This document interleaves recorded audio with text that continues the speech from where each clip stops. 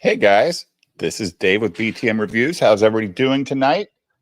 Whoa, we are back for more of the, the unexplained, the weird stuff out there, the theories that they say can't be real. And the first one we ever did of this was the Annunaki. And I think we got about 5 minutes into it and we lost total control of the show after that, just talking about every other theory that we think might be out there. So we're going to go into that some. And I somebody last night in the chat said, "Hey, Dave, have you ever heard of the expanding Earth theory?" And I never had. And then I watched some videos on it today. That's pretty wild, Jim. When you watch these videos, it's crazy. Yeah, these are my that's my intro, man. I know it's weak, but it's all I got. Anyways, had a good day today, didn't have to work. I watched Fargo today, revisited that movie, forgot how much I like it. But then I also watched the new Godzilla and Kong movie. What a fucking disaster. Man, I advise, do not waste your time. I felt like I was watching a video game the whole time. It was nothing but CG forever. So I couldn't take it. So anyway, I did not have a good time with that movie. Other than that, not much going on. We do have Jim here. What's up, buddy? Hey, how's it going? You doing all right?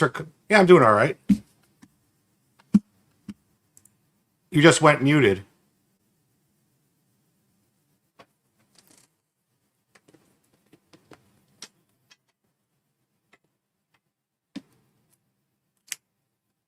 You're muted, Dave. All right. So here we go. There you are. Yeah, I watched that Godzilla Kong movie today, the newest one. It was stupid, Jim. It was dumb.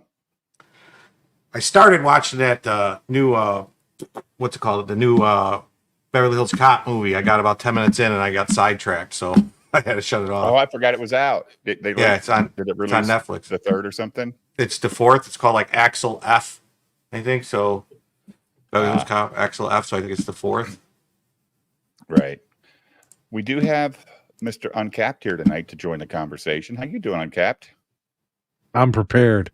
Are you? Can't you tell? He's got his tinfoil hat on. Cool. I should have got one. Son of a bitch. It's just a giant hoax. What do you think tap water is? It's a gay bomb, baby. Oh, you got to send me. You got to send us those fucking audio drops, man. I don't know how to do that shit. I need to figure it out. There's a bunch I want. Well, you just got to open the Roadcaster and import the tunes. I know. I want like a bunch of Archie Bunker ones. Like, England is a thing hungry. What? I know. The only important one is this one. Look at this turtle. The problem, like, there's like, I know they're dumb, but this last one, it's just, man, it's like they didn't even try. They just, had them run around in green screens with digital shit all movie, and it was boring. The characters were bad. It was. So you're saying it's not Godzilla -1? No, Godzilla -1's a movie. This is not even popcorn worthy. Yeah. So we also have Wode. How you doing, Wode? Hello, gentlemen. Sorry, I was running a few minutes late. Oh, that's okay. That's my gimmick. Don't do that. Yeah. Sorry, I'm always Jim. late. I won't steal from you, sir. Stop stealing my bit. I'm the late guy. So, Jim, we wanted to talk about the Annunaki a lot more that first week, right? Well, I mean, there's like a lot to cover on the Annunaki. I mean, there's like people who do hours and hours and hours and hours and hours and hours on it, and there's some that are more serious and based on stuff than others. Like I actually saw a bunch of shit today on Atlantis that I was like, fuck, I wish I would have saw this before. Because there's actually a video that I saw where they showed a better picture that shows what the Azores look like, and fuck, man, it's an island. Oh, is that right? Like, oh, yeah, and it's like, there it is. What's that island? Oh, that's the Azores. So then, I'm watching a video about the Annunaki today, and, they're talking about how it's written in script. Like it's written down. It's not like like they were talking about Plato made up Atlantis, right? Why would he do that? And why would this ancient culture make up the Anunnaki? What's the purpose? I mean, if they were trying to make that shit up, for what purpose? To make their people fear that they were going to come back and enslave them to make them mine gold? Oh. So you know anything about the Anunnaki, Wode? Not mostly just surface level type stuff, But this is surface level research we do here, man. Yeah. Unlike Jim, who watches it all. Was probably it uncapped. He probably got a mouthful too. Was it Thoth? No, not in this one. Thoth and all the tablets and everything. Oh, you know what? I've been meaning to look into that. Is that the tablets that are from like the emerald tablets and the apothecary stone and all that kind of stuff? Yeah, I've been meaning to look at it. Is that from Billy Carson, right? Billy Carson's wild, bro. He's fucking wild. He's wild. That's what I told Dave. If you want to talk wild in the right way, or is he just wild? Oh man, I don't know, man. That guy, he goes off the rails, but he's entertaining as hell. Yeah, he's the one who claims that we're not in the Milky Way. We're actually in a different galaxy that's being eaten by the Milky Way, and he can prove it. And there's this other planet that got broken up, and so I don't know. I don't even want to. Yeah. I don't want to undersell Derail what he it. does and derail it. But he's a very charismatic speaker. He's a very intelligent guy. If he's selling you a product, but damn, he makes the product sound really good. Mm-hmm. Yeah. That product sounded frightening. The way Jim described it. Well, that was some capital woo. It was like supersized 39 cents plus eternal damnation. Well, Jim, I see that you sent me a video with him on the Joe Rogan show. Yeah, it's like a clip. I think it's like a 10-minute clip. Yeah. And it's interesting. Yeah, he's bro. And I don't think if we play a clip, I don't think Rogan's going to claim that clip. I don't think he does that shit. Yeah, I don't think he does that. Uh-uh. Like I know Randall Carlson didn't claim any of the stuff that we did on him, and the other that other video we played, they didn't claim that. So it was. I mean, most people are pretty cool about it as long as you say this is the channel. Yeah, you give them the credit this is the channel's from, and tell we were pausing it and talking about it and stuff. So that is kind of fair use commentary and criticism. It's just the thing is when you dispute that stuff and it takes up to 30 days for you to get your results. So it's for 30 days your channel's red or yellow until they fucking, or sometimes there's 2 days because the guys get back to them and say, drop that shit. We don't care. It's when they don't respond that it takes 30 days because a lot of them never respond to the claims. Because if half the channels that make this shit are gone, well, the people don't even manage those channels anymore. Yeah. It's just living on YouTube, making money for YouTube so they can play, commercials on it. Any word on Shane Davis's status? Did he get reinstated? No, he's got his new channel, but I guess it was he played a video from YouTube on YouTube and got struck for it. And that video that he played is still live on YouTube.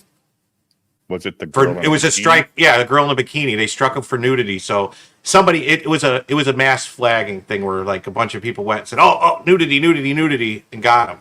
That's what they do. That's how they do. Nudity is. I think the bar is very low for that welcome mat, but it's ridiculous. I mean, I'm not saying who did it or anything. No, neither am I. I'm not saying who did it for that. Oh, I think the bar is very low for that welcome mat, but yeah. Oh, okay. I think I get it now. Yeah. It went over my head and below your belt.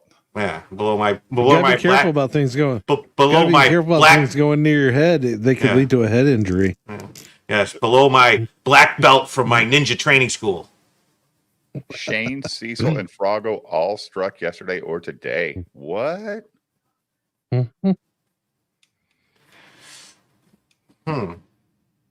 it's almost like And somebody was having a little celebration party. Frago? Yeah, it wasn't. I mean, that's like a war campaign thing, right? I don't know Fraga. That's how war campaign used to act, right? What you mean was campaign? Whatever they are, worm campaign. I don't know. I don't use that word. Worm? Yeah, no. The proper title was campaign is very accurate, so I use it. Wonder what they struck Cecil for. Who knows? Good Lord. Probably the same thing. Probably the same video. Oh, good point. Good point. It looks like Elon Musk is trying to get a presidential debate on XTV, hosted by Tucker Carlson. That would be hysterical.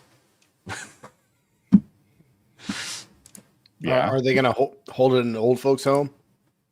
I wish, because we need to have some defibrillators. Did you watch tonight's interview? No. Oh, 1 second. Phone's ringing. The bat phone's ringing. Jim's got to go down, sliding down the. The commissioner needs Jim. That's baby mama. Probably calling. Hey, we're bringing the kid back, and now Jim's got to go babysit. So anyway, last night we had a really fun show. We talked about Atlantis a lot. And the reason we're doing this tonight is because I told the chat if we do $50 in super chats, I'll do a consecutive show. So that's the gimmick now, right? If we do $50 in super chats, we'll just keep doing theory stuff because people love theory stuff, man. It's fun. It's super fun. You can just tangent on a lot of stuff. Like, well, you said you had some ideas and you barely know about the Annunaki, but you know about the cryptids and all that stuff, right? Yeah. Well, I did put WooWoo dude underneath my my name there. Right. So yeah, I'm super into all that WooWoo shit, man. That like gets my gears going. It's a good time. Are you into it, Uncapped? Yes. Are you? I went and purchased a special hat just for this. Are you a cryptid guy? I'm not so much a cryptid guy. I think I saw a skinwalker change once. Oh shit! Really? It wasn't my ex-wife, was it? Possibly. All I know is I don't ever intend to be driving in northern Arizona after dark again. Yeah, and, bro, if you're near like Navajo lands and stuff, yeah. Mm-hmm. That's I was on the res. Andrew, didn't you see our cryptids episode? I didn't say I don't believe in Sasquatch. It's okay to be a Sasquatch denier, Dave. It's okay. No, I think the jungle or the forest is a lot like the ocean. They're so fucking big. And they've been there longer than we have. They know where to go where the people aren't, and they accidentally get walked up on, and it might be it. Well, it's how can you deny the existence of the Sasquatch when we have walking evidence such as a man by the name of July in Texas? You're a little short for a stormtrooper. Yeah, he's like a kid. He's like a young version. So what were you going to say, Woad? Well, no. Like Pacific Northwest, right? Mm-hmm. That's one of the largest rainforests in the world. People don't think of it as a rainforest, but it's classified as one. And like if you go into the Amazon, aren't they always discovering new species and all sorts of weird shit all the time inside the rainforest? Mm-hmm. There is acres and acres of area in the Pacific Northwest where no man has stepped foot before. You know, I mean, I grew up there, bro. It's super, super remote, and those forests go on and on and on. And you look at those mountain ranges, Cascades, Siskiyous, all that, bro. It's crazy up there. It's like Salty Traveling Sea still lives up there. He goes, dude, these logging fucking roads, they're dark. Nothing else is out there. He says, I ain't even going down these fucking roads, man. No, fuck that. I grew up. Half my family was loggers, half of them were ranchers. And there's a lot of shit that you'd go up and talk to them. And, you know, that generation, you're talking the greatest generation, right? Like the World War II guys. Mm-hmm. They don't talk about that kind of stuff. So when you see when you talk to some of those older gentlemen, which unfortunately most of them are gone now, you know, but they would just get real quiet sometimes. Just, hey, you ever see anything weird out there or hear anything weird out there? And they just kind of go, you know, they just kind of go stone faced on you. They wouldn't really give you a lot.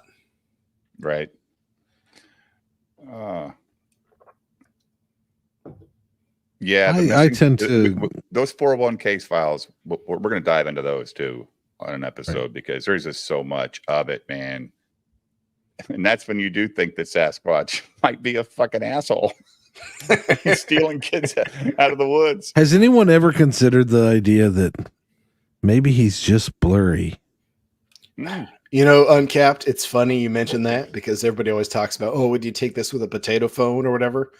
But there are so many theories out there, and some of them have to deal with the fact that the like Sasquatch, Bigfoot, whatever you want to call him, Sabe, he might actually be like Sam have some Squatch. sort of Sam Squatch, yeah, you know, he might have an electromagnetic field around them. They might have electromagnetic fields around themselves, which makes could interfere with electronics.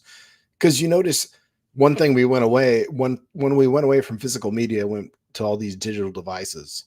So you go back to the Patterson Gimlin film, right? That was all solid state. That's tape. That's whatever. But you don't see people aren't taking 35 millimeters out into the fucking woods and taking pictures, right? Because they all got their phones. What's your thoughts on the Gimlin film? Real or fake? I think there is a possibility it's real. Just because the technology at the time, and we were on another stream about this. I think last time we talked about cryptids, and somebody's like, "Oh, the Disney engineers said they couldn't do it." Well, at the time, the Disney engineers were the premier people in the world for any kind of costuming, animation, creature creation, and they said, "There's muscles moving under that. We don't know how to do it." So, you know, so it 6 one way, half dozen another. You know, I see differing reports on that part of it, but yeah, I that has stood out to me that people who worked on like Planet of the Apes are on record. I've seen them with my own eyes on video, or you know, saying that we couldn't replicate the muscle movement and stuff under the hair. That it's if it is fake, it's incredibly well done. Yeah, exactly. And well ahead of his time. I don't know if they had fucking DARPA working on it or what's going on, but you know, hey. Andrew, you're exactly right. If I came across an 8-foot creature, the last thing I'd think of would be to whip out my phone. Exactly. I'd be too busy pissing my pants. You're goddamn right. And when you do finally think about it, he's gone. He's gone. Yeah. Hold on. I have to know, Andrew, was that an autocorrect issue? Where it says creative, or were you leaning into my Eric July joke? No, he's from Australia, so they barely have a language down there. If I saw an 8-foot tall YouTuber out in the fucking woods, I'd be going, "Holy shit! What's this guy's channel?" Yeah, I think it was supposed to be cryptid, right? But it got auto corrected. No, I got you.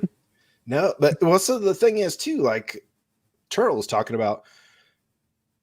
The last idea you would have would be to pull out your phone. So there are animals out in nature already that use something which is called infrasound, right? And the U.S. military actually has area denial weapons for crowd control and stuff that uses infrasound. And infrasound can actually incite feelings in humans like anxiety, fear. There's even the dreaded brown note, which can make you shit your pants. But there's lots and lots of theories about these cryptids having infrasound capabilities. So a lot of the encounter stories that come out from the eyewitnesses, and you know, eyewitnesses, whatever, but a lot of them talk about an unreasonable sense of dread during these encounters that makes them they just want to get away. They just don't want to be in this situation. So you're not thinking logically. So you're not going to go, "Oh, look, it's an 8-foot tall hairy dude. I'm going to whip up my phone. It's an 8-foot tall hairy dude. I'm going to run away before it murders me." You know? Yeah. Did you get everything taken care of, Jim? Yeah, it's all good. All right. So we're going to, let's pull up this. These videos are named the same. Pull it up. Thing. Pull up. Pull up. Let's air it out. Let's air it out. All right. Let's play some Joe Rogan. Billy Carson. With Billy Carson. Here we go. Oh, no. This is an old one, isn't it? I don't know, but if you make it full screen, it'll fill the whole screen. I think he's been on Yeah, times. yeah. Is this the old studio or the new one? No, this is the new studio. This is a new studio. I think this is. Yep. I think this is maybe a year old or less. Right. I thought he had a sign behind him in the new studio. That He does. You just can't see it. It would be behind angle. him. It wouldn't be in this angle. Okay. This is We'll a good find out way real to quick. segue into like There you what go. you Yeah, do, it's a new one. and because these subjects, so many of these subjects, so many people have like an. Oh, by the way, please subscribe to Billy Carson and Joe Rogan, guys. I mean, if you're not already, I don't want to get hit for. The same argument you just made, but then I would go, we're very busy too today. What? I think that who had time to when they're to be creative in the past. I think that's as bad as just as discount. Not everybody had a computer or an iPad that they could sit there and just put their fucking thoughts on like they do today. But so we have a couple of tablets that might have taken somebody years to put together. I mean, are we the first culture that had creative types in it? Maybe it took him 3 years to make that tablet, and he worked on it, at the end of the day, every day. Yeah, I just don't. I don't know. You might be right, but I don't think so. I don't think that's what I just think it's as laborious as it would be. I get worried. I get nervous when I see people that use they always did this or they always did that to sell their talking point. That's a fair point. It to me it's not credible. It's a way of just discounting. It's almost like an appeal to authority fallacy for how to defend their thoughts on that. Go ahead, Boyd. Oh no, I would say though, like look at today. We don't if we want meat, we go to the grocery store. If we want vegetables, we go to the grocery store. Back then, right? Or we have it fucking delivered to our house. Exactly. You got DoorDash, you got fast food restaurants, Amazon, you got a pizza place, right. You got Amazon. You could call Walmart or whatever, and not discounting what Turtle's saying, just saying that we live in a very different environment than these ancient peoples lived in. Mm-hmm. So I mean, from a aspect of quality of life and available time, possibly, yeah, that's something. I mean, it's just one thing to consider, Sure. Yeah, I mean, too bad that fucking, that library in Alexandria burnt to the fucking ground. Yeah. Imagine how much we lost when that happened. Well, it's like look at Greek fire, right? Right. So the Greeks with their navy, they had Greek fire, which listening to the reports and everything was basically like ancient napalm, and they still don't know exactly how they made it.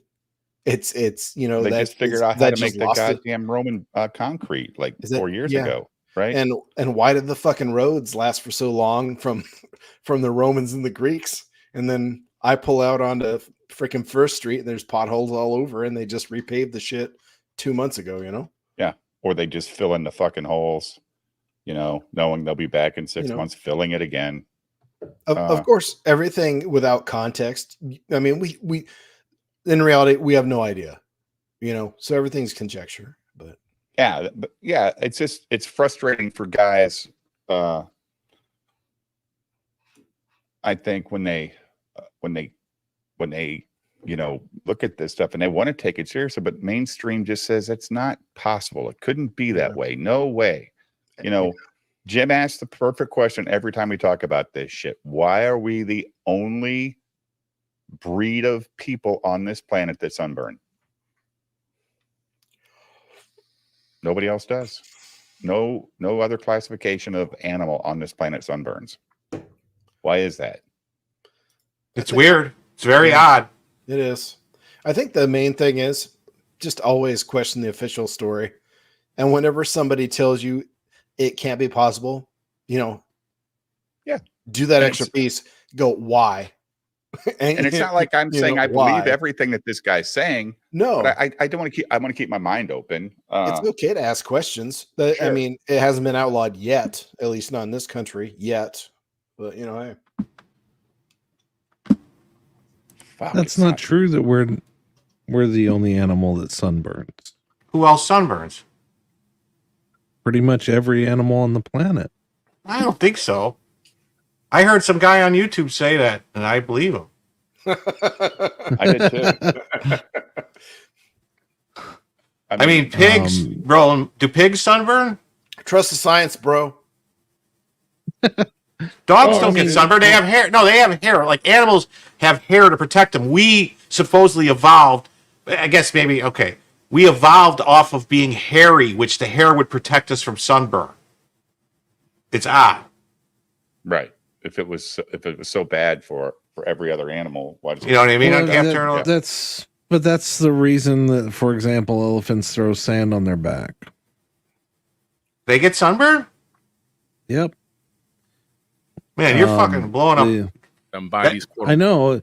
That's my thing. I love conspiracy theories, but I hate a conspiracy theory that can be solved or debunked with, like, for example, the existence of a calendar. But I mean, that's one of the sunburn is actually a big concern that a lot of zookeepers have, and that's where there's a lot of care and design that goes into, like, the habitats and enclosures so that they provide enough shade and things like that to prevent or substrate, because, like, some animals avoid it by throwing mud on and things like that. I thought they did that. I thought they did that to prevent getting bitten by flies and bugs. Well, it's both, but yeah, I mean, sunburn actually is a problem for lots of other animals. Now I got to rethink everything. Yeah, I'm sorry. It's all over, Johnny. Fuck. I should be wearing a dunce cap, not a fucking aluminum foil tinfoil hat. Yeah, because I believe. Well, see, if you were wearing the tinfoil hat like me, you'd be protected. Quote God, like when they say that they found the key to unlock the text, it's like, oh, really? Because you could be like 4 letters off and it still makes sense, right, Woad? And it's a whole different story, right? Yeah. Well, it's like when you crack a code. Do you know if you have the right key? You know, are you off? Like you're saying, like, are you off by a letter or two? It could mean something totally different. By, coincidentally, it could just mean something. You know what I mean? You could be close enough to actually have something that seems intelligible, but it actually is totally off target. All right, I just wanted to say I looked it up, and we're kind of both right, because these other animals actually produce something. They excrete this reddish-orange antibiotic fluid that absorbs UV light, and it looks like they're crying tears of blood. That's hippos and pigs and rhinoceroses. And the other animals, the only other animals, according to this, is like dogs and hairless dogs and cats, but that's stuff that we did to them through breeding. Right. Or hairless cats. Yeah, we did that. We bred that into them. But as far as, pigs and these other animals, they have, they do go into mud and stuff, but they have some kind of natural, and there's even like fish and everything. They have something called gadusol that protects them against UV light, but we don't. So hippos make their own sunscreen, it says. So, and this is on animals, how stuff works. That's cool. That's cool though. Like, I knew that guy couldn't have been lying to me. He looked very trustworthy. He was on YouTube.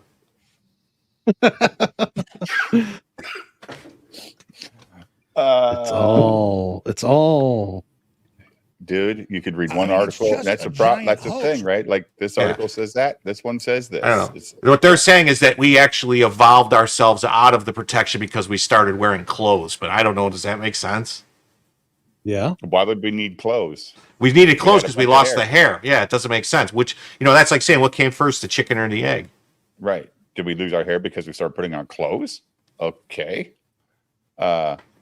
Seems like it'd be a little stupid to put on clothes. Wait. That going back to my earlier theories, that explains the sleeveless shirt. Yeah. Yeah. But apparently, wow.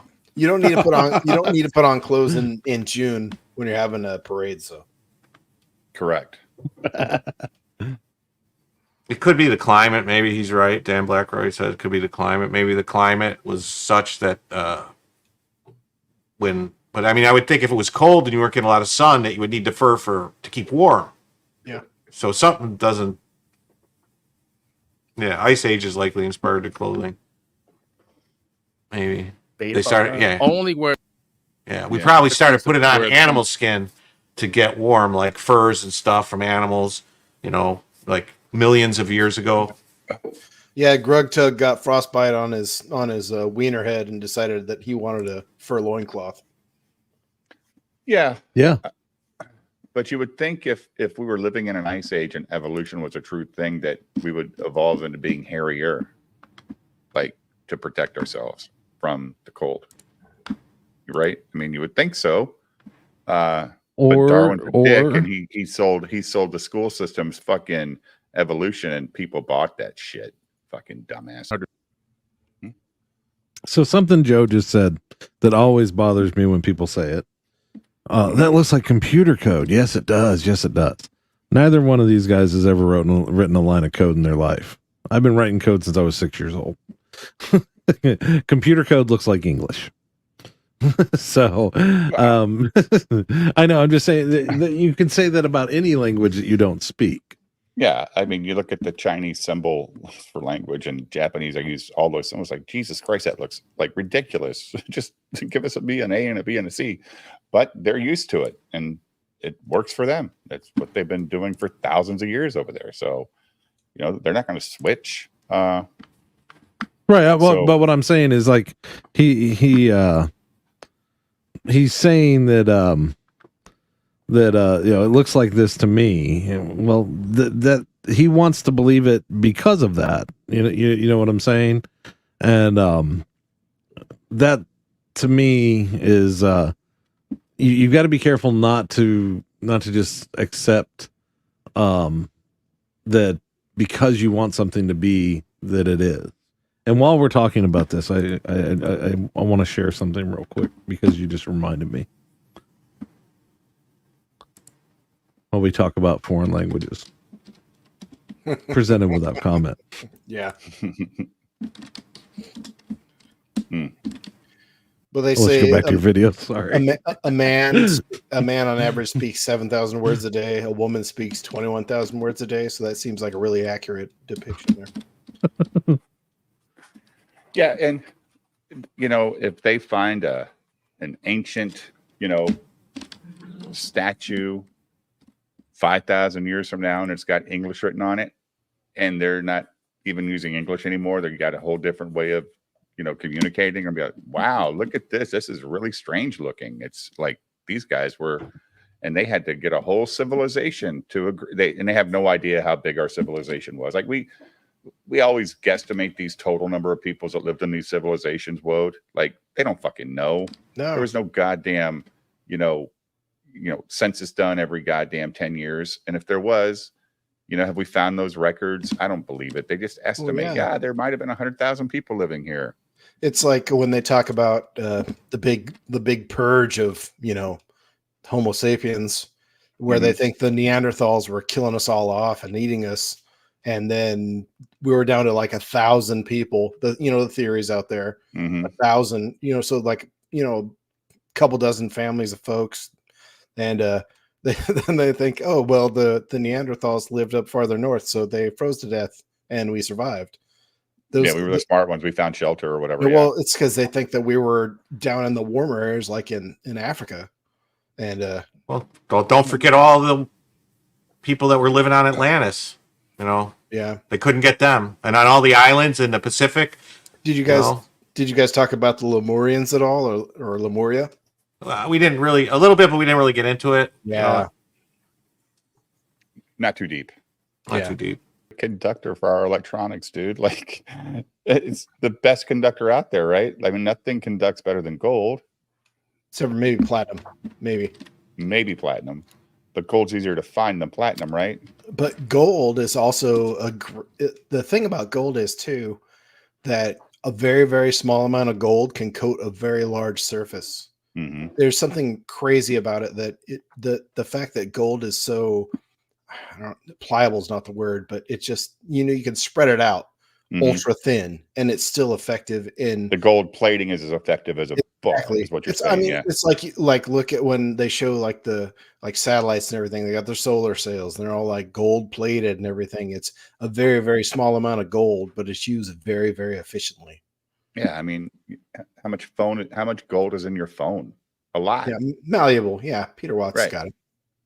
They just have it in there. Yeah. Pliable isn't bad, but malleable's better. That is better. Yeah. Those Alexandria libraries, dude. Man, jeez, it's so demoralizing. It just makes you wonder all the shit that we lost.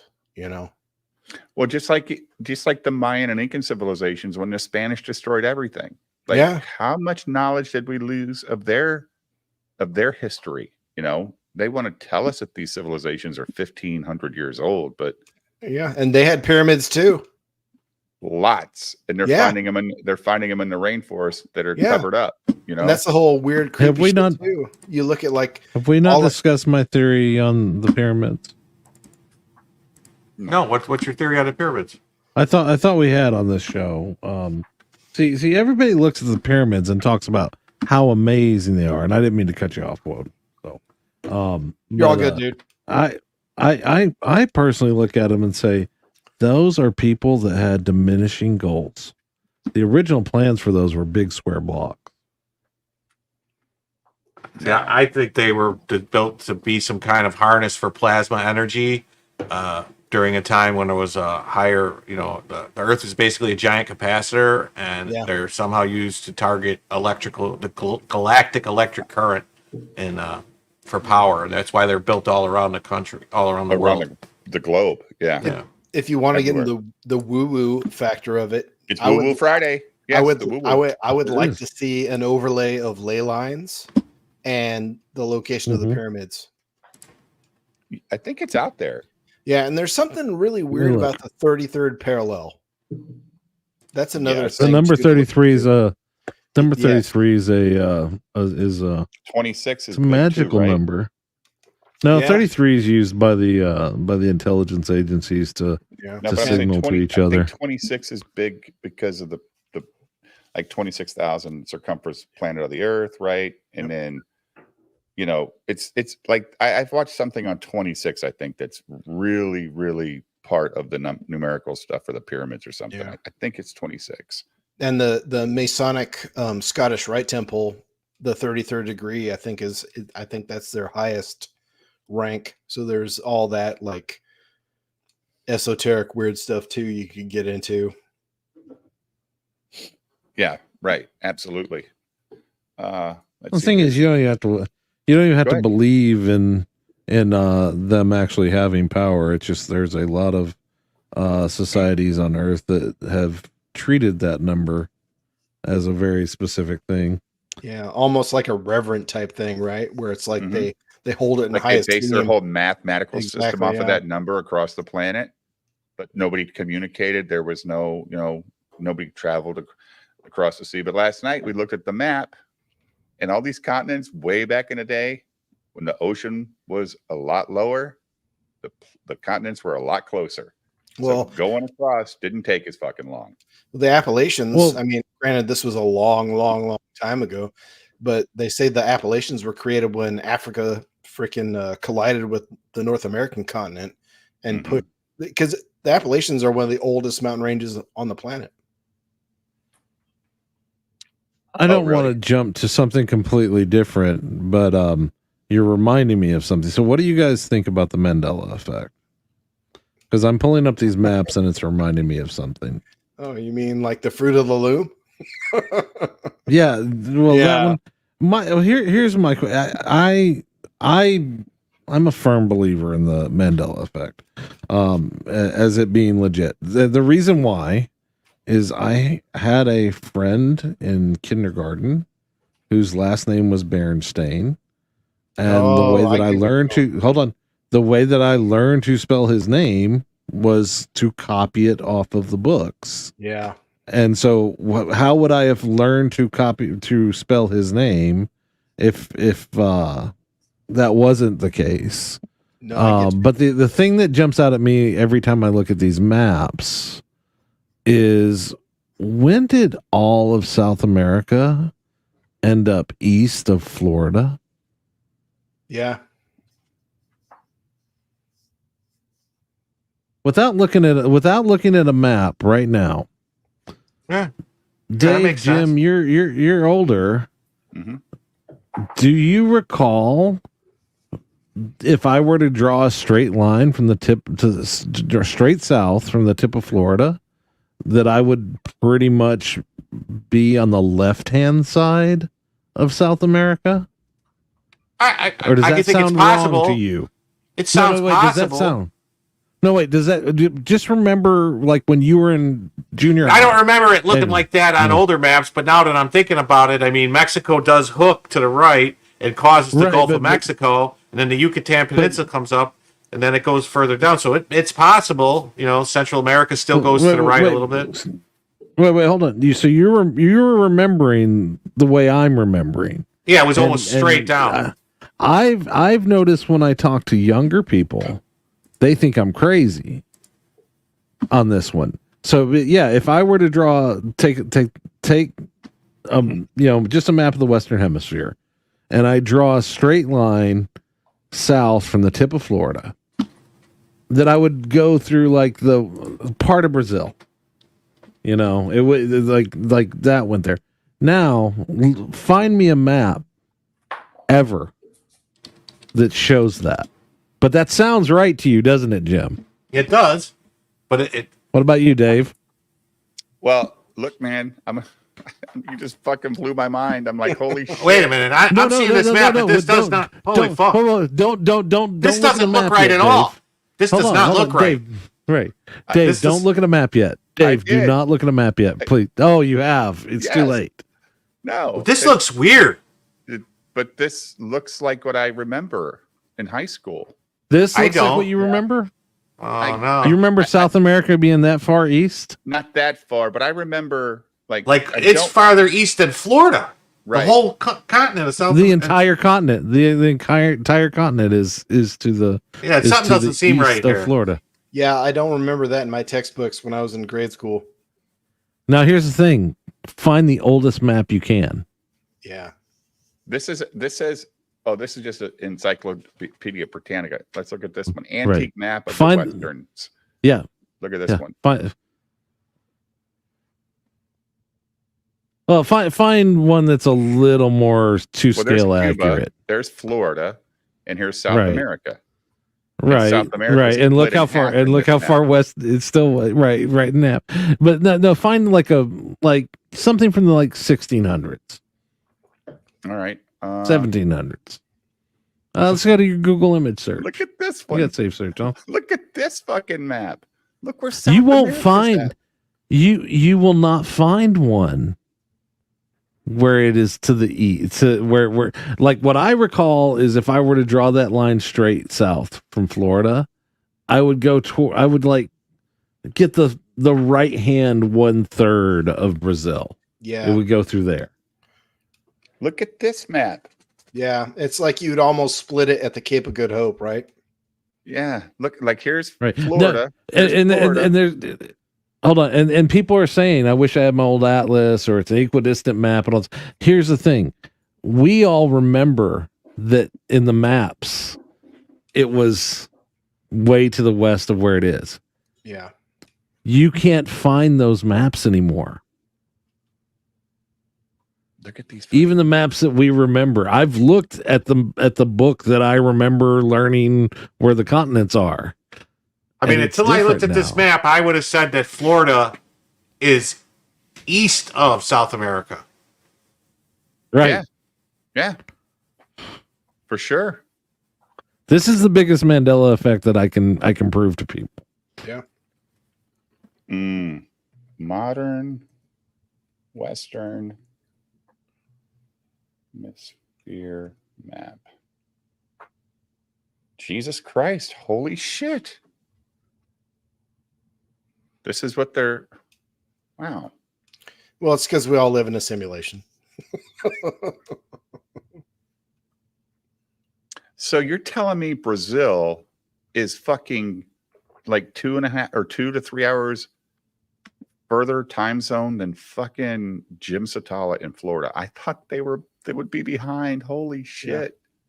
Yeah. This is a feature of the simulation. It's like Windows, you know. Yeah, it's like they say, it's like they say the girl in Moonraker, you know, when Jaws gets the girl at the end of the movie, right?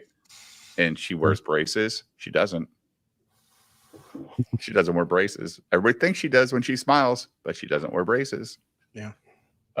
But we thought she Simply did. Green says the simulation was patched. Yeah, exactly. This is what blows my mind about it is like, if you find older maps were made, you know, hundreds of years before we were born. Yeah.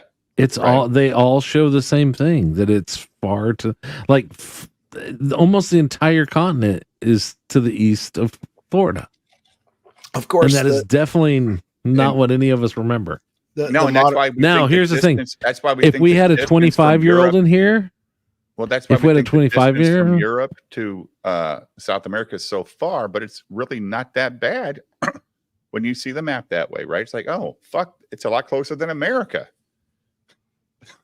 Well, the thing that's crazy is like, I mean, if I show a 25-year-old this map, they say that this looks normal. If I take and edit this map and make it more like what I recall, they'll say that looks wrong. And it's been consistent. Everybody, this changed in 2012-ish. Everybody when the world ended, right? From the Mayan calendar. It does. Jimmy, I'm not saying the maps are right or wrong. That Jimmy the Lumberjack says, this is the argument I always get is, well, the maps were wrong and they've been fixed. You can find maps from the 1600s that look like today's maps. Mm-hmm. It's not the maps that's changed. It's what we recall. And all three of us are older. All four of us here on the panel are older. I'm 14. We all recall. Well, I know you are, but what year were you born? Ah, there you go. So, but what I'm saying is, we all recall. We all recall the southern hemisphere being much farther west on our maps. If I go look at that same map that I recall seeing that on, that map is different now. It might be something, maybe it has to do with whether or not they're expressing it as a globe or a thing, because here, let me show these two pictures that I just found on the same page. And you can see Florida's in a different position, the South America's in a different position than Florida. So you found a map that shows it? Well, no, I found one that shows it's not the way I remember it, but I found two that look different. Go ahead and show it. Okay, look at this one. Now, see, Florida is completely west of, completely west, a little bit, yeah, completely west of South America.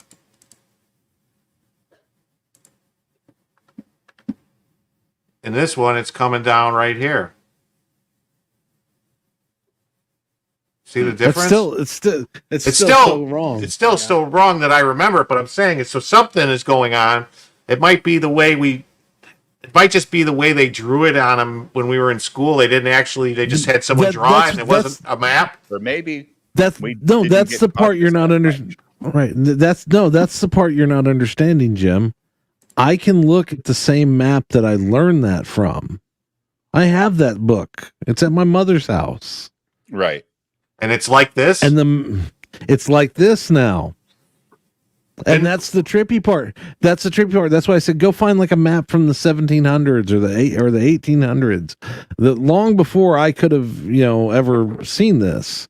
Mm-hmm. Every map, and you had the reaction I had. As soon as you saw it, you went, "That's wrong," didn't you? Yeah, that's the first. That was your. Yeah. Here's the question in the chat. How many of you are under 25 that as we look at these maps they look normal to you? Anybody? Or a bunch of old farts here? Well, people in the chat are saying their mind is blown. I mean, because South America looks way closer to Africa than it should be. It looks like somebody. It looks like somebody shifted it like the full width of the continent over, right? From what you remember. Right now, Jim, Brazil has 3 time zones. Okay, in one time zone, it's 10:13. No, 4 time zones. Right now, it's 10:13 in Rio Branco, 11:13 in Manaus, 12:13 a.m. in Belém, and 1:13 a.m. in Isle de Fernando, which is probably an island off the coast. But they've got 4. So it's fucking 3 hours ahead of me, 2 hours ahead of you in Brazil. It's fucking crazy, man. I always thought that they were partying hard, like in Mexico, when I'm going to bed. Holy shit. I'm fucking fucked up right now. See, and like, here's the thing, like with the Fruit of the Loom example. What's that tunnel? We can find bashing. That's what fucked everything up. Yeah, it's CERN. It definitely is CERN. Yeah. The thing is, like, we can find examples of like the Fruit of the Loom logo, and people will say, "Well, it's just not the right logo and stuff." Nope. I have yet to, since I discovered this one, I've yet to find a map ever, even like little hand drawn or inside a coloring book. I can't find a map where the South America looks like what I recall South America. What you thought it looked like in your brain. Yep. Right. Yeah. It's crazy. And I was in a good way. Back in school, I was pretty sharp on geography, and it's weirded me out. Me too. Show me that I'm like, it's unsettling as all get out. It's unsettling, isn't it? What they call it, the uncanny valley effect. It's like, that looks almost right, but it's not quite right. It's right. It makes the hairs in the back of your neck stand up. It's like, wait a minute. But now when you're critically thinking about it, and you're talking about how Mexico does go down, and then Central America curves out east, right, off of Mexico, and then South America is a big ass fucking continent. It's wide as hell, for down there. So it does make sense, but I always thought it was more of a straight shot, and it was like directly below Texas. Yeah. Like, that's just and the thing is, like, I when I've discussed it with people, we got to be very careful not to what I'm trying to show is the maps have changed. It's not whether they're more accurate or whatever. Now, we should be able to find these previous maps that were incorrect. But you can't. Even the one you found, which was a horribly out of scale, hand drawn thing, that even it was far over. Sure. I mean, this is a map of the Americas, 1606. I'll pull this one up. I mean, look at this. Hold the fuck on. Hold on, Jim. This is map of the Americas, 1606, right here. Yeah. There's Florida. There's South America. It's the same goddamn, but it's a little weird shaped. Are you sharing the right tab? Am I not? We're seeing your search result. He didn't pull it up. You got to open it in a new tab and then share it. Yeah, it's really, really small. Sorry. Okay, here we go. Fucking stream. I just found one where Florida's not as far east as fucking Panama. All right, so look at this map here. Look at the shape of South America from 1606. Like, that's a weird shape compared to other maps. Well, look at the shape of North America there too. It's still far east of goddamn Florida. Holy shit! Of course, the it's unnerving. The counter argument is going to be that we have new you could see it from space. You have satellites that you can see stuff from space. So you map everything. That that's the counter. Well, that does right, but see, that's the thing. Why did the maps go away? Have they been moving the fucking lines on the planet because of the magnetic field? Because now I'm looking where these lines, the the latitude and longitude lines, don't look like they're in the same spot as the last map we just looked at. Look at this. That shouldn't have anything to do with the magnetic. Where you know what I mean? Where latitude and longitude are, correct? Shouldn't make any difference about the magnetic field, right? Or is the Earth actually expanding? Well, that wouldn't explain why a map drawn 400 years ago changed on you. Yeah. Well, unless somebody went back and changed it. Yeah. I mean, it's all we're seeing stuff on the computer. You'd have to find some hard copy that wasn't altered. Maybe But I don't know. Like I said, like I mentioned, California. I Look at have California. Look at I California. have the school textbook that Yeah, that's I learned Baja, the California, I continents think. But hold on. What I'm saying is, we're not just looking at it on a computer. I have the school textbook that I learned the continents from, because that year they were getting new textbooks. The next year we were allowed to keep them, and it's sitting on a bookshelf at my mother's. Yeah. It's not a digital representation. I don't want to dox myself, but I've got a client that sells art prints of old stuff like these maps, things like that. One of the largest in the country, and we've had this discussion. He has looked. He had the same reaction Jim did when his exact reaction was, "What the fuck did you just do to me?" Nice. Yeah. Wow. Look at South America. Look at all the civilizations that they've got written names for here in South America. Even on the interior. I'm gonna do a test tomorrow. I'm gonna ask my parents. That's a good one. Yeah. I'm gonna ask my wife. Yeah. You know, where is South America in relation to Florida? What I have found is, if you ask somebody who's 25-ish and under, this doesn't bother them at all. The concept of it being way to the west, like what we remember, are stupid, dude. They didn't get teach geography. No. It's not that they weren't taught this. Pull up my screen real quick, Dave. It's that reaction that Jim had. Sorry, Jim and I had the same reaction of here. Look at this globe. Yeah, look at Florida. Yeah. Florida is completely west of South America on this globe. Yeah. Yeah.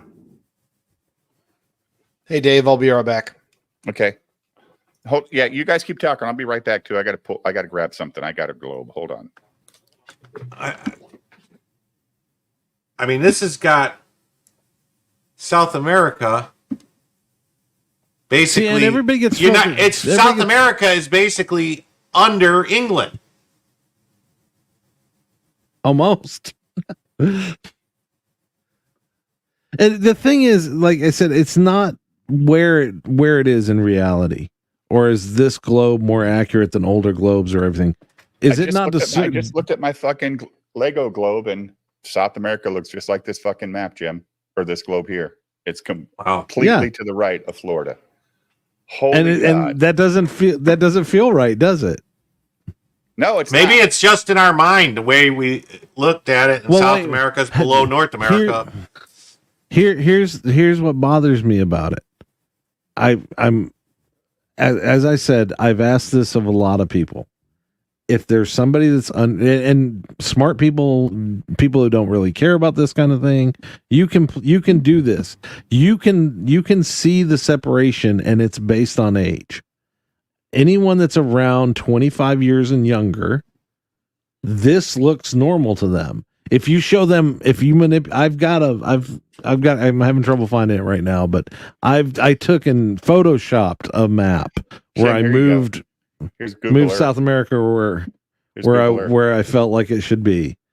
And if I show that to somebody that's older than 25, 30 years old, they say that looks right. Then you show them the maps that we're finding, and they all have the reaction Jim did. You see that, Jim? Google Earth? Yeah. It's Google Earth from space. Okay, but see, Florida looks like if you come straight down from Florida, it hits right here. Yeah. It's right about here. Not much of South America. Yeah, it's on a tilt. It's a little bit of a tilt. So yeah you're gonna catch the west coast of it. But like, this trip, what I'm saying is this trip from this part of South America to Africa wasn't really that far. No. Not that far at all. Fuck. Jesus Christ. Look how much further it is to the east coast of South America to the east coast of America. Holy shit. I'm dumbfounded. But like I said, CERN broke reality. You can find people. You can guess based on somebody's age before you ask them which one they're going to think is right. And I've not found any. I have not found anyone, and I've asked tons of people on this one. I've yet to find a single person within those age groups that goes, yeah, no, that looks right to me. There is a specific defining line. That's what I want to know. Like, does your textbook show it the way you remember it, or does it show it the way it is? No, it shows it the way we're seeing it now. Okay. So it's just something maybe in our minds, the way we learned it, the way we looked at it. And that's the whole thing with. Or did it change? The balloon thing, yeah. Or is it supposed to be like, how long if you took a train from point A to holy fuck? Right. Well, here's what bothers me about it. Like if that was changed, let's just say that, like I said, it's not just on the internet. It's not just like you would find. I've searched. We won't find them.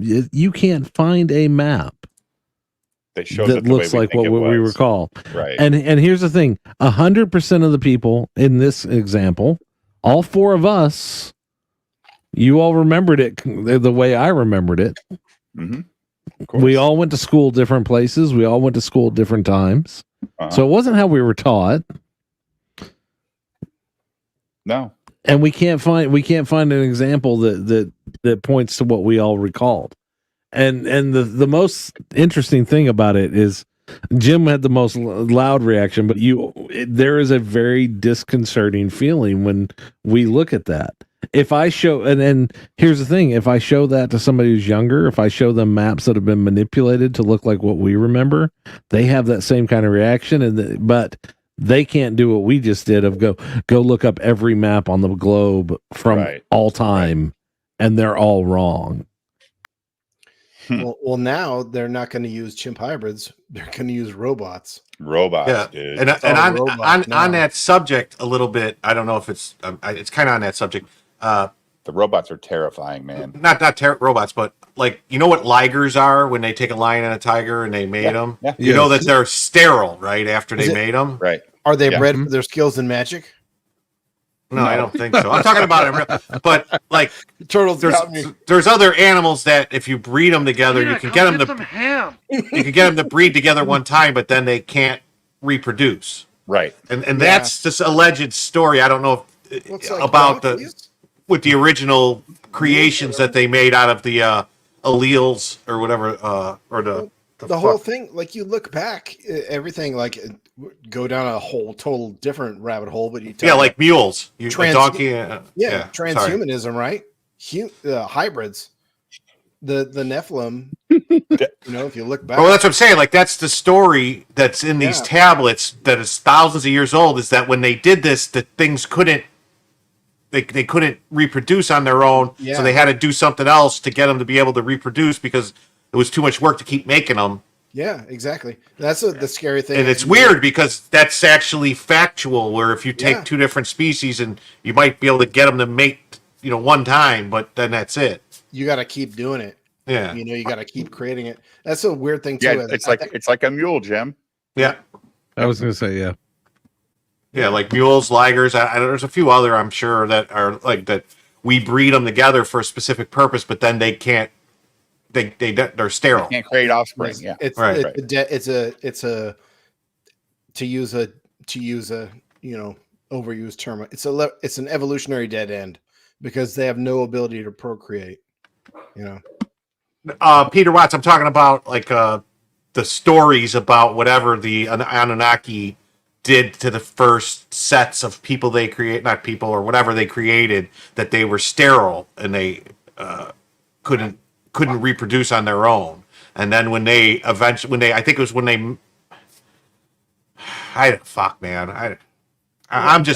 butchering this, man, and I don't want to do it because I've got like 1,000 things in my head. And I don't want to say the wrong thing. No, I mean, well, you look at like the biblical texts and they talk about the Nephilim, where they say angels or the sons of God took human wives or whatever.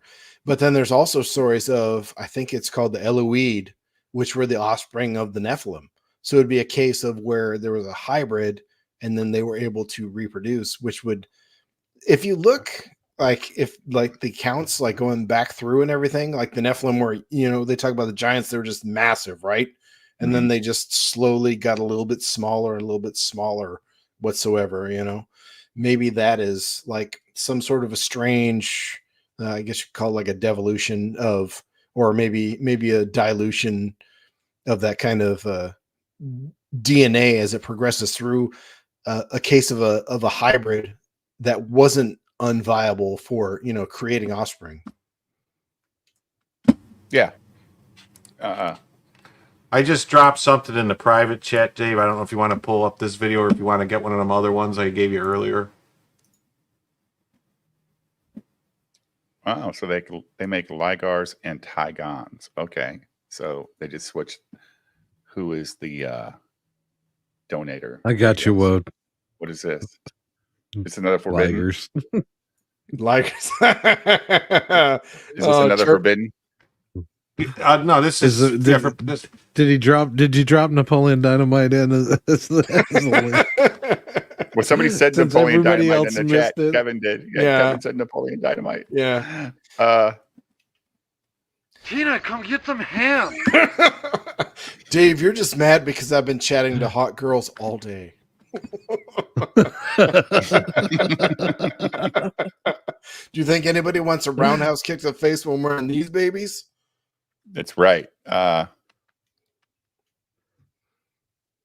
we do a lot of weird shit to animals. We do. We experiment like crazy. That's getting clipped.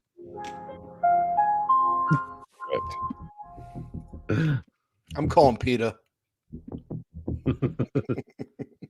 But people for eating tasty animals. Sorry.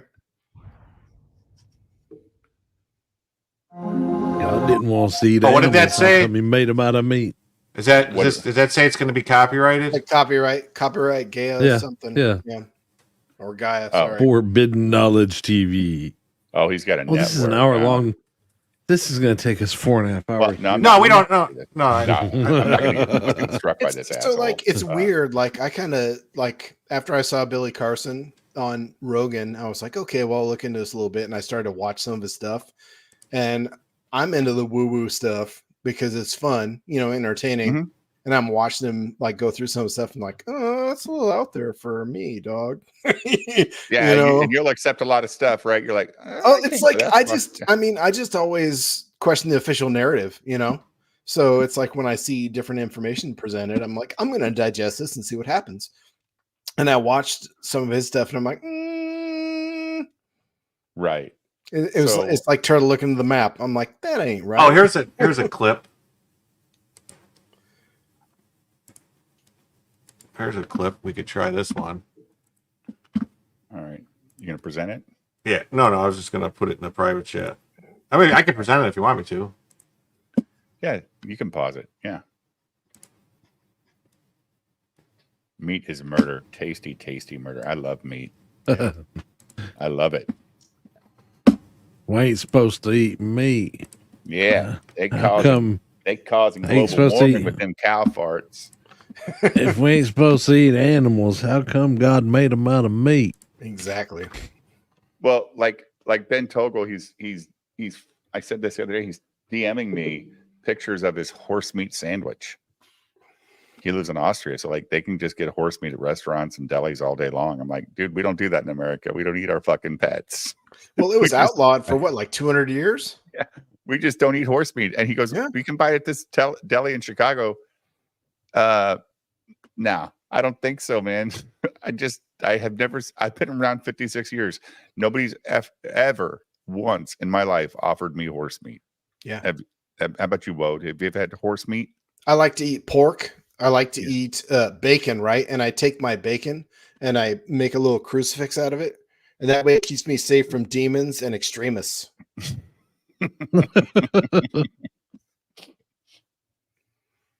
Who's this? Andrew Schultz. Okay. This is Andrew Schultz. He had a bond. But this is just a clip of the show. So I don't know. It's only a 25-minute clip. Holy shit. Let's back to Annunaki. Mm-hmm. What are they? Well, these giant. Yeah. Okay, the Annunaki, they are these beings that came from off-world. So these are aliens. These are aliens. Now, what's interesting about these aliens is that they're not little green men with antenna. Yeah. They're actually hominids, bilateral bipedal hominids. They look just like us. Okay. You slice them in half. They have two forward-face-looking eyes, two hands, legs. They put their pants on one leg at a time, like us. But they look more like. How does he know they wore pants?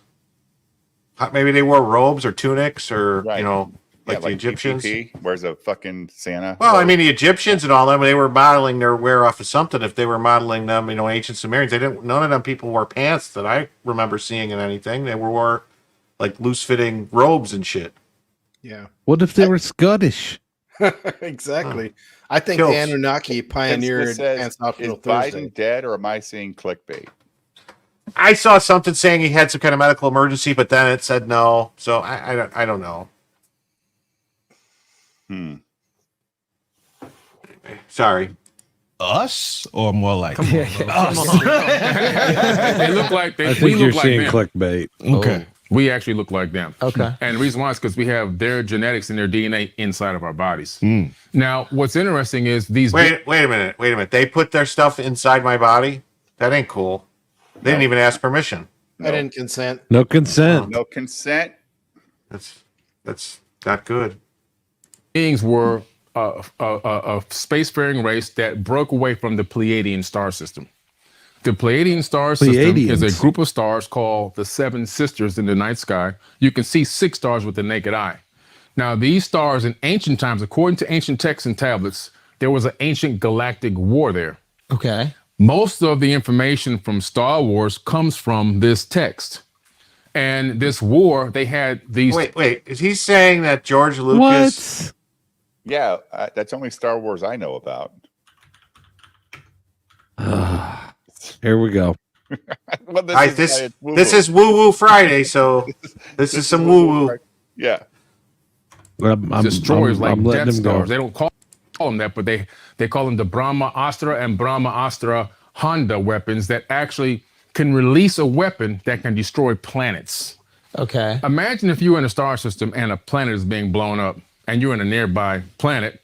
You got to get off of your planet. Yeah. This created something called space refugees. Nobody's talking about this. Where are you getting this information again? Where is the this? Mahabharata, the Bhagavad Gita, the Indian Vedas. So these are ancient Indian texts. That's right. 5,000 years ago. Yeah. Okay. And the Enuma Elish. I just want to let you Sumerian. know. And I want to get to this, but for this entire episode, we're not fact checking. Okay. Okay. We're not debating. We're not pushing it. Take us down the rabbit hole. We want to see how deep it goes. The people can listen to what's that? He's cracking on Joe Rogan because he makes Jamie fact check like what they're saying during the live show.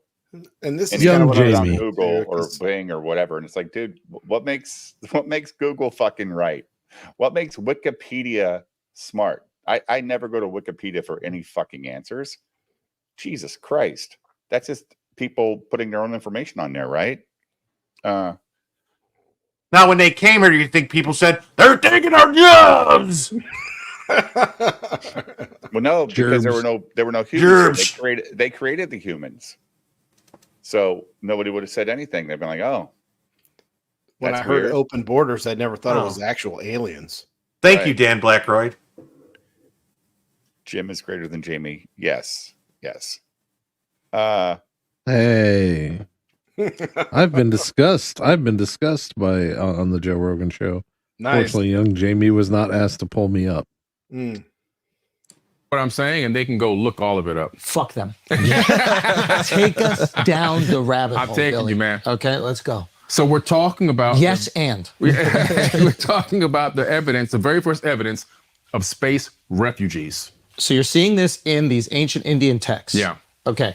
You come across this and you're like, okay, let me see if there's some truth to this because I'm seeing this across I don't want to derail this, Indian but texts. I have to make a comment. How are we all ignoring the hate crime that is that haircut and mustache combo? I didn't want to say it, Turtle, but you are absolutely 100% correct. I don't know. He's actually a pretty nice guy from what I understand. Yeah, well, his barber Just saying. Hey man, did you see Nick's haircut last week? He looked a lot like this. this guy put a bowl on his head. And I said, it's the combination of. And he missed some hair right here, and, too. Look at it. It's sticking down. He missed some. It's the combination of that haircut and that mustache. I feel like I should be asking this guy for, how much of a tip he wants for making me a coffee. He reminds me of Freddie Mercury. Yeah, maybe. He needs an African shirt like the guy last night we watched. That guy was good. Any other text referencing this? The Terra Papers, an ancient indigenous American text as well. Okay. Very little known text that hardly anyone talks about. The Hopi tribe. But they didn't have paper, did they? They had paper. The Hopi tribe? I don't know. I mean, maybe they're writing it on sheepskins like the fucking Dead Sea Scrolls. Who knows? Okay. I mean, when they call it the paper, I'm assuming it's like, notebook paper or something. Well, like the Egyptians had papyrus, right? It's like the writings. Yeah. Okay. All right. Maybe some of it made its way down there, or maybe it's one of those things that was, lost in translation as far as recorded history. Yeah. Well, I mean, it's weird to think, that all of human existence is basically boiled down to the last 10,000 years after the Ice Age. That's all. They don't acknowledge anything before that. Well, it's all under the assumption. Right. It's all under the assumption that we're the most advanced society that's ever lived on the planet. But to say they were more advanced doesn't necessarily mean they had flying ships and right. But well, I mean, you look if you look at it's dramatized a little bit in games and shows like The Last of Us, but you just see like a few decades how nature starts reclaiming the cities. Mm-hmm. If we were wiped out, like say for instance there was a nuclear war and most of the population centers were decimated and everything was shut down, it wouldn't take very long for nature to reclaim and just totally. Dude, if I left my house for 20 years unoccupied and nobody mowed the grass here and took care of the weeds, this house would be fucking overran with that shit in 20 years. Your car that's in the driveway, like 100 years from now, couple hundred years from now, 1,000 years from now, it's going to be a pile of iron oxide. That's it. They say, well, hey, there couldn't have been electricity back, during the Egyptians because we have never found any cables. Well, that shit goes away real quick. Like it deteriorates. Like that's the easy shit to get rid of. It's that big fucking giant pyramid that's going to stay around forever. Like my house, 10 years uncapped, my house would just be overran with shit. It would look like it's a fucking dilapidated old piece of shit. Now after seeing the map earlier that Uncapped showed us, makes sense now that the Africans or Egyptians, whatever you want to say, that people from there were traveling between South America. It doesn't seem that far away, especially if the ocean was a lot shallower. There was probably islands and stuff they could hop through, and I don't know. Elders have written this book based on that text and published it. Actually, it's called the Terra Paper, so that it wasn't just in indigenous lore, but it made it finally to publishing. So it's actual text that we can all read and get access to. It reads like the Star Wars movie. Just take out the love stories and all that. And what's interesting is it talks about, again, these same galactic wars. What the fuck is a movie about? A guy that's... Of course it reads like the Star Wars movie. The Star Wars movie is just the hero's journey. That's why Star Wars works. Star Wars sucks. Star Wars is dead. Yeah. Star Wars is dead. Get fired this week. MCU, Kathleen Kennedy's going to be fired. I'm just saying that one of the things that he got right is he went, let's make a simple story. Of course it's a Star Wars story. I mean, Star Wars is just a space western. Yeah. Right. Yeah. It's a space western without all the violence. What's going on? People fleeing from that region of space, looking for other planets, Orion, Aldebaran, Sirius A, B, and C, which we know the Dogon talk about people coming from Sirius B, which is a star that ran out of fuel, and of course Earth. And they came here to create a breakaway civilization. Just like if there was a war, and there was in our solar system, that's what we call Mars, the god of war, we're going to be like, we got to get off this planet because the debris is going to destroy us. So we're the product of pussy aliens, basically. Like aliens who weren't ready to bang and fight for their future and their freedom. They just ran. We're defectors. They were the elites that had the access to the ships that can take them from one star to another. So are they like the politicians that like didn't go to Vietnam? Right. Exactly. Got it. So we're the product of like rich, privileged kids. They're the guys with the $10,000 suits that just sent everyone out to die. They would be protesting at Columbia, right? Correct. Got it. Okay, good. Got it. Okay, yeah, that's who these people are. Dave, I know you like Star Wars, some of them came to Earth. Now, man. What'd you say? Check this out. Okay. So I was scouring. Do you guys have Second and Charles stores up near you or no? Mm-mm. It's like they've got a lot of, it's kind of like a bookstore, but there's a lot of secondhand stuff. Mm-hmm. And I know you hate Star Wars, but I found this fucking gem and I absolutely love it. It is original before special edition freaking VHS tapes, and they're almost pristine of the original trilogy. Nice. Yeah, so I'm pretty stoked about this, and I have to get my hands on some sort of a VCR now so I can watch them, because I wore these tapes out when I was a kid. I was going to ask, do you have a VHS player? My bro down this, he's like only like maybe like 10 minutes from me. He's got a couple. So do you have a TV that will play a VHS player? Well, I'm going to probably get a HDMI adapter. Okay. But I seriously, I'm seriously looking forward to watching those, based on the fact that, hey, that's like you want to the way talk you saw them, the way you exactly. Remember. Yeah, you'll actually get to see Han fire first. Oh yeah, the fuck you, Greedo, you dirty piece of shit. You can suck a blaster bolt. I regret I threw away hundreds upon hundreds of VHSs about 15 years ago. No. I was like, why do I have these? What do I need these for? I kicked myself because I was there a month or two ago and they had an actual Running Man VHS. I'm like, oh, fucking Arnold movie. I should have bought it. I fucking love 80s Can I ask Arnold what you movies. paid for that? That $40. That's good. That's I know. I saw the price tag and I snatched it up, and I was with my buddy who's a huge Star Wars guy too. Original Star Wars. There's only 3 movies, by the way, folks. And and I snatched those up, and the look on his face, like, "Hey, where'd you find that?" And I'm like, correct, Peter here. Watts. I'm like, it's mine. No, you can't have it. Sorry to derail, but there was some Star Wars stuff. That's fine. No problem. General term. It doesn't mean one race. Derail this show. It's just like if all of us here got in a spaceship and flew to Mars and we met a Martian and he said, "Who are you guys?" We'd say Earthlings. Got it. But they maybe would call us Annunaki. Right. Yeah, I wouldn't say I'm Billy Carson from Fort Lauderdale. Yeah. Right. So they would get they're you, Earthlings. Jim. That's one. You can go That's hang scary. out with him. Huh? Yeah, that's scary. Yeah. I'm starting to understand that now. He's Florida man. Florida man. Oh shit. Here we go.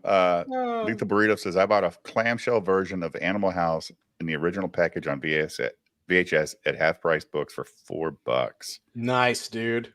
Nice. Is here. Right. So, but that's so Annunaki is a term to say those who came from heaven to earth. That's it. In Africa, they call it the Nituru, which means the same exact thing. The gods that came from heaven to earth and turned mud into a kingdom. Now, the civilization they built is the Atlantean civilization. So this is where we hear about Atlantis, the mythology of Atlantis. Right. Got it. Okay. They built the Atlantean civilization. And where's the evidence for this? Where do you read about that? Well, if you look in the text, a lot of the Indian texts, the Vedas, the Mahabharata, the Bhagavad Gita, the ancient lore of the indigenous aboriginals, the Terra Papers, the Enuma Elish, the Epic of Atrahasis, the Code of Hammurabi, the Myth of Etana.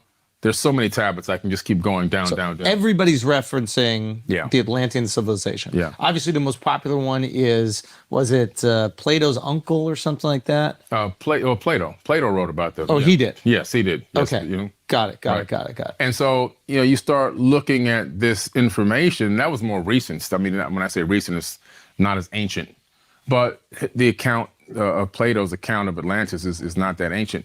But we're talking about the ring city, but that was just one capital. So that ring city that was being described is one capital of dozens that existed on Earth at the same time. Do we know where these other ones might be? Is there any remnants? They were on every continent, every single continent. We're standing on Atlantis right now. We're sitting right on top of Atlantis. It was New York. Yes, everyone on this planet is on top of Atlantis. So when you start to look at the Americas, you discover that there were so many pyramids in the Americas. There were literally thousands of them. What happened to them? The Catholic Church blew up the tops of these pyramids and built churches on top of them. No. Really? Yeah. No, Come on, Mark, bro. Mexico's Hold full on. of that shit, dude. Right? Mexico's full of places like that. Well, that's actually what the modern archaeologists that call Graham Hancock a racist and everything, and that attack these people saying they're racist, is that you're backing what the like the Spanish did, and when they came and they changed everything to make it seem like this light-skinned person came and did all this stuff, like the Aztecs and the different people that said that the person came from the sea, and that you just made it so that like white supremacists, but it's not. No one said they were white. Nope. Well, it's like if you get deep down the rabbit hole with it, he's talking about pyramids in North America and everything. If you guys talked about Lemuria a little bit, did you guys talk about Mount Shasta at all? Mm-mm. No. Mount Shasta is a good one to look into. There's a lot of weird shit that happens around there. There's some, granted, this is all just woo-woo, unfounded lore or whatever, but a race of giants from the lost continent of Lemuria, which, was a land bridge. Would that be the redheaded giants? They weren't redhead. Well, I don't know if they're redhead giants or not, but they're saying that there is a giant pyramid underneath the mountain / volcano that is Mount Shasta, and that what actually ended Atlantis and the whole civilization that time period is they went to war, and they've found remnants of isotopes and everything that suggests there might have been some sort of a nuclear war in between. Yeah, I've heard about that, where they said it had to have been like that, or that there was fission or something. Yeah, like they found traces of fission or fusion or one of the two. I don't. Something way beyond what a bunch of dudes run around with stone-tipped spears. And then they tried to say, well, this could occur naturally, but it's like no, because it has to be so pure. Like it can't. It has to go like we have to put it through centrifuges to get it to, concentrate it so much to get it to have this reaction. It doesn't naturally have it can't go critical. If you look at the half-life of radioactive materials, how long ago, depending on how long ago that shit happened. I mean, basically, if I'm not mistaken, all the Indian texts that this guy was just talking about, like the Bhagavad Gita and the Inagata Davida and the but that all that stuff talks about like basically a nuclear war, like these giant things blowing shit up, and it's weird. Why would they write that? It's weird. Unless they were just talking they were trying to get tax write-offs like L. Ron Hubbard. Yeah. Exactly. No, this stuff's ancient stuff. I think maybe caveman flying. They found skeletons. You took it too serious, Jim. Right? Oh, okay. Sorry. They did find skeletons with radiation. Well, and that's the thing too. They said under Mount Shasta they found giant skeletons. The whole lore and giant is they found like 9, 10, 12 feet tall, just like they have in the mounds in America, like Indian Mound and all that stuff. Yeah. They mysteriously disappeared though. But that gets into like the whole like inner Earth type thing too, which I don't know a lot about. I mean, that's just weird too. Like you think about all these things like Serpent Mound, the Nazca lines. How the fuck did somebody that if they're on the ground could build this that looks like this from a, you know what I mean? Like how that's like how do you for them to build it right? Yeah, but I mean, how do you know you're doing it right from the, you know what I mean? Like who's you can't see it, right? Cause reasons. Trust me, bro. This is the way to do it. Yeah. And they had no. Hold on. Oh, I thought so. I was raised Catholic. They never told me. No, they won't tell you that. Give me a sip. They didn't It's time to get going. They didn't tell you guys a lot of stuff. Hold on. So break this down. Right. There were pyramids everywhere. Yeah. How do the Catholics find out about it? Are they reading the ancient texts? Oh no, they just know that we gotta eradicate this civilization science because we want to impose our will on the people. See, the Catholic Church went through something called the Inquisitions. Yes. And it was the papal Inquisitions where they went around the planet and they I killed didn't and expect tortured that. and murdered 80 Right. No one million. expects the Well, Spanish that- Inquisition. I mean, wasn't that like 1200? I mean, that was well after there was should be some writings then saying this, right? Or did they kill everybody because they were heretics? I mean, I know they killed a lot of fucking people. Who, the Catholics? Oh yeah, during the Spanish They Inquisition. killed Yeah, so many fucking people, dude. Yeah. I mean, God wills it. 1478. When was it? 1478. 14. That's what I'm saying. It was like, 1478. yeah, it wasn't even. It's like 800 years ago, Right. 600 years ago. I'm sorry. So it's not. I mean, there should be writings somewhere, unless they were somehow able to. I mean, I don't know. They were pretty fucking powerful. Well, they changed the fucking maps, so they can't Wait. from writing from 600 years ago. Yeah. And we don't So get access to the as fucking to the Vatican fucking library. We don't know. So what I they was- we don't know what they wrote. I was completely blown away by this as I looked it up because obviously my true understanding of the Spanish Inquisition is the Monty Python skit, Yeah, but it lasted from 1478 to 1834. They Yeah. killed so many fucking people, dude. Wow. They- that's a lot of cat ladies burned. Yep. Yeah. Can you imagine the smell? I ain't need no man. People to convert them into Christianity. And Got it. so it wasn't spread like they tell you in church, the gospel means the good news. It was really bad news when these people showed up. It would was be by like force. America showing up to your country and you have oil buried in the ground. Really? Bad. Well, I heard it was good news. Good news. The gospel's got good news. Matthew, Mark, Luke, and John had good news and they passed it on. Listen, learn, look, and see. The gospel means good news to you and me. Good news. Good news. That's not how they did it?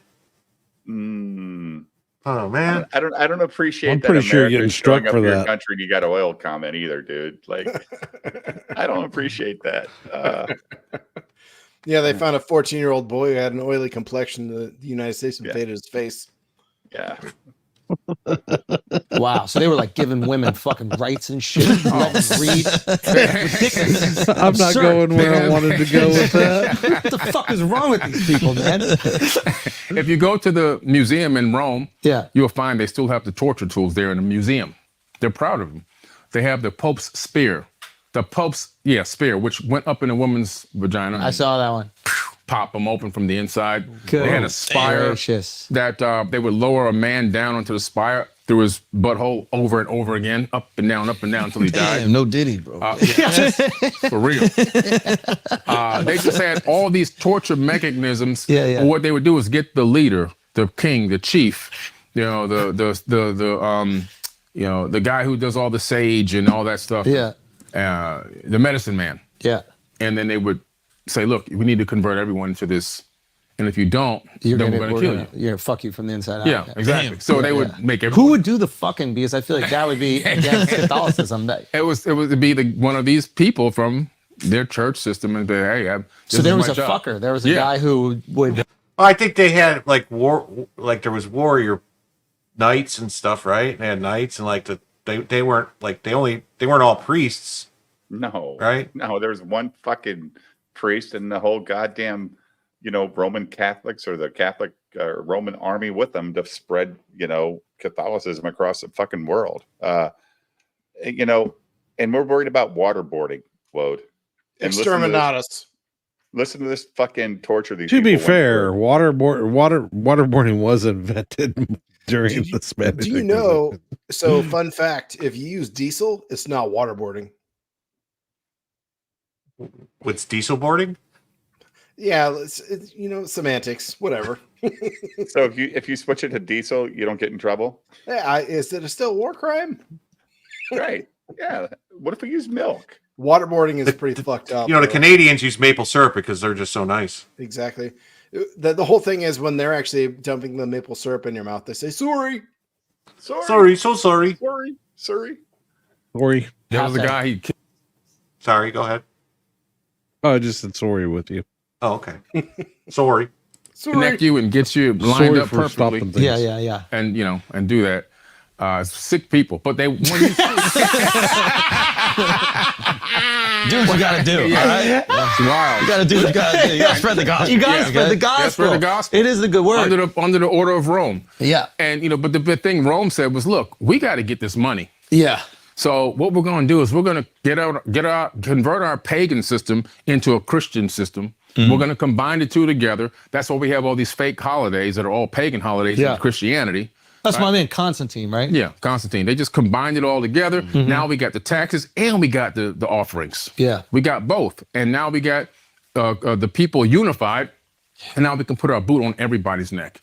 And so once they reeled up the leader of that village or that town and killed him like that, and everyone saw it, it was like, okay, I'm ready to learn now. Teach me your language. Talk to me about your God.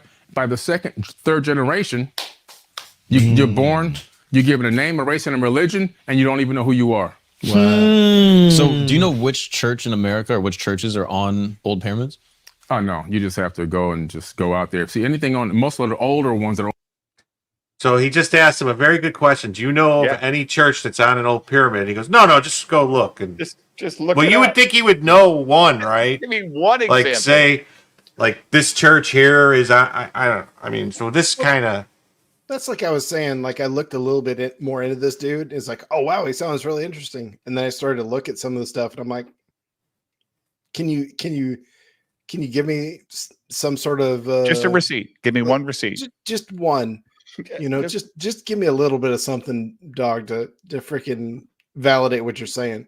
Yeah, I mean, because I got to be honest, like Graham Hancock, he has some wild shit, but a lot of his stuff, you can go, yeah, that makes sense. By the time you're done listening to the story, you're like, oh, okay. But that's like Ancient Aliens too, though, man. Yeah. Like that episode was starting like, what the fuck is this about? By the end, you go, son of a bitch. The government's been lying to me my whole life. What the fuck? Holy shit. They didn't teach me this in school for reasons, because this would not fit the narrative that they want us to live by. Like somebody said last night that I think somebody said on the stream that, yeah, it's kind of funny, right? This whole, get up, go to work 40 hours. But if you had a different mindset about how the world really works, and you didn't have to report to these idiots that they call government, there might be a whole different planet we're living on. But they were able to find some way to control. And COVID was a perfect experiment to show in 2020 that the government still fucking rules the roost, dude.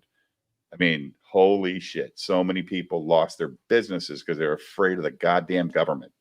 It's sad. It's fucking sad. I just probably got a strike for talking COVID during an election year, but I'm sorry. It's sad. It's sad that they were scared of the government and they lost everything. I mean, I'm pretty sure that there is one church that's on a pyramid in Mexico that I've heard of before. I know I've seen that video before. I think Graham Hancock went down. Yeah, I think it was Graham Hancock or something talking about it like it was a church built on top of a pyramid. But I don't want to. I don't want to blame it on Graham Hancock. I was listening, I listened to my dad because he was big into this stuff when I was a kid. And I always thought he was, out there a bit because, I was listening to the official narrative or what have you. You went to school. He talked about all this kind of stuff before long before I found any of this kind of stuff on YouTube. And he was talking about the initiative that they were, I can't remember if it was 2020 or whatever, but they moved it to like Initiative 2030, I think was what they called it. And I read like their thesis statement about the stuff they were doing. And I was like, holy shit, this is everything my dad was talking about, freaking 20, 25 Agenda years 2020. Yeah, exactly. Everything, it just got moved 10 years, but everything in that document. Because Trump came in and fucked it all up. It was the same, but line for line. And this is, in the late 90s. My dad's telling me this stuff, and I'm like, Dad, you're crazy. And then I go and I read it myself, and I'm like, holy shit. It's creepy because it's, conspiracy theorists are what, 37 for 38 right now, and they'll be 38 for 38 in 6 months. There's your answer. Yeah. Thanks, Joe. There you go. Yeah. On hills with the triptych windows. The triptych windows are the same windows that mimic the 3 windows that you see in a lot of the pyramids, like in Chichen Itza, Yucatan Peninsula, and all of that. Those older ones, if you go to Mexico City, how I learned this, I went to Mexico City. I got a homegrown archaeologist.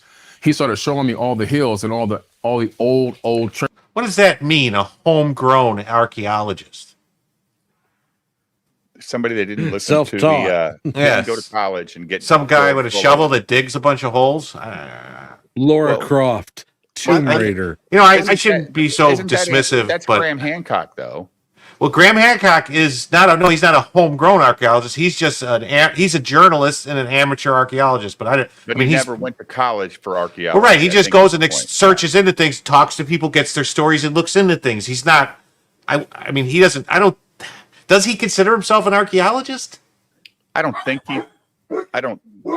He never says he is. He says he's just a journalist looking for answers. Like Partika's got it. Like Sally Rodell.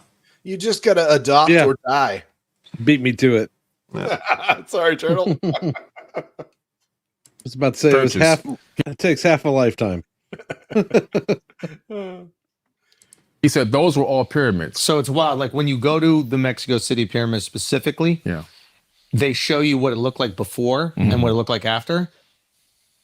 You can never look at a hill again, right, and not think it's a pyramid after you go see it. Fact. It's so go look at it. You can see not Chichen Itza. Yeah, that's the triptych. Yes. Wow. At the top of all Catholic churches, the older ones, they all have that triptych design. And most of the ones that are old in the 1800s built on those hills were go to the pyramids. Mexico. What does he mean by triptych? Is he talking about the stained glass where they have the metal? I think it's the 3 sets of windows next to each other like that. I always thought that had to do with the Father, Son, and the Holy Spirit.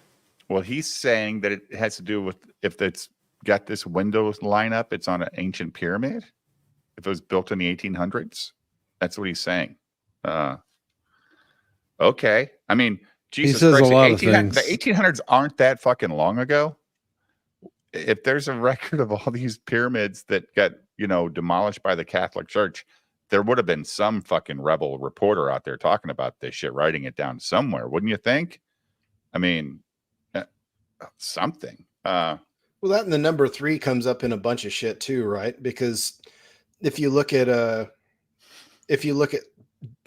just going off the woo-woo end here again, you look at demonic stuff, right? Like they always come up with the number 3 to mock the Holy Trinity. Mm-hmm. So you look at, what 3 windows, maybe it's just 3 windows.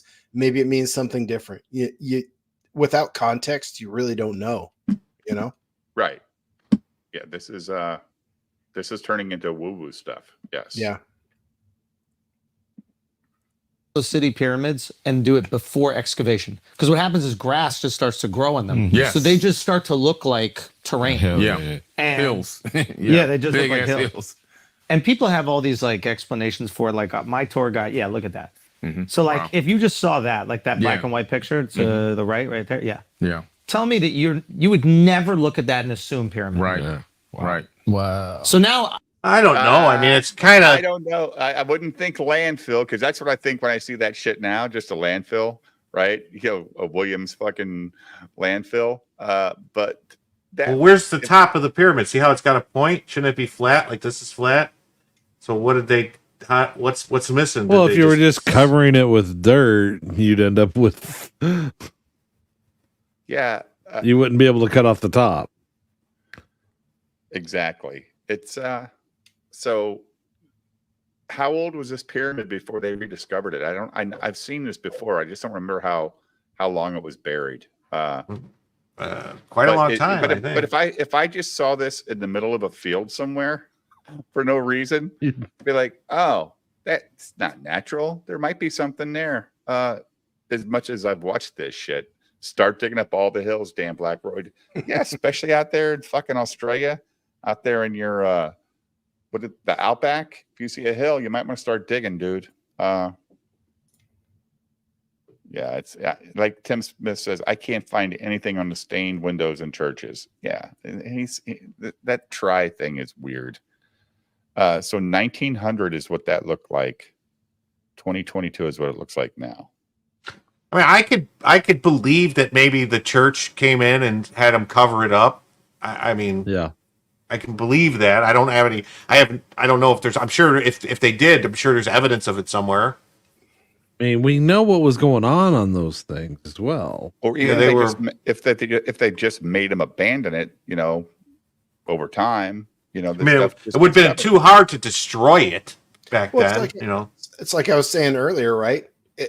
Nature's going to reclaim its territory, right? So well, I don't think that's natural. There's no way it was covered like that naturally. It might not have been, but I'm just saying, as a counterpoint, that why not? Maybe why something isn't it natural? There's plenty. But how would the dirt collect on it like that?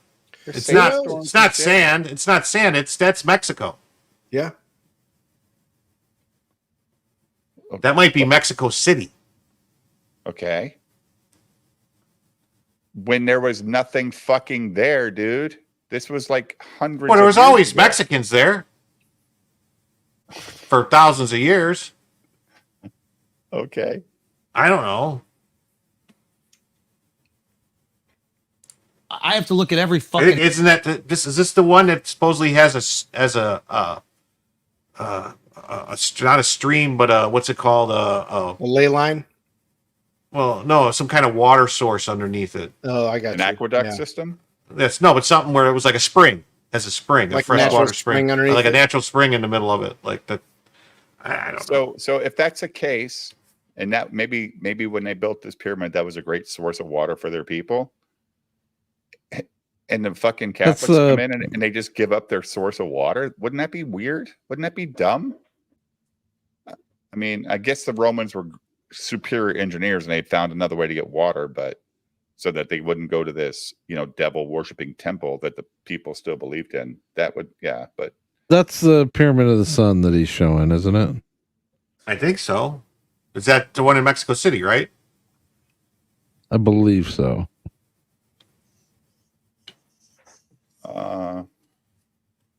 Lethal Burrito. Yeah, Lethal. I'll put it in the chat. Go ahead, Jim. Hill and go. Yeah. Should we dig this thing up and see? And some of them are just hills. Yeah, some are just hills, but some are these. Right. Got it. So when the Annunaki came to Earth, were there already Homo sapiens here? Yes, good question. There were already not Homo sapiens, but hominids. No, there weren't. Our cousins. Bad question. Come on, they were Homo erectus. They were our cousins. Yeah, they were. But I believe that they were more intelligent than us spiritually. So is it fair to say that the aliens were the first ones to smash monkeys? No, they didn't do the monkeys. We were right? Because when we were here, they didn't call us apes. They called us beings. Yeah. And in the Epic of Atrahasis, there was this big war getting ready to happen. And Enki and Lil and Anu were in this place in South Africa called Adam's Calendar, where they found the very first gold mines that human beings were working underneath their boots. Wait, didn't he say it was in South America earlier? Or did he say South Africa earlier, the very first gold mine? I think he said South Africa. He said South Africa, and he said they found like a building that was. Well, I had read somewhere about this gold mine. Well, I read that it was 20,000 years old, so I don't know if Right, but it's still a lot older than it should be. It's a lot older than anything else out there that's supposed to be man-made, right? Yeah, exactly. I mean, the point is, like, it's kind of hard to dig a gold mine, dig it down because it's supposedly 1,000 feet deep or something with copper tools. Oh yeah, we had a great Fourth I Draw Local Moms, and last night was a fun ass stream. It was so good. Looks like tomorrow's gonna be a regular stream, Jim. We're not gonna hit our $50 super chat mark, so we're gonna go back to detracting and fucking movies and stuff. Cool. How you doing, Lethal Burrito? Hey, how's it going? Can you hear me all right? Wait a minute, this sounds like Rip. What's his name? Rizgard. Sounds like Rizgard. No. No, you sound like him though. Have you ever seen Rizgard on here before? Yeah, I have. Yeah. Okay. No. Yeah, you sound good. All right, cool, man. Are you sure you're not Rizgard? Rizgard. No, I'm not Rizgard. No? No. You don't work for bands and all that stuff? Are you in the music industry? No. I'm a cook. You're a cook. Oh, sweet. All right. So that makes your name quite frightening.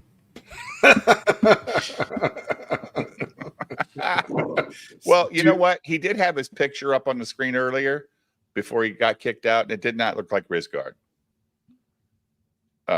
when his camera was on. So it just sounds just like him, right? It's crazy. Maybe it's because they're not using you're using a phone, right, Lethal Burrito?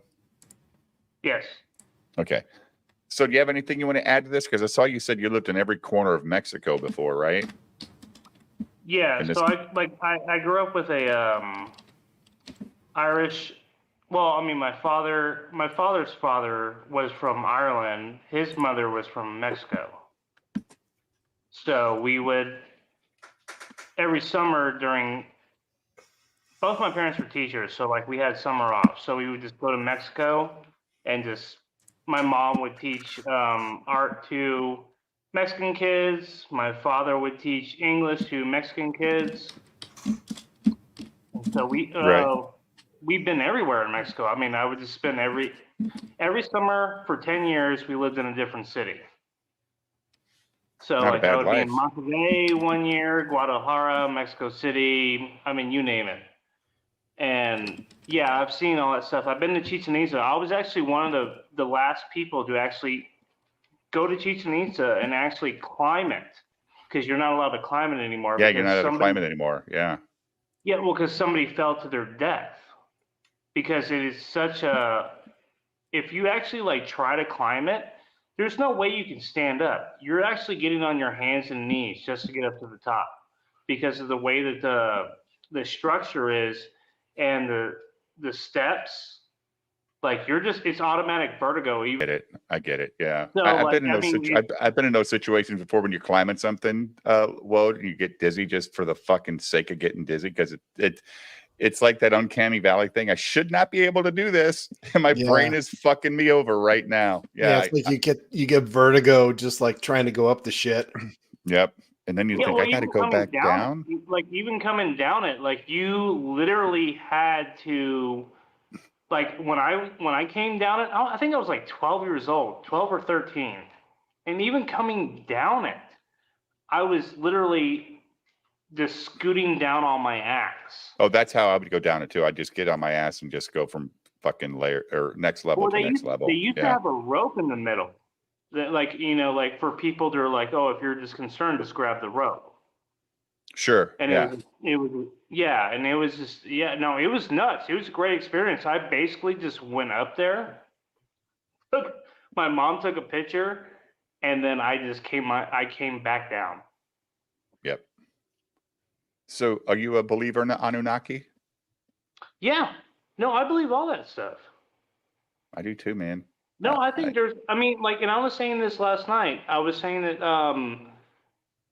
I think that, like, we're just a science experiment for a higher power.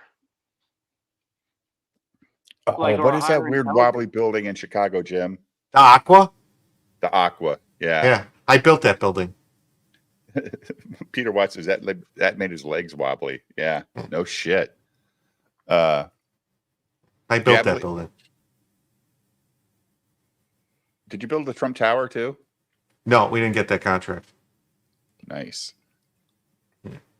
How long did it take to build the Aqua? Almost 3 years from out of the ground up. Pretty fast, dude. Yeah. I mean, sometimes they were supposed to put a hotel in the first 25 floors off. Was supposed to be a hotel. There's a hotel across the street. I can't remember the name of it. It was a Fairmont, maybe.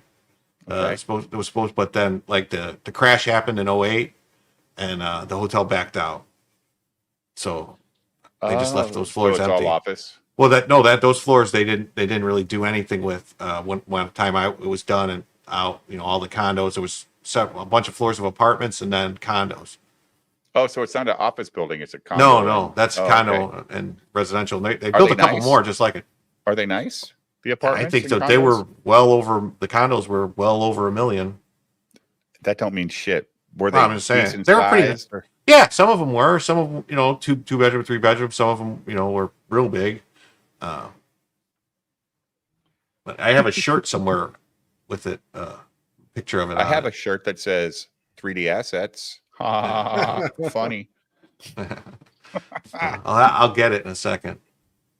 Actually, I have a jacket, I think, with it on it. You know what? I kind of like this guy, Jim, but I don't. It's like I think he found a good topic, but it's the grift, Dave. Yeah, it's the grift. Yeah, he's like I would much rather listen to other people that are to get me struck harder than this guy will, because I don't know, man. He's not convincing me of anything. He couldn't even name a fucking pyramid. The chat looked up in 2 seconds just from watching it. Yeah, it's the one in Mexico City. Have you been to that pyramid in Mexico City, Lethal? Yes, I have. I'll be right back in 1 minute. Okay. And is it amazing or what? Yeah, it's pretty cool. You know, the whole thing about like with Mexico City though is that like Mexico City is basically built on a lake. Right. So it's constantly sinking. So like if you like what's actually really cooler than the temple is if you actually go out to the old I guess I don't know what you call them. I guess like the little like canal river delta things that they have going out there. Like the intercoastal or something in Florida? Well, kind of. I don't know if it's the same. It's more or less they have these like really like swamplands if you go to the south of Mexico City. Okay. And it'll show you how they actually built onto land. Like building. Oh, yeah, it's kind of different. It's they're really creepy. And it's like the Amazon kind of like if you're I don't know how to explain it. Like Frijoles keep the city afloat, says Mike likes tacos. Frijoles. Frijoles keep the city afloat. Yeah. Well, that's funny. Yeah. That's funny as shit. No, I love but Mexican food. It's I do too. I make the best pozole. So, avoid his burritos. Well, okay. Well, you want to know the name, like the reason behind the name? No, because it'll ruin my jokes. If you're not Rizgard, we're living in the fucking Matrix. I'm telling you right now. I am Rizgard. I'm just fucking with you. I know you are. But your voice or the Mandela effect. Your sound is much better. Your sound is much better, and also your like you're not as hyper. You know what I'm saying? You've been on a few times, so you're kind of chilled out. Like it's a nice conversation we're having. With okay, you. look, I'm gonna be honest with you. I went on fucking Lord Raptor Jesus' thing, and they claimed me to be a fucking pedophile fucking sympathist, and I was like, what the fuck are you talking about? And so that's the new N-word, dude. That's the new N-word. Yeah. And no, and it freaked me out. So I was like, you know what? I'm gonna get rid of that fucking name. And I'm just going to go back to what my original name was, which is Lethal Burrito. So are you a chef or are you in the music business? Both. I do both. Oh, that's cool. I mean, okay. So I had a fun childhood. Well, I guess, not a childhood. That sounds like it. You lived in 10 cities every summer, or you lived in a different city for 10 summers in a row. That sounds fucking great. Yeah, no, it was great. No, and then I traveled the world. I've been to 31 countries. But also like on my off time, I was working at strip clubs when I wasn't doing concerts. I was basically living the rock star life without being the rock star. And you had money, yeah. Oh man, I was making like $300 in tips a night at this titty bar on top of my hourly wage, and then I would go on the road, and I still kept my job because they knew I was going on the road setting up concerts. So it was, Jim, Kevin, Jim better come back with chips and salsa to be gone this long. He better have made some homemade salsa. And I'll tell Jim that, like, yes, I am Rizgard. He knows. We're talking about in a private chat. This is Rizgard. No, We I know it know. Jim's working out that table side guacamole right now. No, what he's doing is his grandson probably woke up, and he's probably running to check on him. I mean, it sucks, man. He's going to look for that shirt. You want to know a secret to making really good guacamole? Yeah, just Bacon use the grease. avocado. Don't use mayo. No. Bacon grease. So what you do is you just take actual avocados, make your own pico, add Right. pico to, and add a little bit of bacon grease to it. Is that okay? So that I mean, I remember like a long time ago, my wife used to make it with mayo. Don't make your No, fucking that's guaco. Don't make your guac with mayo. No, don't do that. That sounds very American. Yeah, but she's a Mexican. What the fuck? I married a Mexican to get shitty ass guacamole. Yeah. Yeah, And now she makes her own pico, throws it in her Kraft sauce or in her guacamole and cheese. No, I learned. No, see, dude, my friend Payam, he's Iranian, and he is the best. He makes better fucking guac than fucking Mexicans. Well, the best Chinese food I ever had was in just outside of Portland, Oregon. It was a bunch of Chinese folks that owned a gas station. It was weird. Chinese food out of a gas station. It was amazing. There's a gas station in this little shithole town in Illinois, and they got a little Mexican diner in there, right? Like, and you go and I'll take some street tacos, or I'll take and you're like, oh shit, I'm gonna drive through this town every time I go north now because it's that fucking good. And then there's another Mexican restaurant down in this town called Peru, Illinois.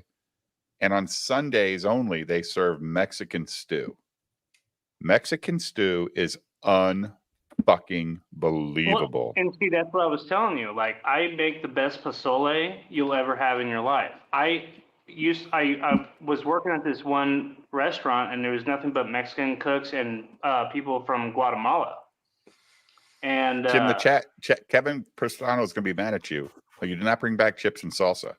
No, I didn't. Were you checking on the baby? I had to take the dog out. Oh, I thought is the baby back at the house? Well, No. Chips. Oh, No. okay. He's got chips. Ruffles have ridges. No, I just grabbed a bag of chips because the dog had to go out, and I didn't want to take time to make this, put the cheese in the salsa, and anyway. I like chori. I like a cheese dip with a chorizo added. Yeah. To it. What do they call it? Queso fundido. Yeah, queso fundido. Holy Con shit. chorizo. I love chorizo, man. But I also like fucking. This is Rizgard, Jim. He admitted it while you were gone. I knew it.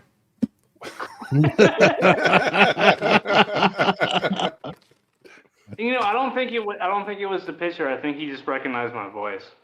That's what I said. It sounds like Rizgard. Ruffles Oh, are okay. very Yeah, well, I didn't hear acceptable. that. I'm sorry. They're acceptable. And he makes me hungry every time he does this shit, Kevin. I'm like, God, I got a bag of chips over there too, but I would feel weird eating on the stream since I'm the host of the stream. But Jim can sit back and chew all he wants. That fuels Jim's web searching abilities. Yeah, that's very true. Very true. You haven't figured out your roles here. See, Dave, you're Spider-Man. Jim's your guy in the chair. I want to be Captain America. No, you're Spider-Man, and Jim is your guy in the chair. Jim's Oracle. You guys understand? Me and Jim never talk before the show starts. Very rarely, I'll say, "Do you have anything you want to talk about tonight?" And if he goes, "No," we just go, "Okay, let's go." We just start the show. There's no plan ever. The only way to do it. Not a planned thing. If you talk outside of the show, you end up killing the show. It's cheating. Well, tonight, the reason we're going back. No, to it's not cheating. It's you lose the Annunaki such a bad fucking stream that first night we did it because I think I got overexcited just talking about theories in general, Jim, and we just went down this crazy road for hours. So it was great. And then last night when we did the stream, it was a great stream about Atlantis. We actually talked about it for a long time. And I said, well, you know what, Jim? If we're going to do this again tomorrow, let's see if we can make $50 in super chats. And Motto says, here's your 50, Dave. And he sends me 50 right away. Right here in Motto, $50 last night. So he could make sure he could tune into another theory stream. But if it's not, it's just going to be every Thursday. But I would do this shit every night because this stuff's so much more fun than talking about Eric July and nonsense. That he's so fucking I can't stand talking about him anymore. And that's what I said last night. When I was on EVS's channel, I was like, dude, just get over it, man. I can't take it. Yeah, I saw your super chat last night, or you're not. Yeah, your super chat. You're like, dude, stop talking about fucking Eric July. I'm bored. And I know what he's doing. He's got to cover the news, but Eric's not news anymore. He's got a $200,000 campaign. And I keep going to his chat, and I keep telling him, I'm like, dude, it's turning into the fucking Cyberfrog Home Shopping Network. It's turning into FNT. Like FNT's. Did you guys see FNT's stream title tonight? No. Yeah. I'm gonna pull it up real quick because it's another fucking Friday, and I don't even watch that shit anymore at all. Nerdrotic. I do feel bad for Shane though, getting his channel fucking. Turns out there was a whole bunch of channels that got struck at the same time. Shane's channel, Frog Tony's channel, Cecil's, and it was Fraga. No, Frog Tony too. He showed the thing on Twitter that someone put his claim against a strike or something for same shit. So tonight, man, if you get a strike though, a strike is a strike. But actually, but that was Shane's third, so he's fucking deleted. It was multiple strikes at the same time. It was several strikes. Right. Oh. He had no. Shane, part of the stuff going on with Shane is that he had no strikes and he had no warnings. Never. Oh wow. And he's gone. Right. Nuts. So here's the title of Nerdrotic's Friday Night Tights tonight. Acolyte garbage. Hollywood imploding. Superhero fatigue? ? Jesus Christ. I mean, what superhero movies out? Can I be the contrarian? No. Tired of your contrarian bullshit. You buy into it if I invite you on. You agree with me like they do on that show. No, of course you can. Asking EVS to not talk about this stuff. You're asking EVS to not talk about. EVS should. I just don't care anymore. Right. EVS I get you. should. I'm just saying.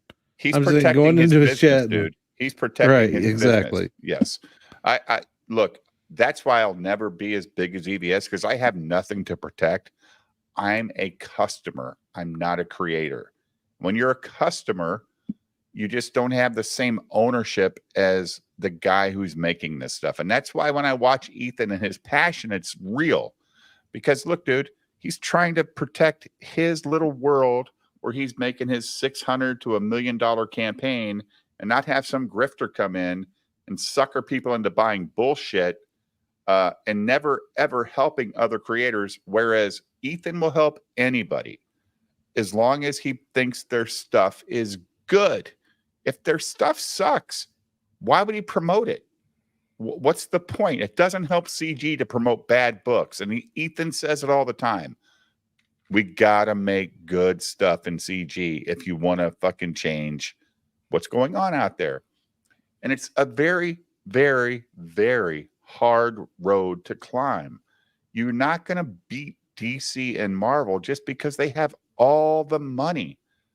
But if you're a solid indie guy and you make good product, you can be a very successful person and never go mainstream. Like there's so many bands out there, and you know this, Lethal. There's so many bands out there that I've never heard of that make more money than I do in my whole life. Like, they tour. You like metal. I can introduce you a bunch of stuff. Yeah. There's so much stuff out there that we never hear about, but they get to open up for these bands. They get this cut of the take, and they're like, yeah, we're good. We're very happy. Hold on, I've got a question. Yeah.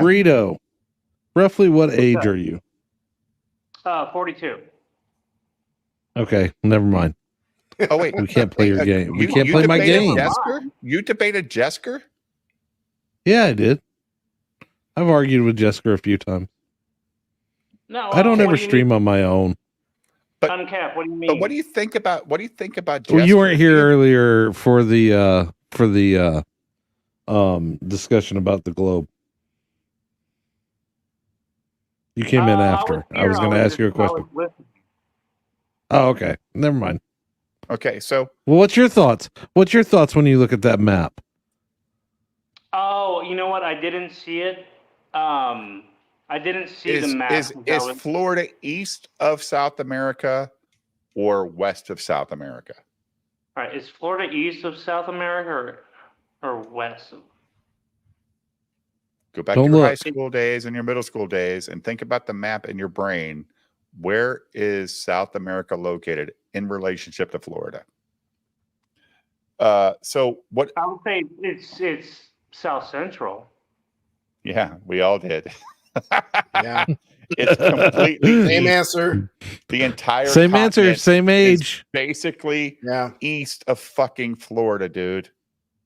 The entire continent. Just go look up a map. Like if you look, I mean, if you look at like the eastern-born, what's the fucking country? The Brazil. northern. Well, no, northeastern one. Was it New Guinea or whatever that country is? Guyana. Yeah. So like if you look at it, it's kind of like directly pointing to there. Yeah, but that's the only place pointing to there. Everything else is east of Florida. Like 3 hours time zone east. Shit. It's fucking nuts. Is this like another flat Earth, conversation? No, not a flat Earth thing. What was it? What was that? Well, no, Mandela effect. Mandela effect. Like we all in our brains. You know how I can prove that the Earth isn't flat? Yeah. So they say that you can't fly from Australia to Chile.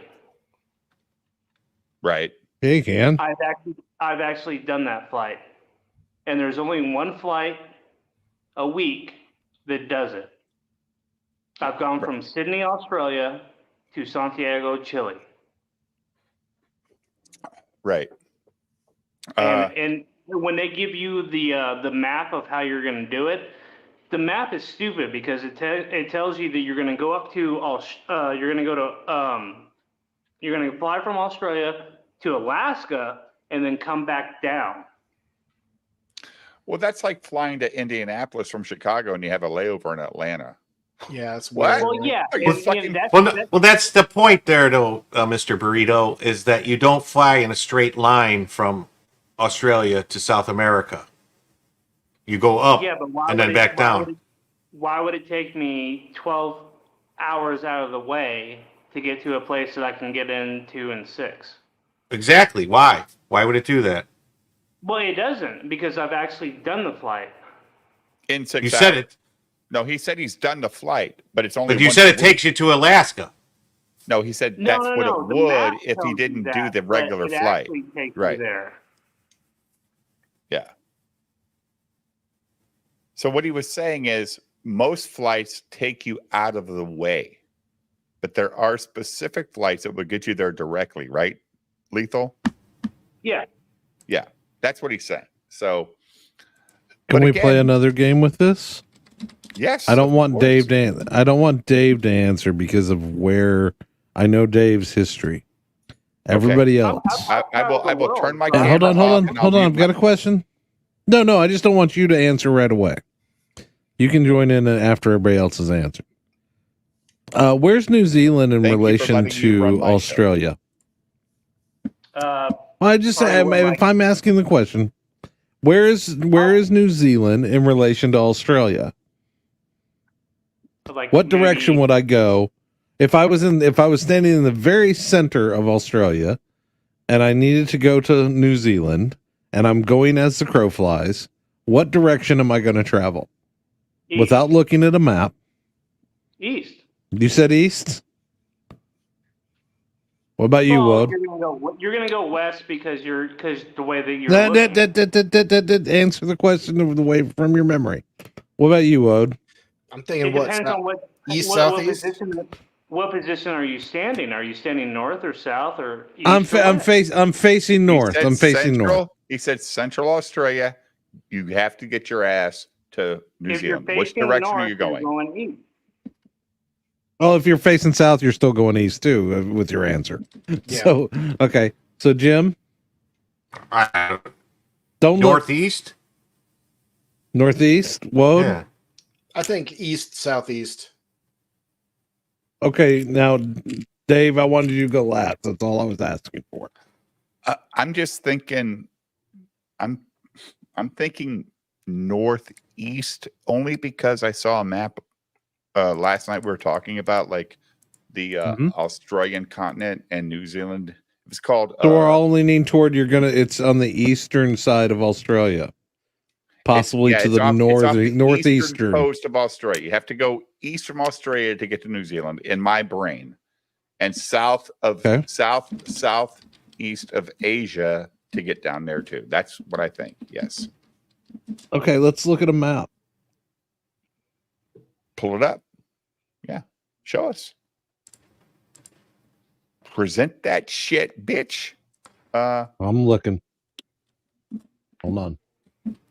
Uncat, do you think that we live in Dark City or what?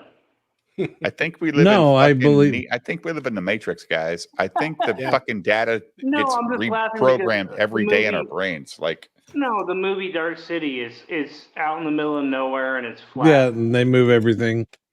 Yeah. That's a great movie, though. I love that fucking movie. You gonna pull this shit up? I'm trying. Hold on. Good old Jim's a bad producer. Jim's like 10 seconds faster than you every time. I thought Jim was pulling it up. That's what I thought he was doing. No, I was looking at flight paths. He was looking at Twitter, and who can argue? No, I wasn't looking at Twitter at all. I was looking at flight paths. No, you don't. Jim loves to argue with Sturgis when he's on my show. Like, it's what the fuck, dude? Fuck Sturgis. He's gay. You invite Sturgis on your show? Jim's trying to get him on, but he says he will No, not he let. won't do it. He won't do it because Sturgis he's not going to let won't do it. another creator monetize him. He's so stupid. No, like, 'cause, yeah, if I he put looks in too- my stream, BTM Reviews Monday night or Monday night BTM Reviews, Renowned Zeros coming on, I won't get more views and I won't make more super chats. Like tonight, last night was a good super chat night. Tonight's a 0 super chat night. You know what I don't do? Give 2 fucks. We're having fun. Oh my God! Oh, it's to the left. To the west. Why did I? Well, here's think it was this. to the east? This one's odd. This one's odd because you see that. There's also this variant. Where the hell is where the hell is my Australian? Wait, I crew? thought New Zealand was in between Australia and Papua New Guinea. Oh, So I thought this was. I always thought it was here too. yeah. Well, if you're looking Now, at it as flat, I thought but that if you're island, looking- like I'm not. No, it has nothing to do with flatness. It has to do with. Hold on. Let me pull up Google Earth. that map is full of lies. All the maps are full of lies. Now you saw I had both of those. You sit on the throne of lies. All right, hold on. I'm gonna bring this down for a second. So Dan Blackroyd, my who is an location. Aussie, he's from Australia. He said New Zealand is way further down. Can Yeah. you prove that, dude? That's why I was thinking east southeast. That's in my mind. I always pictured it there. I pictured it a little northeast of Australia, but maybe that's Tasmania. Maybe that's Tasmania, not I know that's where I Tasmania was trying to is get that stuff in below. between my mind, in between Tasmania and Papua New Guinea and everything. but I think Tasmania is south. I Papua don't New know. Guinea I is- just is know that north. I just know Papua one New thing. Guinea is north. Yeah. I know one thing about Tasmania is some guy killed a bunch of people at a ferry station and they took all the guns from the people in Australia away and they said, yeah, you can take my fucking guns. Bring me you back up. fucking assholes. Stop giving your guns away. The government's not your friend. See, that's what I thought. There's what East, southeast. Okay, I went Right, but- north. Yeah. So hey, hold on. Look at that for a second, though. This is what I was talking about. I think yesterday was look at that whole area right there. That's a whole nother continent. That's Zealandia. Zealandia, yeah, one of the like a gigantic continent that just got destroyed, right? But yeah. So somebody said here simply said south of Fiji. Yeah. Yeah, this is But don't you guys remember it being between New Guinea and Australia? I always remembered it east southeast. I just thought it was kind of out to the a little bit north of Queensland, out in the ocean somewhere. I did not think it was south. That's far out. a continent underneath water. Yeah, of course it is. But it didn't exist. Lethal burrito. It didn't exist. Modern archaeologists says that's not a real thing. Yeah. What kills me is like South America. Like what's the most southern country in South America? Chile. Yeah, Chile goes all the way down. Chile. Yeah. So Chile is like what, 10 fucking minutes from goddamn Antarctica? Holy shit. Or yeah, it's pretty damn close. Yeah. I had no idea how cold it got down in southern Chile. Like it's fucking freezing, right? Like well, the southernmost point is in Argentina. There's a town that you can go to in southern Argentina where you can actually see Antarctica from the port town. That's like when I lived in Adak, Alaska. Okay. And I could go to the beach, I could go to the beach in Adak, Alaska, and I could see the Russian subs. Wait, what's this? Ocean, watching us. What's this weird strip? Oh shit! It's just a different time that the satellite passed over. Like geography is like one of my high points. Like I love it. History and geography. I'm just saying what I recall is if I were to go from this southern tip of Florida straight down on a globe, I would be going like through here. Or at least where Brazil is spelled out. Like at least where Brazil is spelled out. I remember the center of the country. The center of the continent is what I remember. Yeah. But not this. I mean, not completely missing it. Yeah. Not actually being Southeast America. What the fuck? Oh my god! Like my brain, our brains all froze when we saw this earlier. We're like, what? This can't be right. But the New Zealand thing, why does a map show it on one thing and Google Earth is completely different? Well, those are two sample maps of people. It's not as widespread as that's the other example of like I said, I've asked this question of literally hundreds of people. I'm just surprised, but I thought that New Zealand was north, but it's actually south. I always thought it was up in here, up near, that's where I thought too. In between Australia and New Guinea, and no. It's way out in the middle of fucking nowhere. Like there's nothing around it. It takes forever to get there if you try and get there by air. And Peter Jackson made the greatest trilogy of all time in the middle of nowhere. Do you remember when they actually like re-released it in the theaters and they played all three? So like it was literally a 9-hour experience in the movie theater. What's that? What'd you say? I was reading a chat. Say it again, Lethal. Oh, so do you remember when they re-released it in the theaters and they literally like played each one back to back? Oh yeah, like that was a fucking day at the theater. Yeah. I wish I could have did it because I will watch that at least twice a year on my home screen.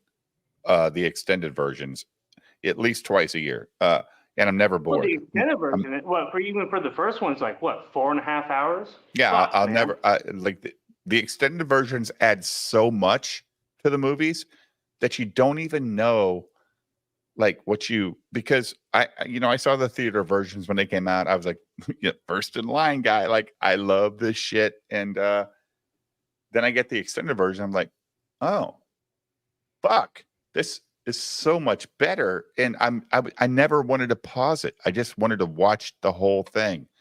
And it's a 12-hour fucking day, guys. It's not bullshit. It's a 12-hour day. When my father passed away, like, I was going through all his stuff, and he had a trilogy book set of, I guess it was like a second pressing of not pressing, but edition. I'm thinking vinyl because I like music. It was a second VHS edition book set of the original ones from, I think it was like 1960 something or whatever, and it was in a bookcase. Oh, it was so good. I was like, oh, and I lost them, unfortunately. I might have them. They might be in a storage unit that I have, but I haven't seen them. Oh, I was going to set this up first, but there's been a lot of talk. There's been a lot of talk this week, and while we're on the subject of this, I wanted to share with you guys about the potential of a certain person becoming president. Kamala Harris? Yeah. And this is a variation. If our country Hold on, this is a variation of this 41 seconds. We're not voting for Biden? Oh my God. Hold on. Didn't you see it? He died tonight. No, this is if you watch that, if you watch the interview, I found my VHA Star Wars in there. Yeah. Wode bought a great trilogy Star Wars pack yesterday or today. Okay. You want to hear? Okay, we'll come back to that Star Wars thing. You want to hear something really fucked up about Star Wars? Hold on, before we get too far away from Lord of the Rings. Go ahead and derail it. No, bring me back up. Bring me back up. You're up. Oh, you want me to present the video? Yeah, before we get too far from Lord of the Rings, while you were on the topic, it reminded me of this. So this is if she had written it. I wish none of this had happened. So do all who live to see such times, but that is not for them to decide. All we have to decide is to imagine what can be, unburdened by what has been. Which is why we will work together, Frodo Baggins, and continue to work together to address these issues, to tackle these challenges, and to work together to continue to work, operating from the new norms, rules, and agreements that we will convene to work together on. And I know that we will work on this together, Frodo Baggins. Now, have I ever told you about the significance of the passage of time? Hibbity jibbity squirrel words. Hibbity jibbity bullshit. Yes. I was going to say it was a series of movies about Mr. Baggins becoming unburdened. Nice. Hey, Dave. Yeah, buddy. I'm going to have to bounce out, man. What are you doing tomorrow? You taking your wife out for breakfast or something? I got stuff to do, man. I got to travel next week, so got to get everything. Oh, you're on the road? Yeah, I'm going to be taking off. So I'll be unavailable in Communicado. I might be available maybe Friday evening, possibly, but I'm going to be actually heading out. I'm heading to Parts Unknown for the next week. So to go do quality checks on the company you work for, to do quality checks on the contractor who works for us. Yeah. It's all that. And your hotel room doesn't have fucking internet. Well, I'm taking my company laptop, and I'm not doing anything goofy on my. If you take your tablet though, I can take my iPad. So you can do that. I've done that before. I won't put it off the table, but I do appreciate you inviting me to come on and talk. I had a good time. I think we had a really good discussion. We got to set up our 40K stream again too. And the fun thing is too, like just from doing this with you, I've become a lot more comfortable with being on the camera and everything. Thanks, man. I really appreciate it. And a friend of mine, we were actually thinking about starting our own show, like maybe trying to do like a monthly thing. And we're going to call it Yeah, just to get started, because my buddy hasn't been on camera and done this stuff before. So, but we're thinking about starting our own thing, and we're going to call it Dad Hammer. So we're going to talk about Warhammer stuff and hobby. Well, then I'm just gonna stream snipe you during a fucking 40K stream and say, yeah, watch this guy. I'm gonna shut up. That's fair. That's fair. No, but no, I really appreciate you guys. I had a good time talking with y'all. It was cool to meet you, Turtle. You got a lot of my jokes. Cool to meet you. So I appreciate We'll be back that. tomorrow night if you're around. You're not leaving tomorrow, are you? I don't. No, I'm not leaving tomorrow. So we'll see what's up, Dave. You send me the link, and I'll see if I sneak in. Of course, you're talking about something that I have nothing. It's not going to be. Obviously, it's not going to be. Conspiracy theory stuff. Yeah. I haven't got any super chats to get us to that goal. So we'll just talk shit tomorrow night. Yeah, maybe good movies, good music. As usual, Woad, it was a pleasure. No, Yes. Jim. Hey, man, you are the best wheelman for grabbing He's all the that greatest stuff. potato No, chip eater ever on stream. I'm eating popcorn right now. Jim's awesome. I know. But no, There's not enough drama for popcorn. no, but no. Mad respect to all y'all. Good talking with y'all. I hope the rest of the stream if goes we don't great. talk, man, have a good trip. Okay. Yeah. Take care, guys. See you, bud. You want to get back to this video?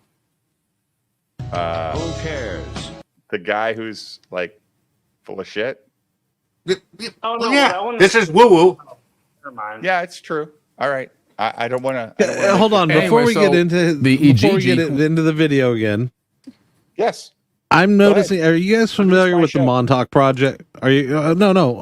I've heard about it. Before Yeah. we get in, back into the Montauk Project Montauk. by I've heard the Montauk Project before. Yes. the Montauk Project book by let me see. Hold on. That's the guy who claimed he was Who a wrote time it? traveler, right? Yeah. Yeah, the Montauk Project book. He was a soldier. Preston Experiment in Time, Montauk Project by Preston B. Nichols. I thought that was Something written that's by. jumping. So that was written by Preston Poulter. Lives in New Zealand. That's like Nitrium. Like, Why'd you give up your guns, man?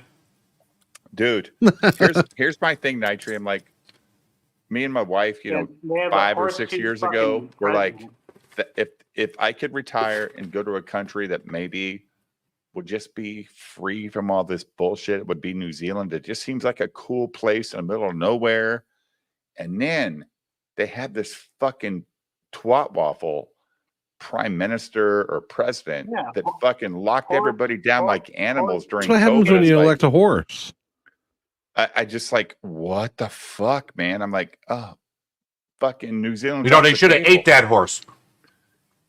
Yeah, but it would have smelled like fucking yeast from her yeast infection, and it wouldn't have been good. But my point is, like, New Zealand just seems like a super beautiful place. I'm sure it's like America. Like, I don't like the desert landscape. I'm not a big fan of the desert landscape. I'm a big You fan of probably end up turning all the New Zealanders transition because they got tired of her, grinding on their fucking cocks.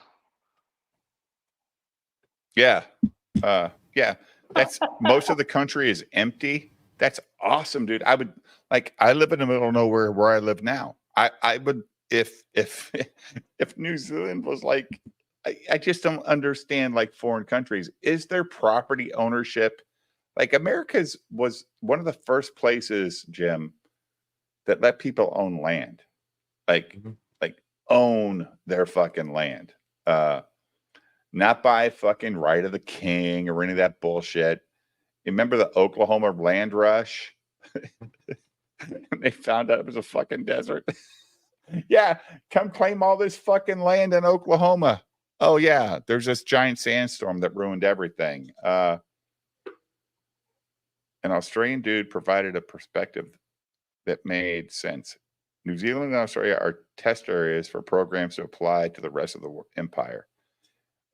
Probably back in the day when England was, the greatest ever conqueror of nations. I mean, imagine an island off of Europe, Jim, called England, convinced all of these countries across the planet that they were so much more dominant than them. They had flags. Think about India. They were under British rule for so long. Like, what the fuck? But the Indian nation, or the nation of India, had no idea how big Britain was. And oh my God, it's so crazy how much. What do they call that, Jim? They call America that too, right? Like we go in and we take over countries. We don't do that, man. Wait, I can confirm. Did you ever hear that theory about, like, with Oklahoma, like, why their soil is, like, so red? Like, no. This could go a lot of bad places. Where are you going, buddy? No. That, like, they say that, like, the soil is so red in Oklahoma because because the of Trail clay. of Tears. Well, no, it's because, it's basically because it's the blood of the Indians. Yeah, the Trail of Tears. Yeah. The Trail of Tears was fucking terrible. But you know what, dude? History sucks. It does. Like, history sucks. Hold on. Peter Watts. Georgia does not have red soil. Georgia has red clay. Well, no, that's what I'm saying. I didn't say Georgia. Oklahoma. Soil, clay, dude. I live in Illinois. There's a lot of clay here too. Like, it's fucking terrible. You can't grow things in clay. Well, they grow plenty of shit in Georgia, dude. There's plenty of shit but grown in Georgia. What the red is not. I'm just saying that they have cities named after it. So no, it's the clay Oklahoma, underneath. not Georgia. I know. Yeah. No, I'm referring to what Peter Watts said in the chat. You got to pay attention to the chat. The chat's where it's at. I'm not listening to the chat. No. This channel's all about. My chat told me what my stream was going to be tonight. They're not going to tell me tomorrow night because they're not super chatting. So that's okay. I'll come back. So what I was going to mention is I'm noticing something very similar with this Billy Carson that I noticed with Preston Nichols when he wrote Montauk Project, Experiments in Time. That was in 92. I was first exposed to that book in 2001. Don't be sorry. And Peter the first, Watts. You be you, bud. You be you. Yeah. The book was very interesting. It was, it wasn't written from some crazy perspective. That book was great. Imagination in the right ways. Yes. Right. Well, hold on. It was logical and played out well, and you could think about it. Then he wrote the follow-up book, which the follow-up book was Montauk Revisited, Adventures in Synchronicity. He wrote that a year later. And when I went and I was like, wow, I really love this first book. Let me look into this second book.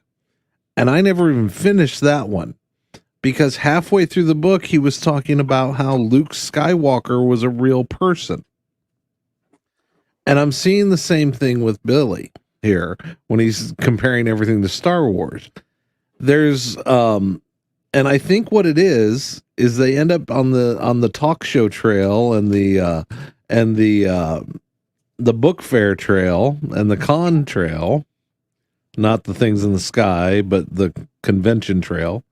And they end up sitting there in their little sewing circles with the other crazy people. I'm not saying he's crazy. And they start buying into even crazier and crazier conspiracies. Dude. I would like to see what Billy Carson was saying before he became famous enough to be getting on all these podcasts and compare what he was saying then with what he's saying here. Well, he's Dolomite. He's the Dolomite of the ancient Cooper X, ancient Cooper aliens, crew. So he's the Dolomite guy. Dude. No, he's chat, Super X. If you guys have not seen Dolomite on with Eddie Murphy, watch that fucking movie. It's so goddamn good. It's not a remake of an original Dolomite movie. You know, fuck the fucking goddamn, you know, tribe at, you know, FNT. They're fuckheads. That Eddie Murphy movie is so good. It's so good. And dude, this is Dolomite for Ancient Aliens, Jim. That's kind of where I'm going with this guy. Like, he's just a, you know, Jim, what are you looking at? I'm just Twitter. His popcorn. Yeah, Twitter. Who's on Twitter that's more important than what you're doing right now? I'm listening. You said this guy's Dolomite of Ancient Aliens. Yeah, he is. I'm listening to you. I can listen and read. I thought you were just what was it? You know, I don't want you to be pontificating. Pontificating. Yeah. I want you to actually give. I don't want dead time. I'm waiting for an answer. Like I want an answer. Well, it could be worse. Go ahead. What's on Twitter, dude? Oh, this judge that. Here's what's on Twitter. But besides that, there's a judge, some Instagram influencer judge who said that trans shooters. What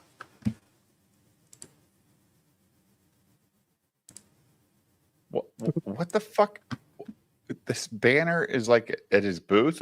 Is that what this is? Is that what they're trying to show us? I was just replying to Jim earlier today, and when you asked him what was on Twitter, those banners are very standardized. That gives us some information to work with. That's exactly 79 inches from there to the top of the print. Good Lord. Anyway, let's get back to what we were talking about. I was just trying to make a. What else is on Twitter, Jim? Oh, here we go. This judge, you heard about this, right? That the judge, a judge in a first time sitting as a judge. She's going to be there till 2030. Well, she's going to be there quite a while, but she's an Instagram influencer, and she said that trans manifesto from the shooter, that no one can publish it because it's copyright protected. The families of the victims own the copyright. Yep. Play this. See you next Tuesday. Well, it's just there's nothing to play there. It's just like this is from her Instagram page. I would just like to point out how many judges need 2 ring lights. No, it's Tennessee. Tennessee. Yeah. Yep. Yeah, Biden appointed her on the federal court. No, she's not federal. Yeah, she is. She's on a 3-judge federal panel. I thought she was on the state panel. No. Well, it's a state panel? I'm sorry. I thought it was a federal panel. She's elected. She's there till 2030. A state judge shouldn't have any authority over copyright anyway. That's a federal law, not a state law. No, she's saying that she's dealing with the lawsuit with the Tennessee Star. They're trying to block them from being able to publish, and that's still First Amendment federal. Well, the issue is she instead of worrying about her 2 ring lights. Is it a woman? Yes, it is, and notice that she has. How many judges need 2 ring lights? Anyway, how many need 1? But there is an issue here that I brought up today in discussing this with people, and I'm trying to find it, but I don't understand. On Twitter, dude, because you're like fucking like all over the place. Yeah. Don't you have a job? Well, what the hell, dude? Hey, How do you keep up with all this gotta shit? do something.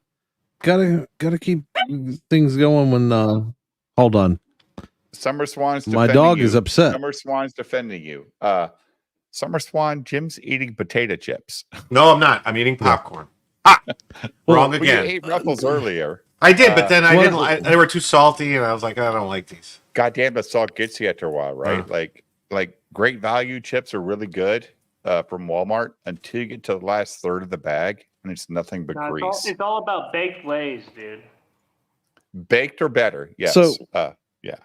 Bring up my screen, because this was my reply to the news story about her ruling, because I don't understand how the federal copyright law would prevent the Tennessee Star from publishing, because according to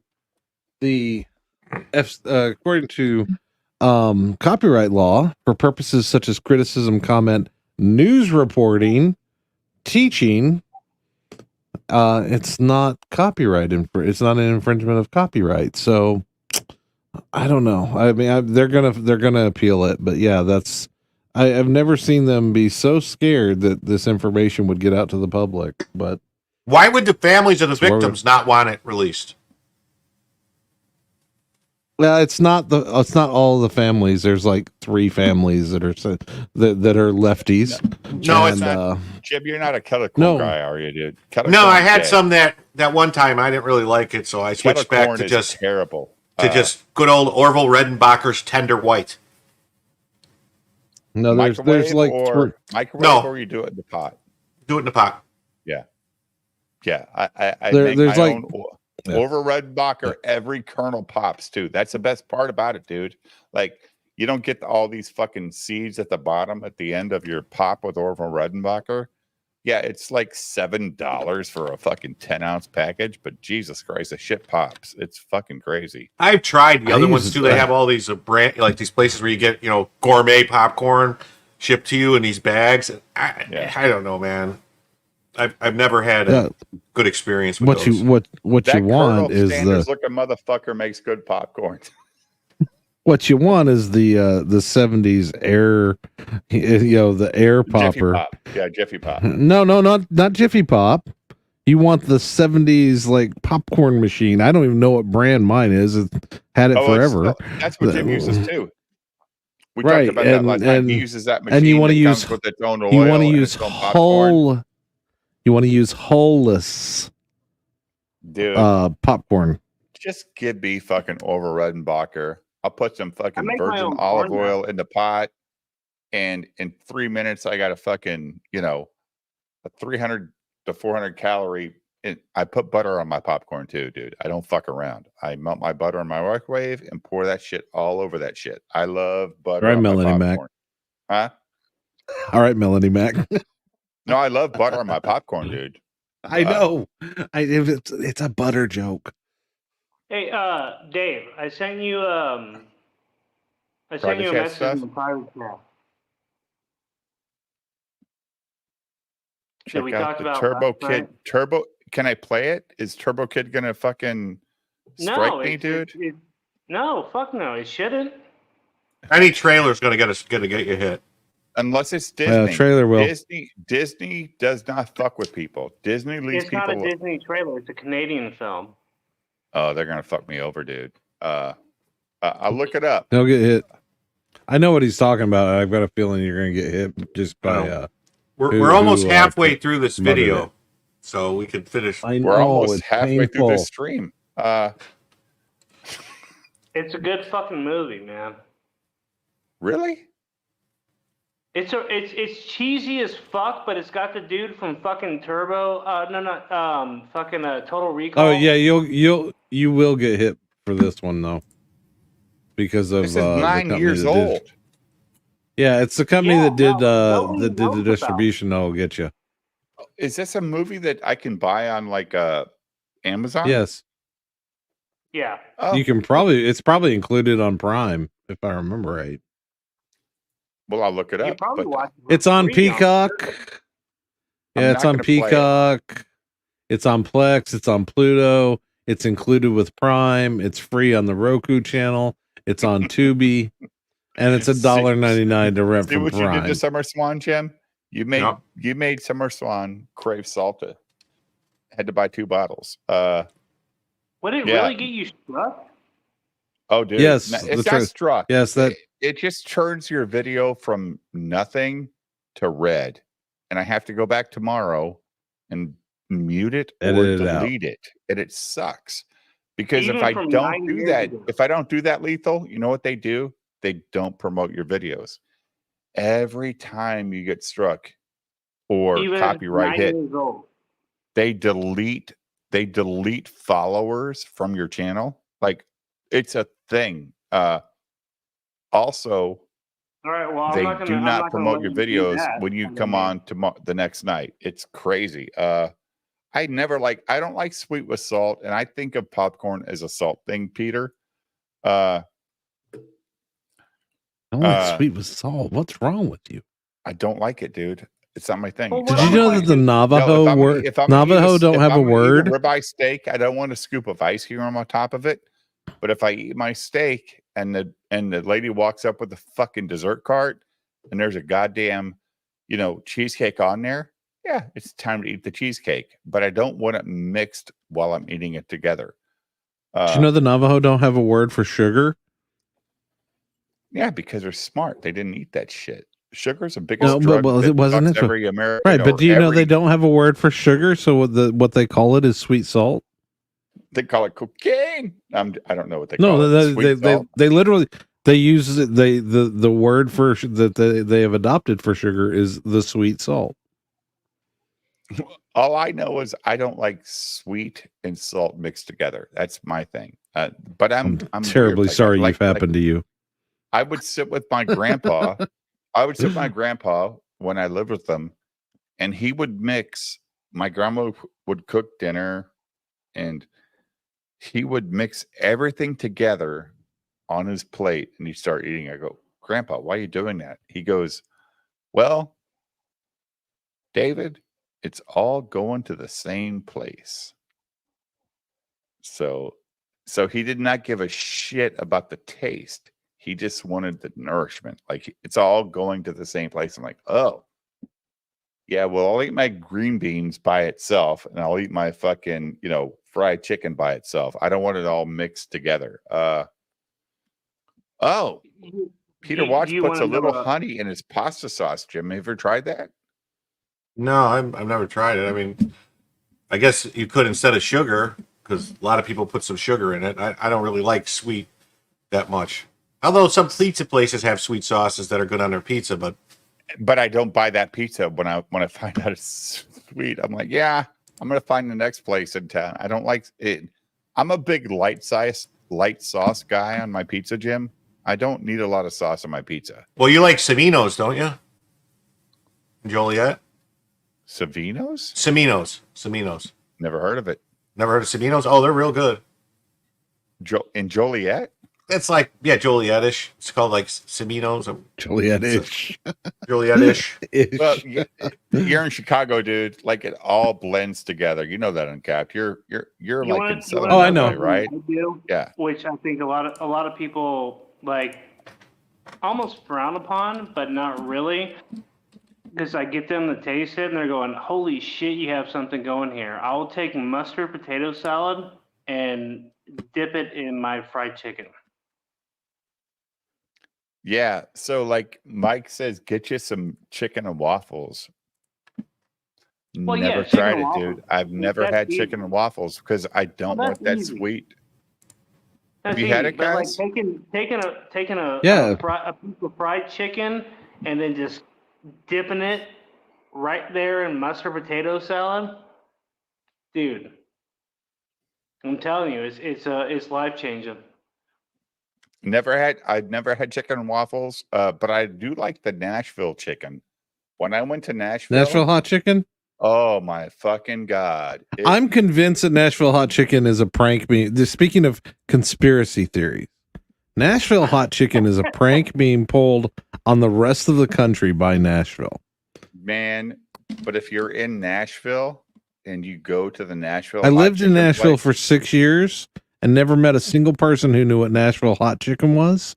As soon as I left Nashville, everybody talked about all these Nashville hot chicken places. Man, I was at the hotel when I went to see Ricada do his show, and there was a Nashville hot chicken like a block away from us where we're staying at the hotel. And we walked there. It opened at 11. When we got there at like 10:45, there was at least 100 people in line. I'm like, holy shit. Mm-hmm. So and none of them were from Nashville. I don't care. I don't give a fuck. I'm just saying. I didn't get in line. I told my wife, order that shit on Uber Eats. And put it for delivery at like 1:30 afternoon so we can do some other stuff while we're down here. And when I got it, like it's really good. Like it's super, super good. And it's weird, like, this is the Matrix bullshit we're talking about. Now I'm in, getting barbecue sauce where I live here in Illinois, and there's a Nashville hot barbecue sauce, Jim, that I can fucking request off the menu. I mean, I put a link for you for that pizza place in the chat. That's for you in the private chat. Okay. It says Joliet. It's really good though. You should check it out. Well, I will. I love pizza. Oh my God. Look at all the people showing up. Like, just you love Wesley Snipes. I like Wesley Snipes too, because he said, fuck the government. I'm not paying taxes. Fuck that shit. I never had Korean chicken wings. Put him. Or chicken. If you like Nashville hot chicken, you would like Korean chicken. Okay. Maybe I'm lying here, because there is a place that we go to in Illinois. It's like near Lyle or something like that. And it's a big shopping center, and it's all Korean stores and Korean food market. It's like a big Korean food court. And Jesus Christ, I got some hot wings from that place, Peter Watts. They were fucking unbelievable. They were super expensive though. Like, why is everything so expensive? But dude, ramen, real ramen, lethal burrito, like the real ramen, when you get to pick your meat, not the fucking shit you buy at the grocery store, but when you go to a real ramen restaurant, oh, that shit is so good. Oh, dude, yeah. Like if you go to like what do they call them? Poke places. Yes, the poke places. Oh, you get yourself some sushi and some ramen, and you're fucking so satisfied. Yeah, and fucking right, he did that. Darcipio. And go ahead. Oh no, I'm a weirdo when it comes to like sushi. Like I like octopus, squid, eel. I like the yellowfin tuna stuff too. I like that stuff too. Like my daughter loves the eel. She loves the eel. Eel is fucking delicious. That's my favorite. Like that's my go-to. Like I literally, the first thing I want is like, hey, you have fucking unagi? Let's fucking go. Yeah. And we have a good place here in Ottawa, Illinois, that has a bunch of unagi, and my daughter just fucking orders the eel. I'm like, okay, I'll pay for it. It's Korean barbecue is great. I've never had Korean barbecue. More $3.57. The great white shark steak is very delicious. It's so good. So good. Sometimes I only feel like I'm a good shark. You're a great white shark, Kevin. Thanks. I needed that. Dude, I've never seen this place. Semino's? It's good, man. 1976, I think they opened. Family owned. It's good, really good pizza. Just do they cut it in squares? I cannot stand the square cutting Chicago bullshit. I don't like it. They'll cut it however you want it, Dave. That's how she. I don't want to fuck. So there's another thing I haven't told you, Dave. Like I'm from Texas, but I'm currently living in Kansas City, Missouri. Yeah. And we have this Missouri. They have this place. I guess they're famous for like some weird fucking cheese on their pizza. Same thing with St. Louis. They have another fucking pizza place down there that's super popular. St. Louis style or whatever the fuck they call it. It's that shit disgusting. Is fucking gross. It's disgusting. Like when I used to travel, I got that pizza one night. I was like, this ain't pizza, dude. This is fucking gross. Jesus Christ, Jim. How do I not know about this place? I'm looking at the menu. I'm getting so hungry. I'm like, I gotta Oh, it's really good, man. It's really good. Where the fuck is this place? I thought it was right off of like 52 or something. Essington Road. Essington. That's going towards Joliet Mall. Oh, okay. Yeah. guess what me and the wife are doing tomorrow? We're driving to fucking Joliet. Yeah, I mean, it's got a it's like I've never been there where it wasn't packed. You know, if you want to eat inside, they got huge tables for people. You know what I mean? They bring it to you, eat there. It's good, man. Sometimes I wish I lived in a area that had Uber Eats and DoorDash, because this is like I'm looking at this spinning pizza on the screen. Oh my god, this is like everything I want in pizza. The one pizza I want to try is that Your wallet is very happy you don't live in a place like that. Oh yeah, probably. Yeah, I mean, this is what it looks like inside. I got it pulled up. If you want to see, like it's huge, huge seating place for. Well, that's this pretty is cool. on Essington Road. Yeah. Holy shit! Wow. No, they got a formal dining area too for like dinner. You know what I mean? Like this is like if you're just getting pizza, you sit there. If you want like actual Italian, they have actual dinner. Do they have pastas? I didn't. Oh yeah, they sell all that stuff. I didn't see it. Pretty sure. I'm gonna hit the order online button. We have a place here that just opened up called the Wise Guy, and it's the pizza there is fucking amazing. They got deep dish pizza here too, Jim. Yeah, they got deep dish. I like their regular hand tossed crust, like so they regular. Got thin, they got thick, and they got deep dish. They got that Calabrese pizza. Oh my god, that's the folded stuff. That's like a calzone basically. I love calzones. I love what's the other one? Calzone and Panzerottis. Another one starts with an S. Stromboli. Stromboli. Fuck, I love Stromboli. It's just, isn't that the same thing though? I mean, like I always look at this at the end of the day. Well, it's the same thing as Mexican food. It's all beans. Well, yeah. So it's like it's meat, cheese, fucking. It's like, what's a chalupa? Oh, it's a tortilla, meat, cheese, whatever. What's a chalupa? It's a meat, cheese. Yeah. What's a it's taco? fine. Meat, cheese. What's a burrito? But meat, I think the difference between a Stromboli and a calzone is one has sauce and one doesn't. And I like the Stromboli because it doesn't have sauce, whereas the calzone I think has sauce. I don't want sauce in that folded up shit. I want sauce on my pizza. Holy shit. Calzones use ricotta cheese and Stromboli does not. Stromboli is normally made with mozzarella cheese.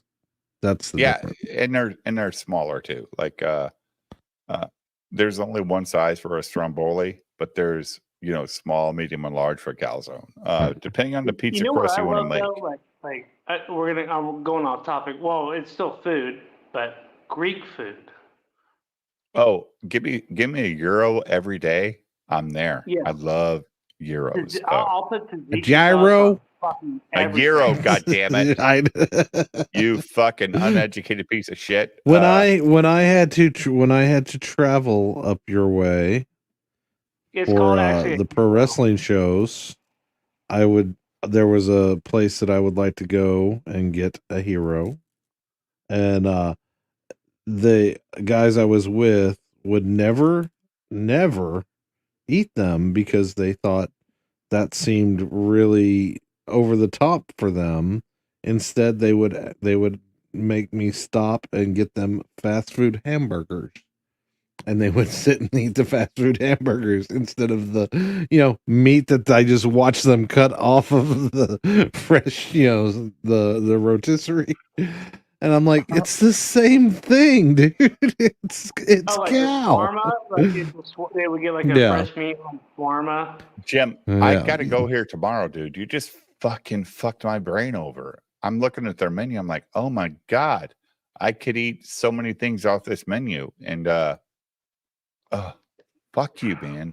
You son of a bitch. Looks like you're gonna have leftovers. Because you're gonna go over there and over order.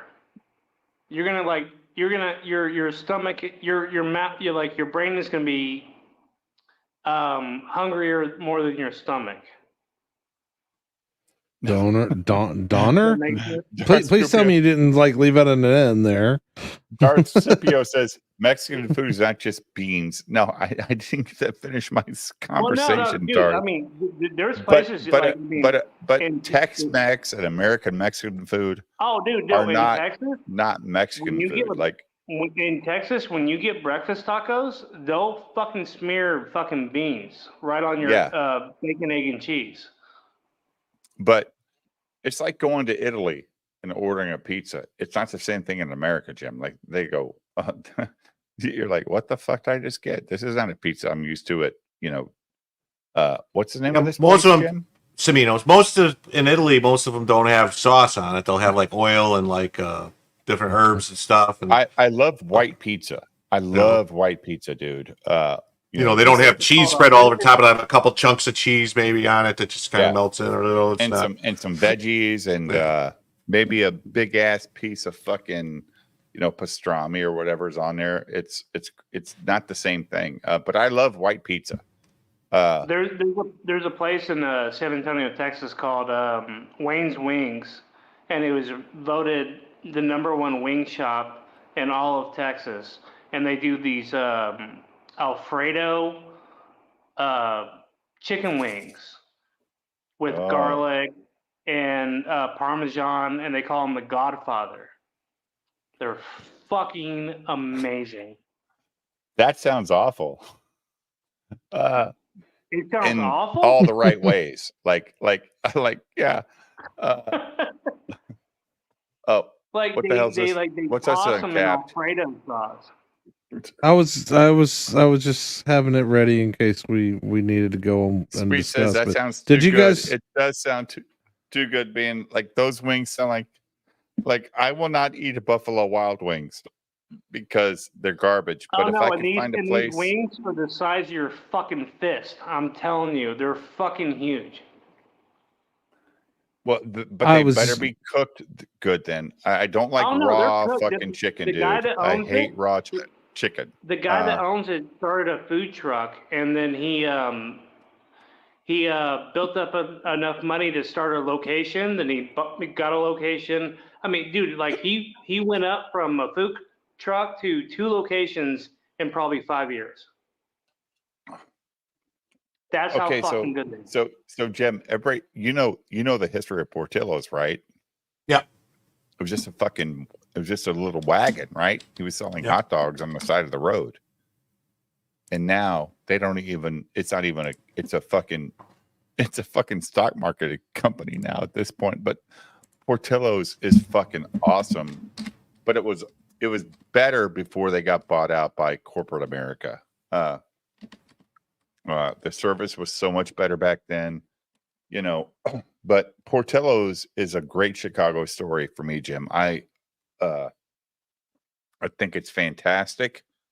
But now I don't go to Portillo's. I go to Buena Beef instead. I think they have better products for me to consume as an eater.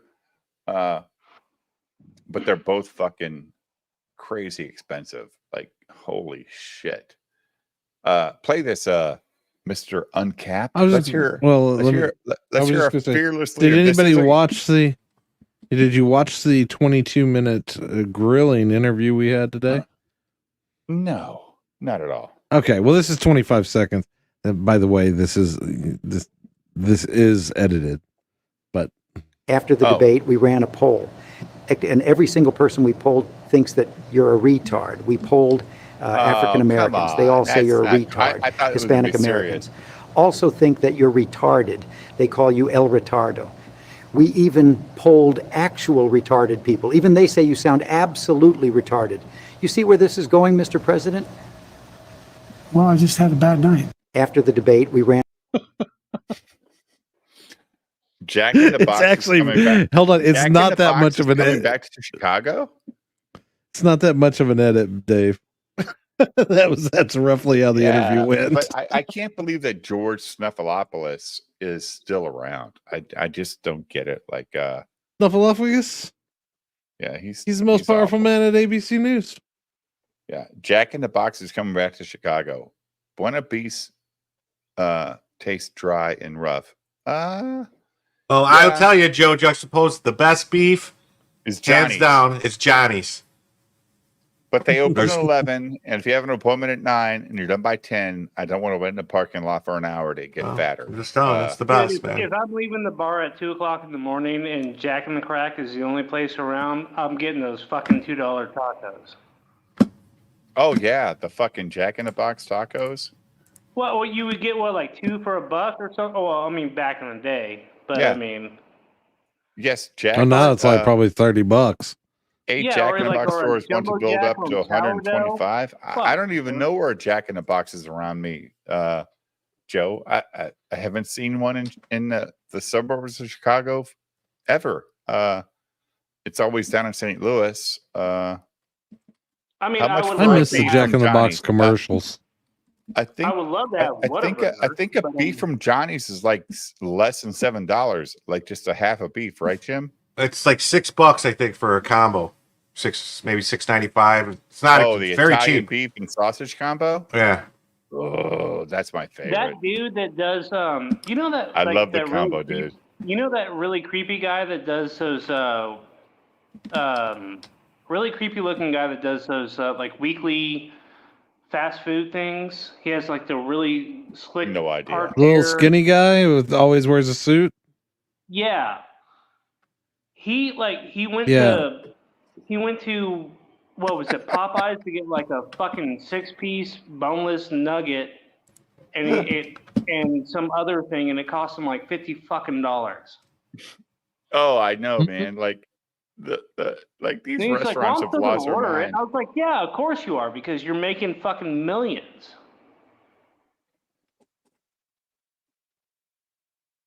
I don't know. It was just.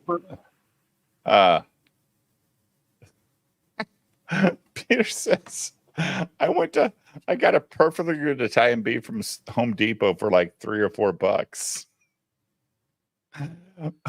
Then just buy Charlie's beef at the fucking grocery store, put it in your crock pot, and it's the same shit. You know Charlie's, right, Jim? You bought it and you put it in I've never bought it. No. You always do the real thing from this. Yeah, I don't. Yeah.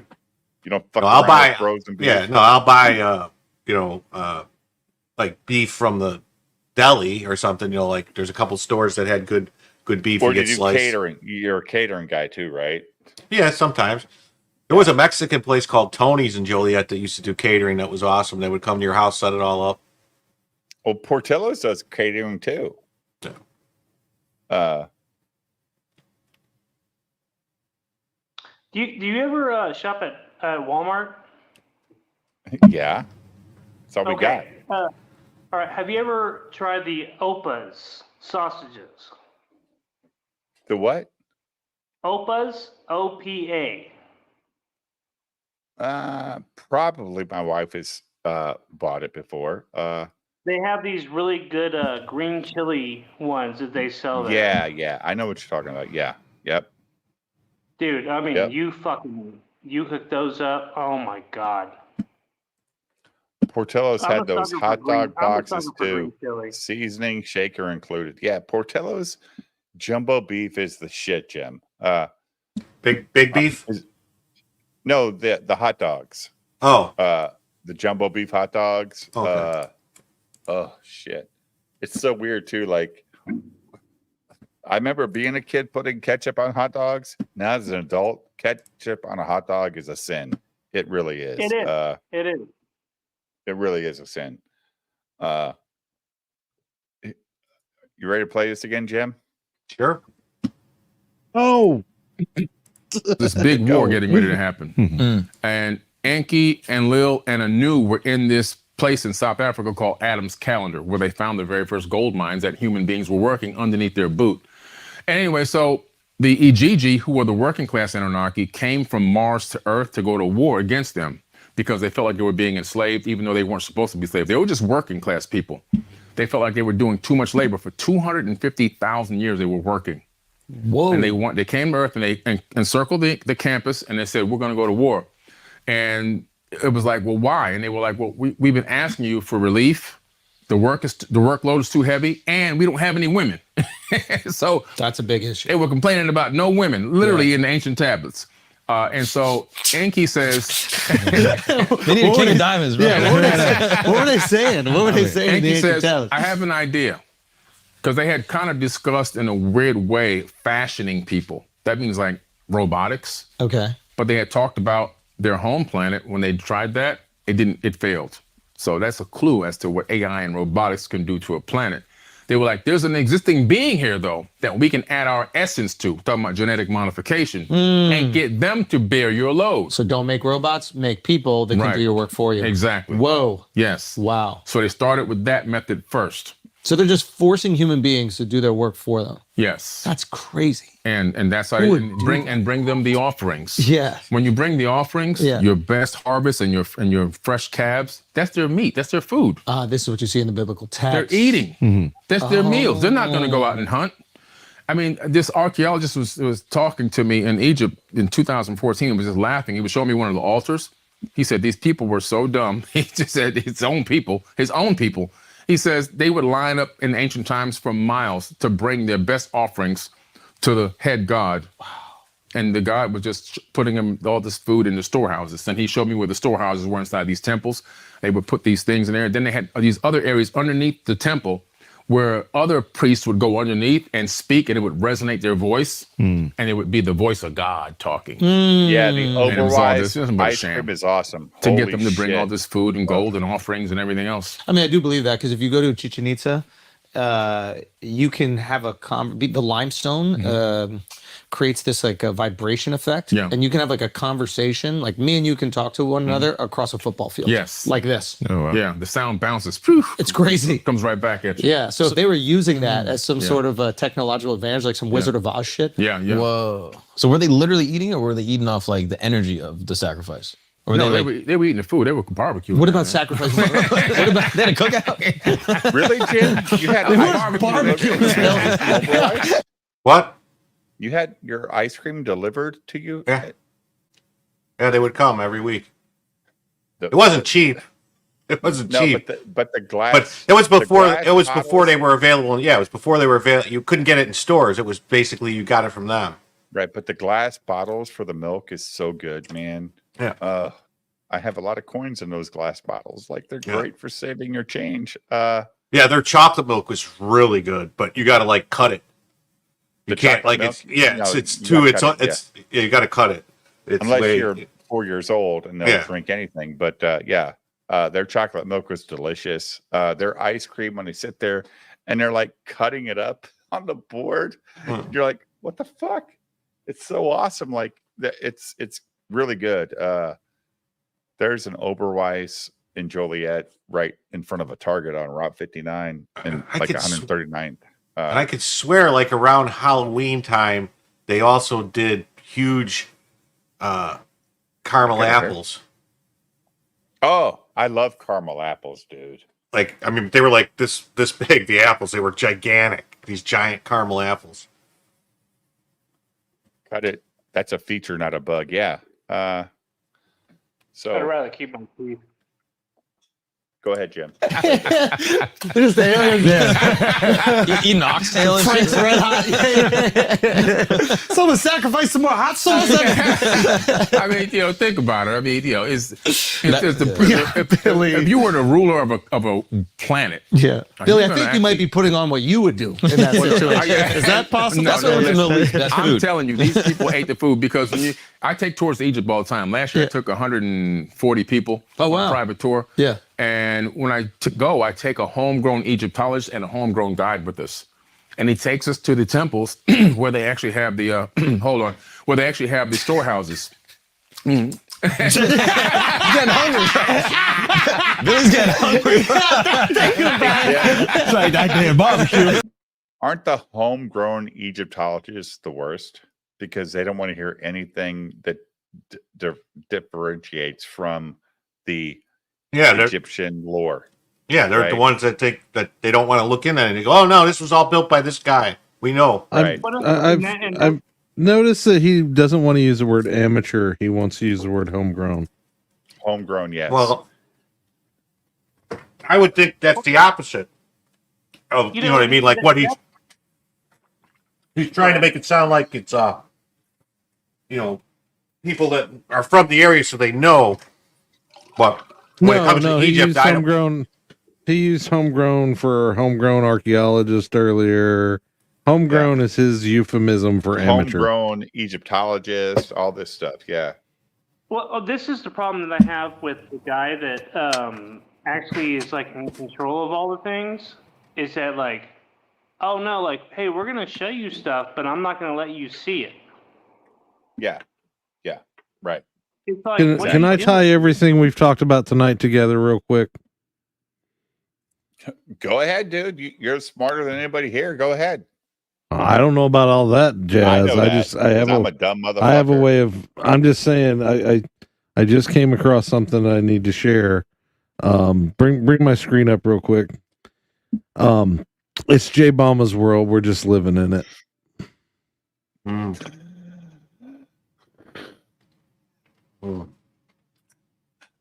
Dude ties in the map stuff, the conspiracy theories, the flat Earth, Comicsgate, all in one meme. We got to get J Bomba back on the show. I like J Bomba. Yeah. So tomorrow night is not going to be a conspiracy theory show. It's just going to be a regular show. We did not hit our $50 goal for a theory. Did we hit our $5 goal? We didn't hit it. We didn't hit zero goal. We're cash free tonight on BTM Reviews. So tomorrow night will just be a shit show of whatever the fuck comes up. And it will not be conspiracy theories, Jim. Hold your tongue. No conspiracy theory stuff tomorrow night, okay? Huh? What? Yeah. Yeah. I can't guarantee I won't bring up any conspiracy theories. Well, unless it has to do with, well, you know, even modern politics might. I was going to do Solar Flare Saturday. Yes, that's very true. Uncapped, you do fail at bringing super chats. Very true. I took my tinfoil hat off and everything. Yeah, I mean, your super chat fucking draw is horribly. It annoys because or Peter Watch says amateur normally means untrained. It annoys because it means somebody who loves something, which is what I think creates what people call intelligence or genius.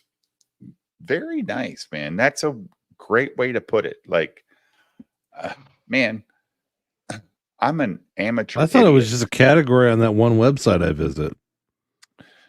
Yeah, but dude, you have a real job and you still have time to get mentioned by Joe Rogan because you're so hardcore in the chat. Like, I wasn't mentioned by Joe. I was discussed on the Joe Rogan Experience. But you were discussed. I mean, crazy. Like, my foray into the internet was in December of this last year when I was tweeting, and now it's 7 months later, and now I'm live streaming with people that are getting mentioned by Joe Rogan, a guy that's a roadie for a bunch of cool bands and is a master chef, Jim Satala, who's a goddamn gazillionaire and has a fucking, yacht and a fucking Ferrari, lives on the intercoastal waterways somewhere in Florida. I would have never met these people unless I started talking shit. Yes, Joe, that's I will be at that show July 28th. I will be at the Kane County show. Joe, do you have a booth? If you have a booth, I would really love for you to, DM me on Twitter so that I can come visit your booth and meet up, dude. You're cool as hell. You're always in the chat. I would love to meet you there. And if you don't have a booth, but you're going to go, we can still hook up. I'll show up and we'll go look for Speed Racer shit in Kane County because I look for Speed Racer toys all the time when I go to these toy shows. Kane County is fantastic. Summertime shows probably going to have 4 buildings full of fucking vendors. The problem with the show is, Jim, it's only one day and there's so many vendors. Oh yeah, then DM me, Joe. DM me so I can go to your booth and then I can promote your booth too on my streams leading up to the show. We're what, 22 days away? Yeah, please do it, because there's people in the chat from Illinois and Indiana and Wisconsin that will show up and go visit Joe Juxtapose. Well, I put it in a private chat for you, Dave. I had a tweet on Fox News. What? It's in the private chat.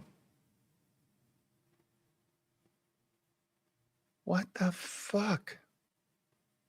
They only like the elite, though. Jim, you're an elite. So this one here? Mm-hmm. You can't press play. That was paused on the TV so I could take a picture of it. At Andy Levy, I hope you're joking about leaving at Red Eye FNC, because halftime was the only reason I still watch. What is this about, Jim? It was when Red Eye was ending on, the show Red Eye that was on at night.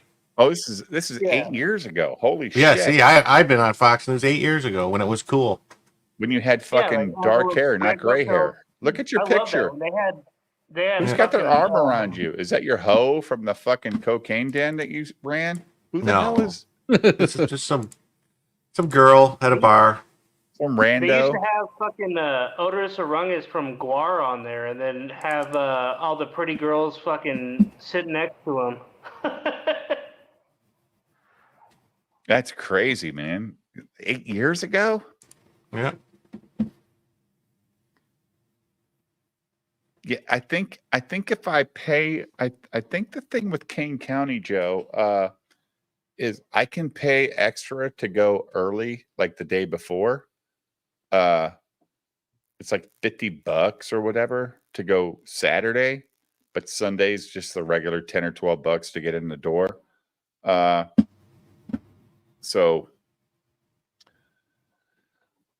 I actually told my wife last time we were going to Kane County, let's go Saturday and pay the extra fee because it's not as crowded. And she's like, fuck off, stupid. I'm like, no, I want to go and see all these cool guys when it's not as crowded, because there's a lot of fun guys selling toys. I mean, I met so many good guys, and also a bunch of charlatans that are dude, like some of these toys are so expensive, uncapped. You're like, what the fuck? Like, I'm not paying for this. And then you go to the next guy and he's like wheeling and dealing. He doesn't want to take it home. You know what I'm saying, Jim? He brought it there. He would not want to load that shit back in his fucking truck or car or whatever the fuck he got the product they're in. Dude, let's go back to fucking take you to the temples, and we show you where they would hide the food, but they take all the offerings and where they would store it. Yeah. It was their grocery store, literally. Wow. Yeah. Okay. Is Jesus part alien? I believe so. And was he part alien and trying to do good? Play well. Yes, I believe so. So he was breaking away. He was using his power, and he's like, "Yo, what these aliens are doing to us is fucked up. Right. We need to break free from that, and I'm going to liberate the people." Jesus an alien? So you have to understand. You're right on point. Jesus was an alien. Well, I think he's being. I think because he's saying we're all aliens. I don't know. No, he's saying we were created by the aliens. Yeah. Yeah, but we're part of it. But And that's what I said. I said, well, not being alien, but I mean, I think that we are like basically like a petri dish, for higher intelligence. We're like some aliens fucking science project. I knew a couple girls that were petri dishes.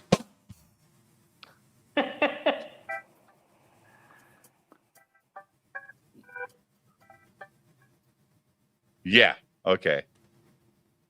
No, but hey, there's good and evil in everything. Jesus is the man, bro. Yeah, there's good and evil in everything. We're all part alien at this point, right? Absolutely. It's in our DNA. Ah, fuck. I thought he was a little bit more. Well, he was more. He was a little bit more, yes. How was he a little bit more? Well, if you look at the Apocrypha text, you discover that not only was Jesus's mom a virgin birth, but his grandmother was also a virgin birth. Nobody ever talks about that in church, and they hear about that in Sunday school. Wait a minute. So his grandma, wow. Yeah. So you see this establishment of this particular bloodline. I have never heard that in my life, Jim. Yeah, no, that's total bullshit. What the fuck? What? This is woo Friday, so. So who? Remember what I said? Once these guys begins start to regain all of his own memories. Go ahead. Remember what I said? Once these guys start hitting the speaking circuit to try and promote their books, they get in a sewing circle with a bunch of people that are just they all go off the deep end. I'm sorry, it's the truth. So who the fuck was Jesus' grandmother? Nanny Jesus? Gertrude? Who the fuck knows? Maybe it was Lilith. Maybe it was one of the Saska twins. Yeah, that could be. Maybe it was Lilith Fair. Yeah. Right. So he is a reincarnation of himself from a previous lifetime. Oof. That's why sometimes I hypothesize that he could be Thoth the Atlantean, who says that he could incarnate on and in any plane he desires. Well, you notice he used the words "I hypothesize," which means it's something he just thought up. I just wrote Yaira. Please buy it because I'm hypothesizing that you're gonna love this shit. Dude, this is okay. So this is where this is where mainstream really has problems with people like this, Jim. It's like, dude, don't say you hypothesize on some guy with a Hitler's fucking haircut and mustache on a show, and it makes no like Mary's. That's not a Hitler mustache. That's a Starbucks barista mustache. Mary's grandmother was a virgin. Oh my God, virgin birth. What the fuck? Well, does that not make Jesus's birth special then?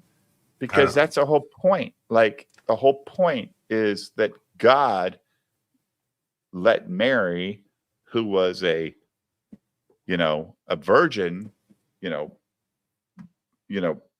have a son. Here's the thing: is they believe this guy. I'm pretty sure he believes, like a lot of these people believe, that the Annunaki, that there was a whole bunch of virgin births because they artificially inseminated them with Anunnaki or Nephilim DNA. Yeah. So there was a lot of fine, but that's not what he's saying here, though. He's not relating the two.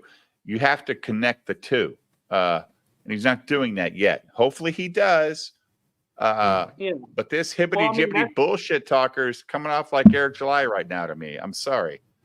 Well, that's true too, though. You should have worn your hibbity-jibbity shirt tonight, Jim, because I told you this guy was woo-woo. Woo fucking who-woo. Yeah. Well, somebody needs to give him a rag because he's looking a little greasy. Oh, yeah. Could he have decided now to come back through the womb? So Thoth the Atlantean was the king of the Atlantean Empire. Yeah, he was one of them. Or one of the leaders of the Atlantean Empire. He is reincarnating inside Jesus. Yeah. And why has he chosen to help the people instead of enslave us like he did in the Good past? question. When you look at the ancient text where Jesus gets all of his information from. Yeah. The Emerald Tablets of Thoth. We need to talk about that Emerald Tablets, bro. 38,000-year-old text. In there, in the book that I wrote about it, I line up the Christian text. 38,000-year-old text? He just said 36 to 38,000 year old. What did he say? I've heard about these and I haven't looked into them. If that's true, that's awesome because it just gives more credence that we're older than 12,000 years old as a fucking, a race. I can't believe it, Julio. I mean, or Uncapped. When you think about it, like you think about your great grandpa, that's like 200 years ago. That's not a long time ago when you think about it that way, right? We need to talk about them tablets. Yeah, I have them pulled up on. If you want, I can present that shit, mother effer. Okay, this is from Archive, the Internet Archive. These are the tablets of Thoth the Atlantean. I know it's Thoth. Translation and interpretation by Do Real. Interpretation. Do Real? Do Real. Is that like Do Lie? Welcome to Do Lie. It's a perfect town. We can make some shoes. You can wear you down. Am I going to see some naked feet because it's thoughts. I don't know. Thoughts. Let's see. Preface. The history of the tablets translated in the following pages is strange and beyond the belief of modern scientists. Their antiquity is stupendous, dating back some 36,000 years BC. The writer is Thoth, the Atlantean priest king who founded a colony in ancient Egypt after the sinking of the mother country. He was the builder of the Great Pyramid of Giza, erroneously attributed to Cheops. I don't know. He needs to add unbreaded after everything. In it, he incorporated the knowledge of ancient wisdom and securely secreted records and the instruments of ancient Atlantis. For some 16,000 years, he ruled the ancient race of Egypt. So this guy was 16,000 years old? Well, I watched another video talking about how old the fucking Anunnaki were, and they lived a long time according to the history. Well, according to the Bible, some people lived thousands of years or hundreds of years, didn't they? Yeah. Well, yeah, like Noah. Noah was supposed to be like what, 450 years old, something like that. But who knows what the calendar was? Like, it could have been a 2-month calendar for all we fucking know. That's the weird thing about age, right? You know what their calendar was. This is the argument that I always had too, was the fact that, okay, so like you look at Jesus, he was sorry, born Cap, you're right. Mary. You knew what their calendar was. Had all that, like performed miracles, walked on water, blah blah blah. We all know the story. And then you look at like Mithra, who was born in India, who was 2,000 years before that, who also was born of immaculate birth, performed miracles, did all that. Then you have Horus, who was born of Osiris, 3,000 years before that. Same thing. So it's like. Are we telling the same story over and over just through different areas of the world? I wish it wasn't 1 a.m. because I could debunk those, but debunk what? What he was just bringing up about the stories being the same with those other examples. Well, how do you debunk them? Pretty easy by actually going into what the actual stories are instead of what the passing internet conspiracy theorists says. Prefer eternal life? You're missing unlimited wealth. How about both? Why are we playing? For that, you need the Philosopher's Stone, a substance that Why can miles on, dude? I'm gonna get struck quick as fuck. Yeah, JJ's not gonna fuck around. Cap, I would love to hear this. Well, what I'm saying is it's 1 a.m. I don't have the hours to go and dig through the actual text. What you were saying is what a lot of people who shoehorn those things to try and say that they actually contain those same elements. They do not. If you start digging into it, no. Dude. No, it's not interpretation. When somebody says, "Oh, well, this Hindu figure has the same story," no, he doesn't. If you take a quick passing glance at some things, you can try and make things fit. It's like saying Nostradamus and all agree there's a great flood.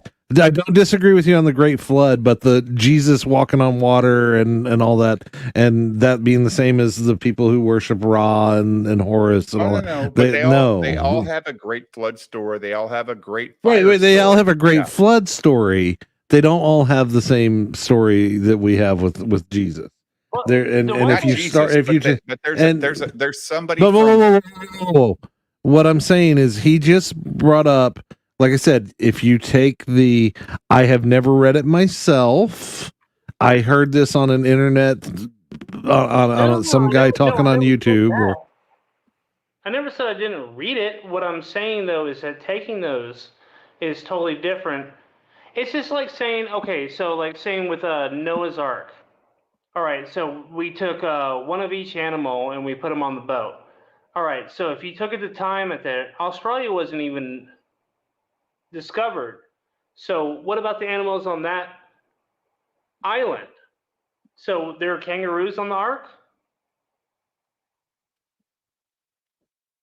You're missing the point of what I was saying that could be debunked. No, yes, you are. You're trying to argue a completely different thing. What I'm saying is, if you take the time, no, stop making an assumption of what I was saying I could debunk. Can I finish a sentence? Would weight down the boat as is.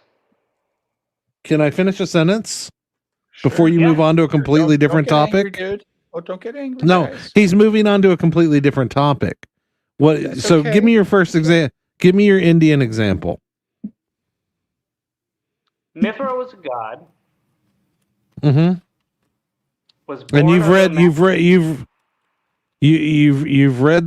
read how much have you studied of Mithra other than a quick passing few paragraphs?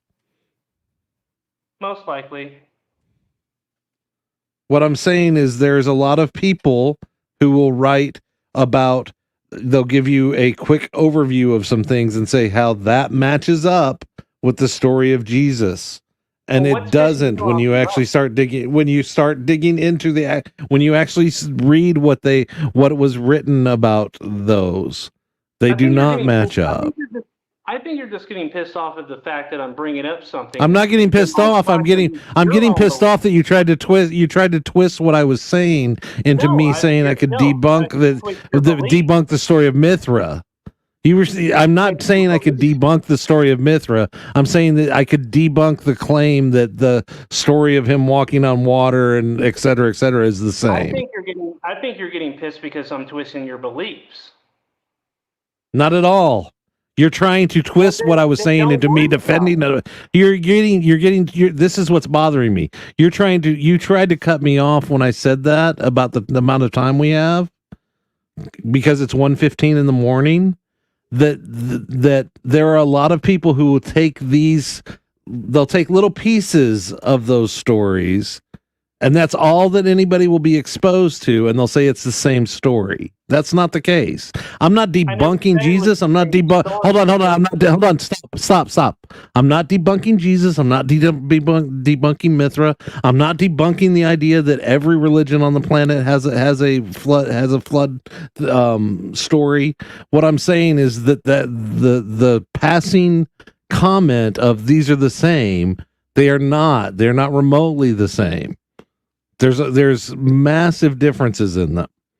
That's all I was saying. If we actually took the there's a lot of similarities. They both were human beings, and they both breathed oxygen. Yes, there's similarities, but what I'm saying is, if you actually, how much do you know about Mithra? How much do you know about Mithra? How much do you know about Mithra other than a couple of sentences on a discussion like this? How much? It doesn't matter, dude. The point is, they all that's completely. It completely matters it completely matters. That's what I'm saying is you can't take that surface level. You read all the lore of every culture and learned it all and said everybody else is full of shit. Is that what you're saying? I'm not. No, that completely not. I'm saying you don't fall in. No, I'm the exact opposite of what I'm saying. It's the exact opposite of what I'm saying, Dave. I don't think anybody in India has the same revelation or relationship to their gods as Christians do with Jesus. It's no. See, this is again. You're going to place. Right, but hold on. You're going into a completely different place than where I was trying to talk about, and that's what frustrated me when I got the pushback. You're getting angry for no reason because open-minded to understanding that the fact that you're taking. No, I'm quite open-minded. No. Well, what's my belief? What's my belief? Stop. Time out. Burrito, what's my belief? See, that's what's bothering me is you're acting like I'm trying to say, no, Jesus is the only story that's real. That's not what I was saying. It's the exact stop. Let me finish my sentence. I get very frustrated when I'm getting very frustrated that I keep getting cut off because you guys are intent. Because Burrito, this is what's making me angry. You made an assumption about what I said, and then you're arguing with me to defend that assumption. Because it's personal. Because that's why you're getting angry. What's personal? What's my belief? What's my belief? See, Burrito, you don't even understand the argument I was making. I don't have. You're arguing a completely different point. You're. Oh, Joe, I saw Mothra Help Godzilla today too, and it was awful. It was the worst movie I've seen in a long time. Joe Juxtaposed. That movie sucked.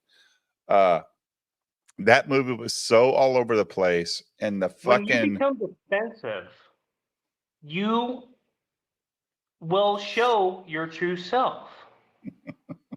Peter Watts. No, there's no reason to be defensive about this stuff, guys. It's all ancient history. It's all ancient history. I understand this. There's no way to prove it right or wrong. I wasn't trying to. That's what's pissing me off. I know. I get it. I get it. Like it's two different arguments going on, and it's for no reason. Yeah, and he won't. And Burrito, you won't let me explain that you misunderstood what I was saying. So that's what's frustrating me. Let Uncap. No, I'm done. I'm done because he's decided that I was trying to say that because I used the word debunk. I was saying that if you take a surface level view, I'm not defending any of these. Not Jesus, not Mithra, not the Ra thing. Right. That I'm telling you that there is a massive part of the conspiracy theory world where these people take little pieces of these mythologies and try and say, see, everything is the same. But when you start actually looking at those other ones, no, they don't line up. You're being misled by somebody being stupid. Plenty of images of people in flying ships, right? And right. We don't have that. That's not me. That's not me trying to defend one. That's not me trying to say no, Christianity is right and those are wrong. And that's where you went right away. Right. Well, then just let it be. He better not rage quit, Amato. I don't want rage quitting. Stop it, Amato. Yeah. So just let it be. Then just let history tell itself for its own being. And I'm asking you if you're going to make those kind of claims, please take the time to look into those other cultures and what they taught. Actually read them, and then you wouldn't make that. And then you wouldn't make that kind. I don't believe you. All go back to they learned from somebody else, like somebody came down and taught them. Thank you. Cultures come down and in their history say, we learned this from somebody that came in and taught us what we know. And it's wild. Like that's the way I'm looking at it. I'm saying every culture. I'm just saying in a lot of ancient history cultures, there are stories where another person came into their community and taught them this knowledge, and then they went away. Like what the hell? And it's crazy that so much of this stuff lines up. Now, where they got the knowledge from and how they present it is completely different. Like you're talking about the Ra, right? Like there's so many pictures, Jim, of these flying ships in the Indian culture, right? Painted on walls, thousands and thousands of years old. And we've actually had like people try to rebuild this shit and see if they fly, right, Jim? That's a thing that's happened. I know they tried to build the little plane that from the Mayans or whatever, or the Aztecs. No, the Ra culture, the Indians, like all those people in India. I'm talking about like the cultures across the planet all have these stories about people coming down from the heavens and giving them their knowledge. It's the Mayans talk about it, right? The Incas talk about it. The Egyptians talk about it. It's crazy. Yeah. All right, let's get back to this guy talking shit. Jesus's text from the New Testament. But that's what pissed everybody off. This is going to seem really ignorant. People were writing shit down 36,000 years ago. Thoth authored these tablets himself. They had a pen and a paper, dude. He didn't have a scribe. A lot of the times, these God figures or these leaders would have scribes. Right. He actually wrote it down himself. He actually put it onto these tablets. And what is he writing in? What language? Well, it looked like the language was runes, runes. Okay. And in this text, he writes about coming to this planet after the Great Flood and seeing the temples of ancient Kemet sticking up out of the mud and actually going on a mission to help rebuild civilization. And it was runes, R-U-N-E-S, okay? And in this text, he writes about coming to this planet after the Great Flood and seeing the temples of ancient Kemet sticking up out of the mud. Ancient and writes about coming to this planet after the Great Flood and seeing the temples of ancient Kemet sticking up out of the mud. Ancient Chemics. Chemics or Chemics? I don't know. Uncapped, do you know what that is? Do you know what ancient Chemics are? Uncapped? No clue. Idea. It's like the other names he's thrown out that he doesn't. It's like that's some hibbity jibbity shit, right? I never heard of that before. Look, guys, I watch every season of fucking Randall Carlson what's it? I watch Ancient Alien. I watch all of this stuff just to get informed on this stuff. Do I believe it all? No. But I never heard one time Ancient Chemics. I don't understand what's going on. Kemet, it's old talk for Egypt, says Peter Watts. Oh. So was ancient Egypt not affected by the giant flood? Did they survive the giant flood, Peter? So, Jim, who are you fucking fighting with on Twitter now? I'm not. I was sending somebody a message. You're fighting with somebody. I'm not fighting with anyone. Kemet is old talk for Egypt, says Peter Watts. Okay. I didn't know that, Peter. Maybe Peter should come on the show one night. It won't be till Thursday, though. Next show for ancient, mythology stuff is going to be Thursday, unless we get $50 in the next, 5 or 4 hours. It doesn't matter. All right. So runes as a language is only related to Nordic peoples. Yes. Go ahead, Jim. Text, he writes about coming to this planet after the Great Flood and seeing the temples of ancient Kemet sticking up out of the mud. Kemets, okay. And actually going on a mission to help rebuild civilization. Not that it was for the first time, but he's rebuilding it to a high level. So it was already built, destroyed. He's like, hey, let's run it back again. Right. His father sends him on a mission. His father says, go to the land of Chem and do the plan that ye know of. So he gets his crew and he gets into the great ship of the master and he takes off until the planet disappears. This Which is the horizon. Right. He's up in the sky. Oh. Maybe the ancient ship is the moon. Oh, shit. Yeah. Just I don't know. Could be. Maybe. Well, he's coming from... He's in a ship that goes up. Gotcha. Because you know this, because when he gets over the land of Chem, he goes, I see the land of Chem beneath us. And I see the temples rising up out of the mud that were flooded by the fountains. Now we come back. Now he comes down to the ground. The fountains is the Great Flood. Right. Got it. Okay. He opens the door. He comes out and he calls these people barbarians coming to attack him. Probably territorial. Crazy. And he says, I raised my staff and sent out a ray of vibration, stopping them still as fragments of stone of the mountain. So now he's got a stun gun that can freeze them in their tracks. That's fire. That's technology. Now we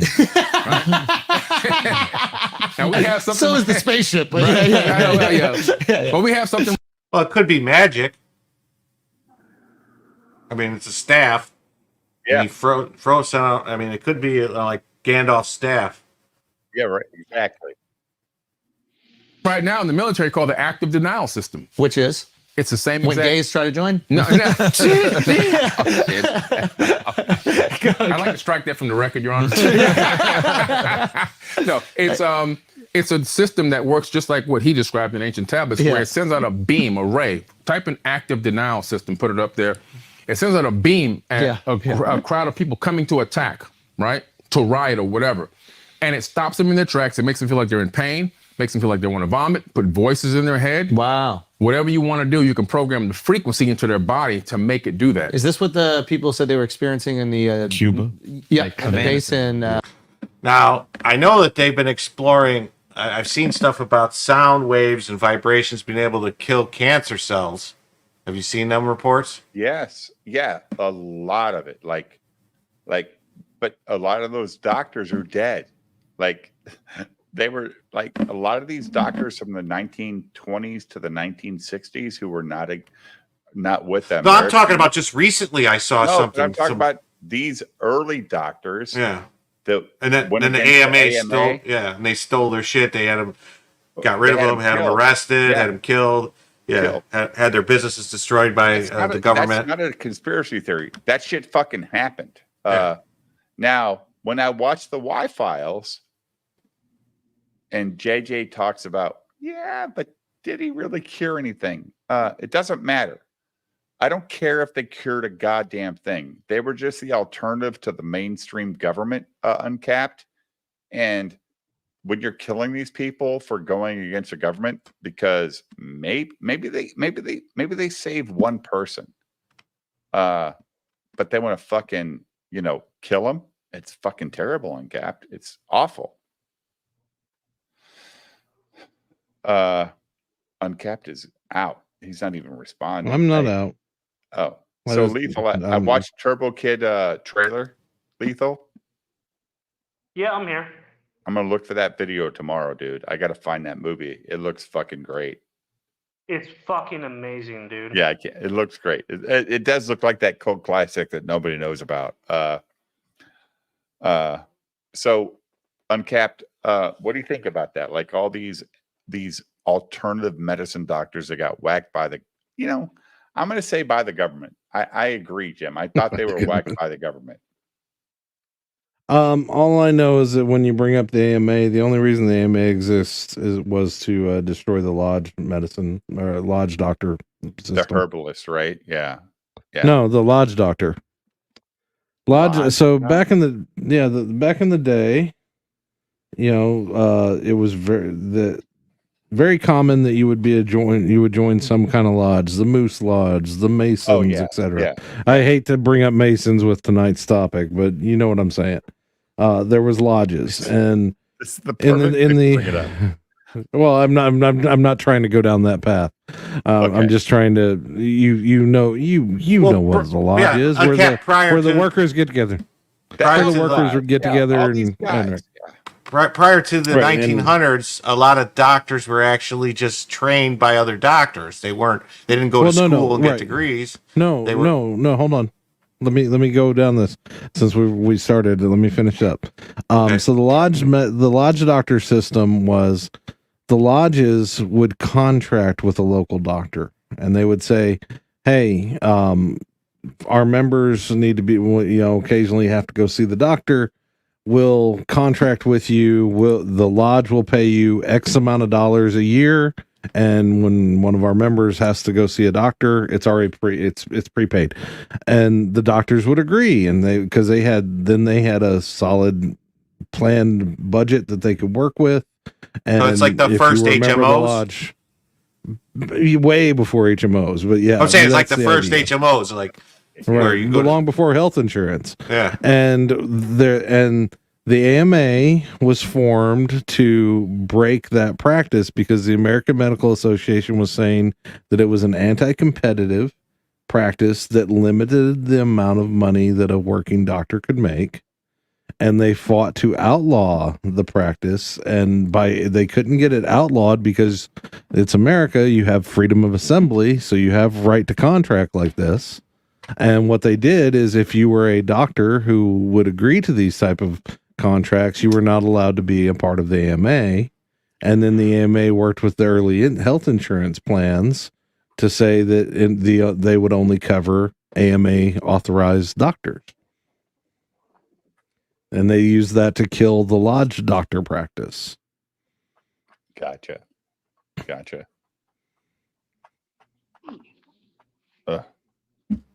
Yes, mutual aid societies, exactly. Peter Watts has got yeah. Okay. Go ahead, Jim. I'm sorry. I didn't know Uncapped wasn't done. Oh, I was just saying, Peter Watts, another mutual aid societies, but like prior to like the 1800s, really, I mean, there wasn't like medical schools. There was, but there wasn't like a lot of doctors were just like there was a doctor and people would go and be his apprentices almost, and he would get trained and work with them. There wasn't like, and the AMA really wanted to push also for people to get degrees from these schools and be certified, and they wanted to write. It's amazing though, Jim, how the first AMA director was in this position for 25 years.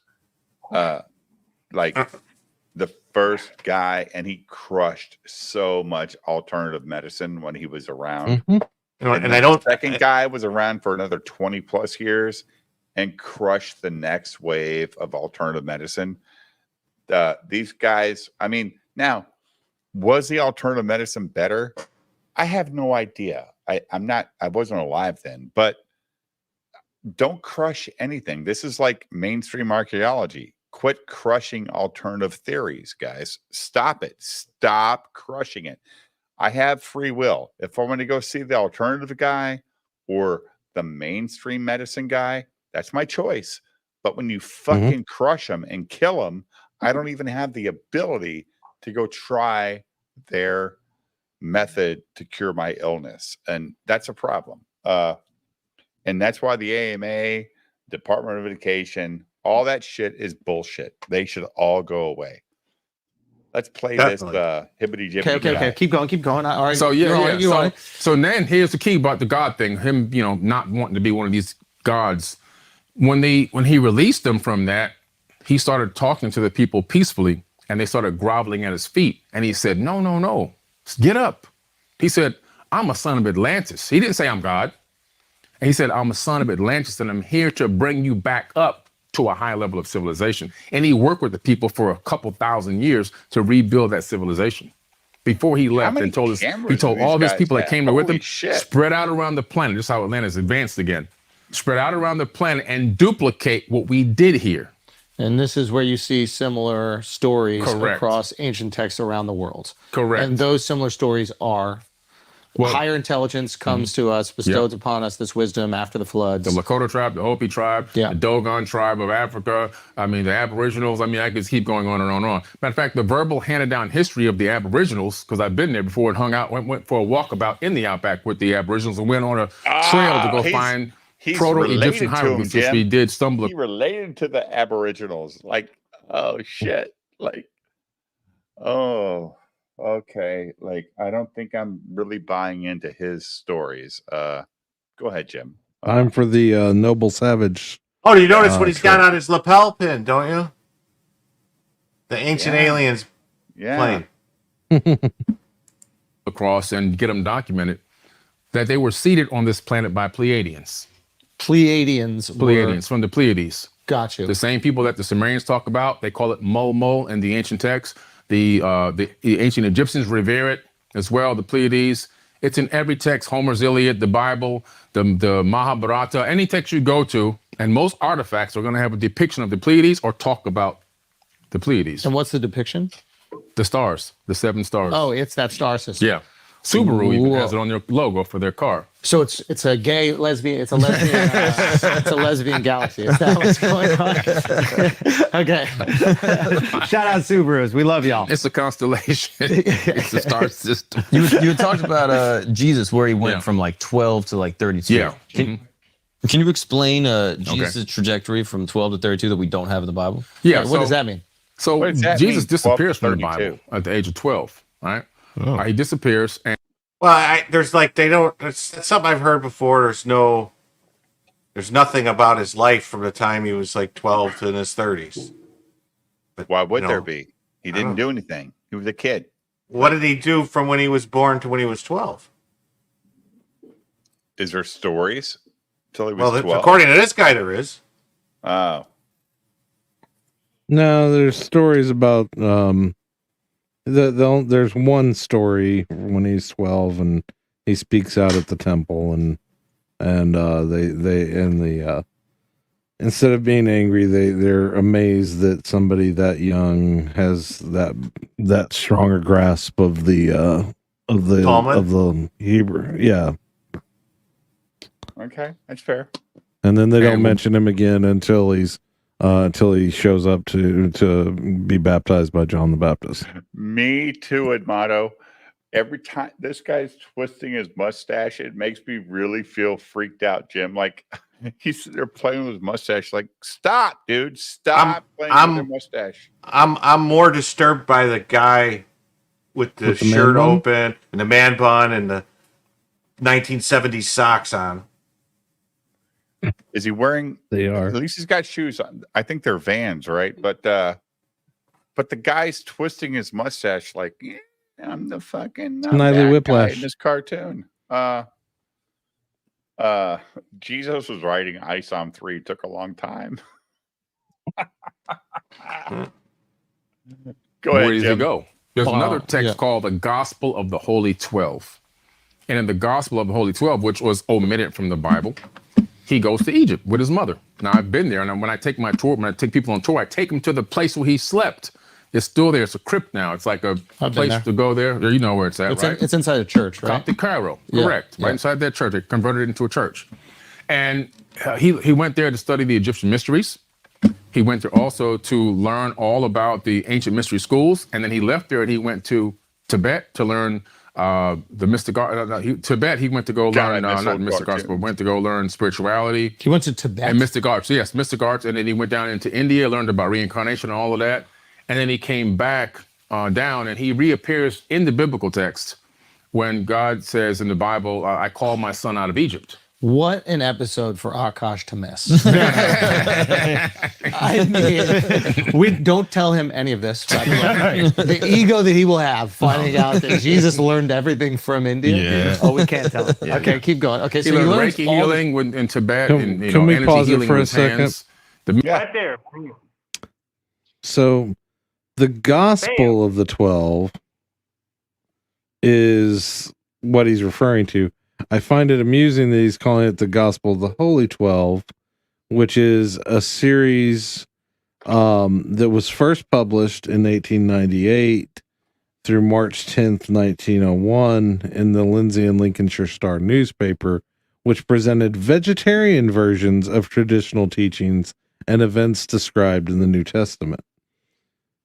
He's talking about the one from the Apocrypha, which is the Gospel of the 12. But I find it amusing that he made sure to go with the Holy 12, which he said it 3 times too, so it wasn't a big mistake there. But that's part of the Apocrypha. So when he talks about it being excluded from the Bible or whatever, completely different things there. So. Were you going to say something, Burrito?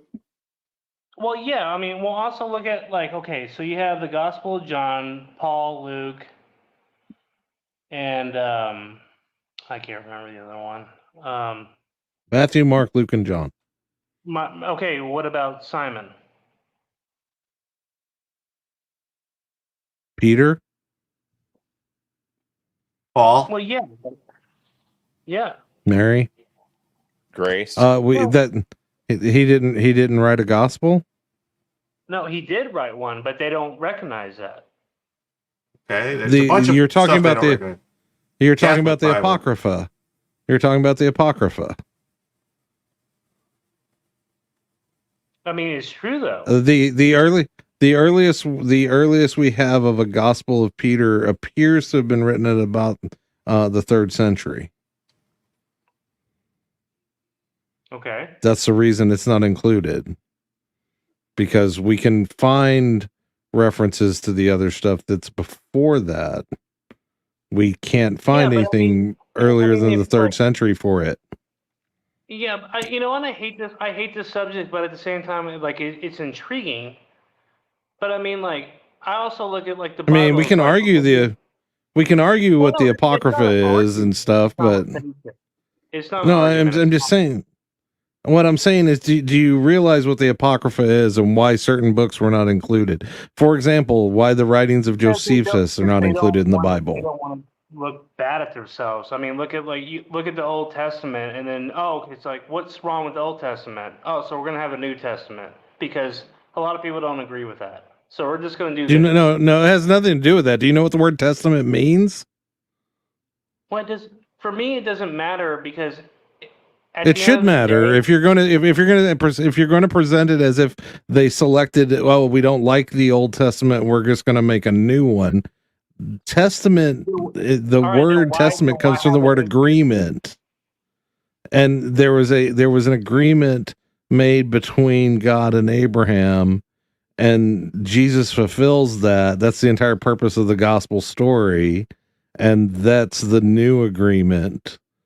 There's not a separation. It's not like we threw the old away. That's the reason Jesus says, I come not to destroy the law, but to fulfill it. So you go against. And here's the thing. Scholars can look at the letters we know Peter wrote, hence the book Peter in the New Testament, and compare it to the writings and stuff that's in the Gospel of Peter, which uses words that didn't exist at the time. There's a lot of reasons to throw out some of the Apocrypha, dude. Just because it's an old book doesn't mean that there's any kind of validation to it. That's part of what was made the Dead Sea Scrolls such an incredible find, is we found much older copies than we thought existed, that showed that the scholarly work to determine what was in the Old Testament that modern translations were based on was actually very accurate, those translations, because we found older copies than mankind knew existed in the 40s. But there are, when you talk about like the Gospel of Thomas and the Gospel of Pseudo Matthew, the stuff that was not included in the Bible, there was reasons that they did that. We can go look and say, why did the Catholic Church choose not to include these books? And they'll explain why. For your example of Peter is because it doesn't appear to be the same author of stuff that we know was written by Peter, at least that we can best tell, that is much older. It seems to have been written about 300 years later by authors using words that didn't exist at the time. You can tell the difference between a book written in the 1700s by the way they use words, and a book written in 1920 by the way phrases and stuff are used. I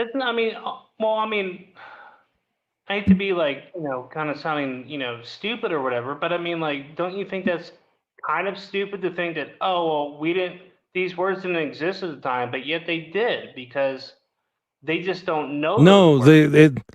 No, it literally uses phrases and that were not concurrent with the way people spoke and used those words at the time. It'd be like finding a book that references using a television and claiming it was written in 1853. I don't know if that makes sense. Well, the television didn't exist in 1853. So if somebody talked about using a television and told you that book was from the 1850s, it would be a sign. It would be a sign that it wasn't actually written in the 1850s. Well, I'm trying to use it as George Orwell wrote 1984, and then we didn't realize it was going to be today. No, what? Are you seriously going to try and make that same complicated? I'm being facetious. Yeah, I know. You're not. You're just choosing to ignore what I'm. Let's stop. Jim, play the video. Let's get back to some mystic arts. I have to correct myself. The mystic arts you learned in India. Got it. And then coming back down, teaching reincarnation all the way back. And how do we know that he went out there to India? Well, the records have been kept. It's complete records, and even the Dalai Lama confirmed that he was in Tibet at one time. Really? Yeah. How do they keep reincarnation out of the Bible? Well, the Bible is about reincarnation, but they doctored it up to make you think that it's not about reincarnation. But when you even look into the book of Revelations, it says you're going to get a new name and a new body. It didn't say you was going to be a spirit with energy. It said you're going to get a new name and a new body, a physical body, and that you're going to live inside of that body. And so you're going to come back and be born again. In the biblical text, where people are getting confused about this born again, like in the spirit thing, it's really born again in consciousness. You know, getting dipped into a bucket of water and all of that's a waste of time. Like somebody dumping you in a pool and all that. You just get wet. Dumping babies, splashing the babies. It's a waste of money, waste of time.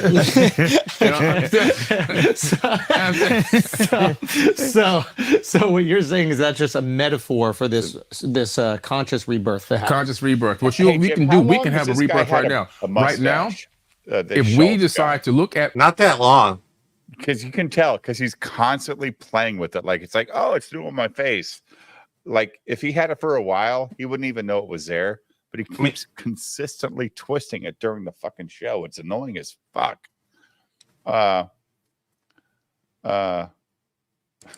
Ourselves and think about things that we were doing wrong, maybe in our lives right now, things that could be better with ourselves, and we begin to work on ourselves. And we go back and look, have a meeting again in 2 weeks and say, what have we individually worked on within ourselves to become a better person? That's spiritual rebirth. That is rebirth. We had just now been born again in the spirit. And you can be born again many times in one lifetime. Do you believe in reincarnation, Jim? This program explores the mystery. Jim? What? Do you believe in reincarnation? Not really. Do you, Uncapped? He's muted. How about you, Lethal? Do you? No, I don't. No? Okay. What about you? No, I do. You do? Yeah, I actually do. There's actually a lot of proven evidence. Sort of technological advance. Fuck happened? A lot of proven evidence for it, dealing with childhood behavior. If you look at the psychology of it, there's a great story of this. It's a British story, actually, of this mother and father that lost their two daughters. Yep. And then they end up having twins the next time they decided to have kids again, and both of them remembered all the toys. It's a really creepy story, and yeah.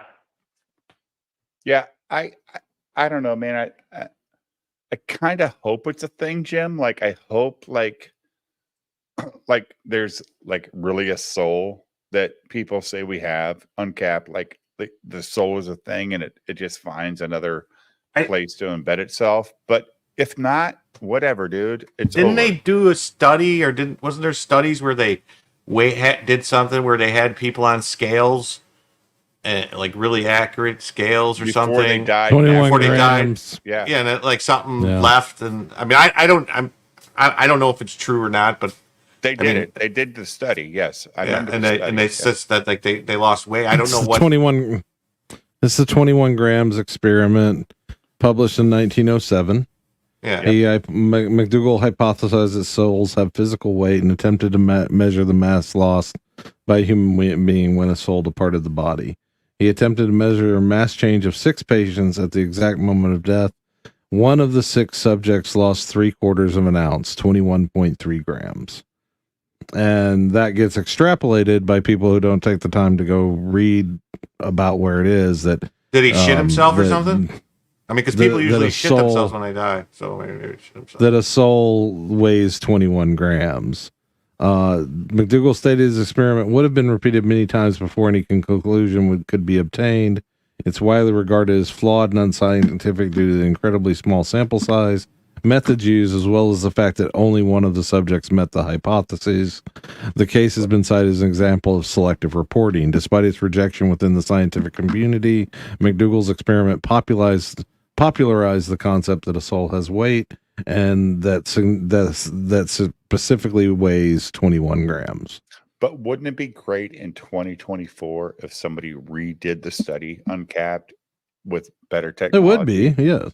Like it would be awesome. Like, don't just throw that study away. Let's do a modern version of the same study and go, you know what? Let's debunk it, or let's make it, oh shit, there's real value to what he said. If he was an idiot and he was a piece of shit scientist who was doing his grift back in the day.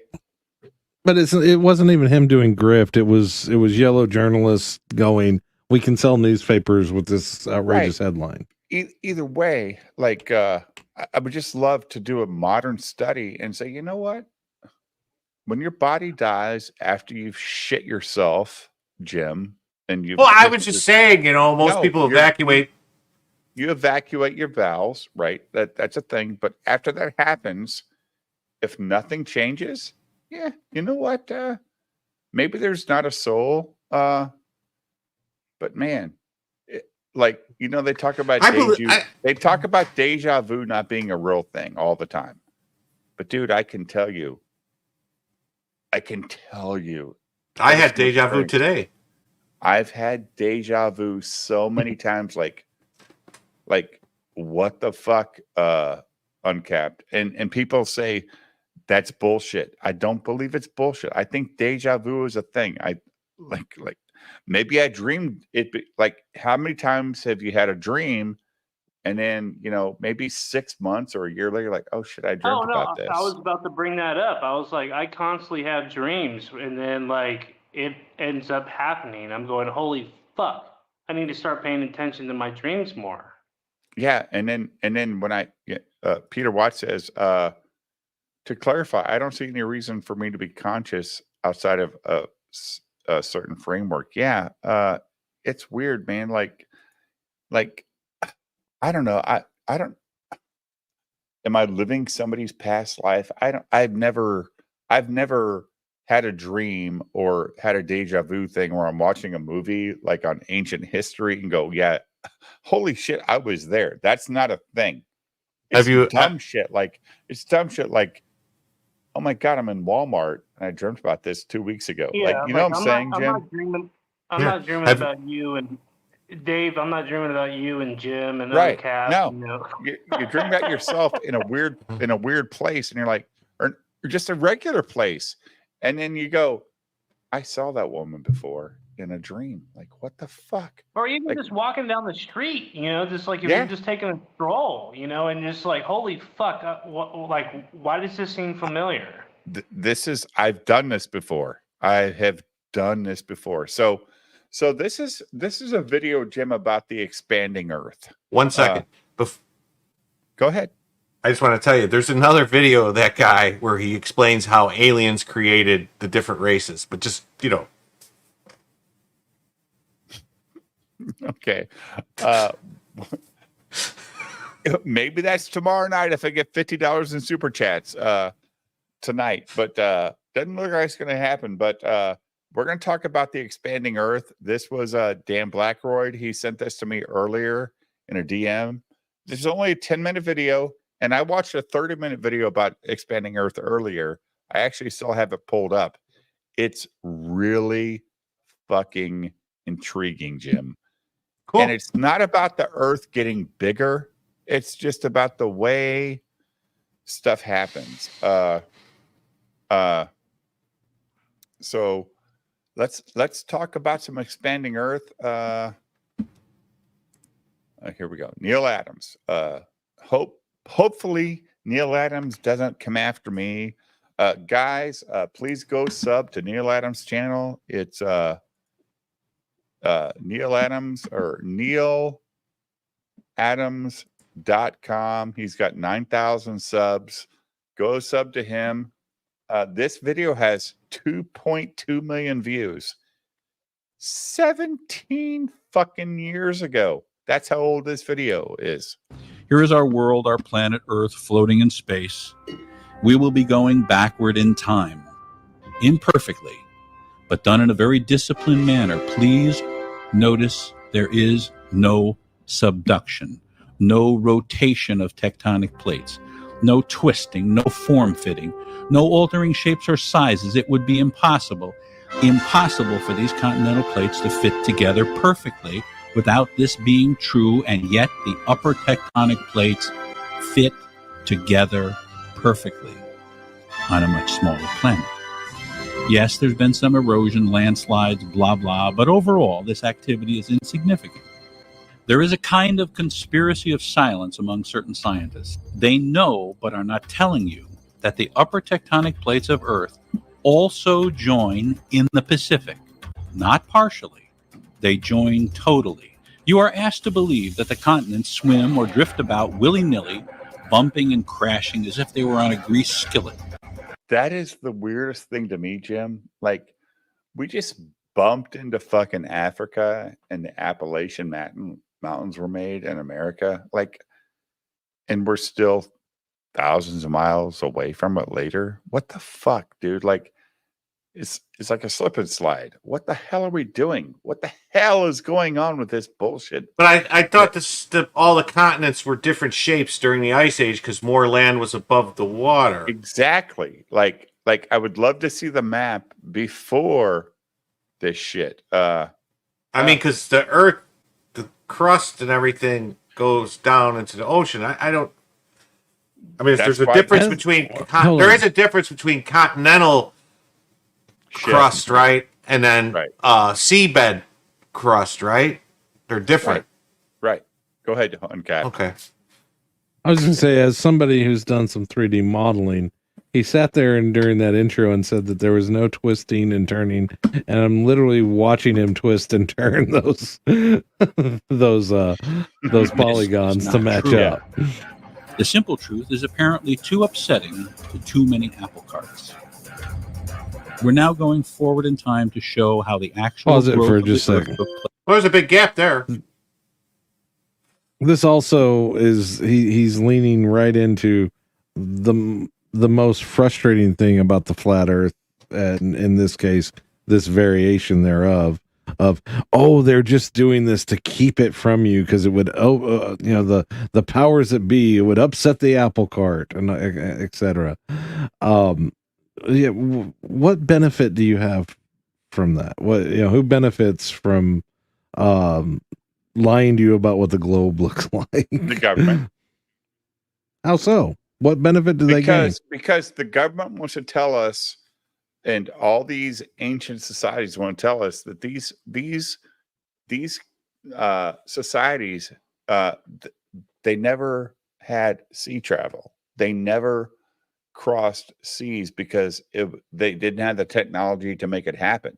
But if these places were connected, or they had a complete northern fucking frozen zone where people could walk across it, but they want to say it wasn't a thing. That's a problem, dude. That's a fucking problem. Like, they want to tell us that America is the youngest society, or the United States, North America is the youngest out there. I don't believe it. I think we're probably the oldest. We just haven't found anything here because nobody's digging. We just accept the fact that fucking, Mesopotamia, all these cultures, the Annunaki, all these places are older than us in the Western Hemisphere. Why? Why are they older than us? But if you can keep people stupid, they're not going to ask questions. And that's a thing, dude. Like, if you don't ask the questions, you're not looking for the fucking answer. And that's my opinion, dude. All right, Jesse. No, Ventura. I'm just asking questions. Well, no, I mean, no. Oh, I'm not. No, that doesn't answer the question I asked. It does. What is the benefit? Because the government. No, I'm not. The government wants you to be fucking in tune with their message. And I don't know, and that's what I'm saying. Like, with our educational system, the way that they have always told us is that, like, all right, Africa is the birthplace of humanity. Like, we all fucking evolved from Africa and spread out across the planet. When did that start? When did they start making that claim? Oh, you have me on that one. 2005. No. It was Dubato. I've never seen Dubatu here. If you don't believe in a round Earth, how do you justify any science since you're so paranoid? I'm not paranoid.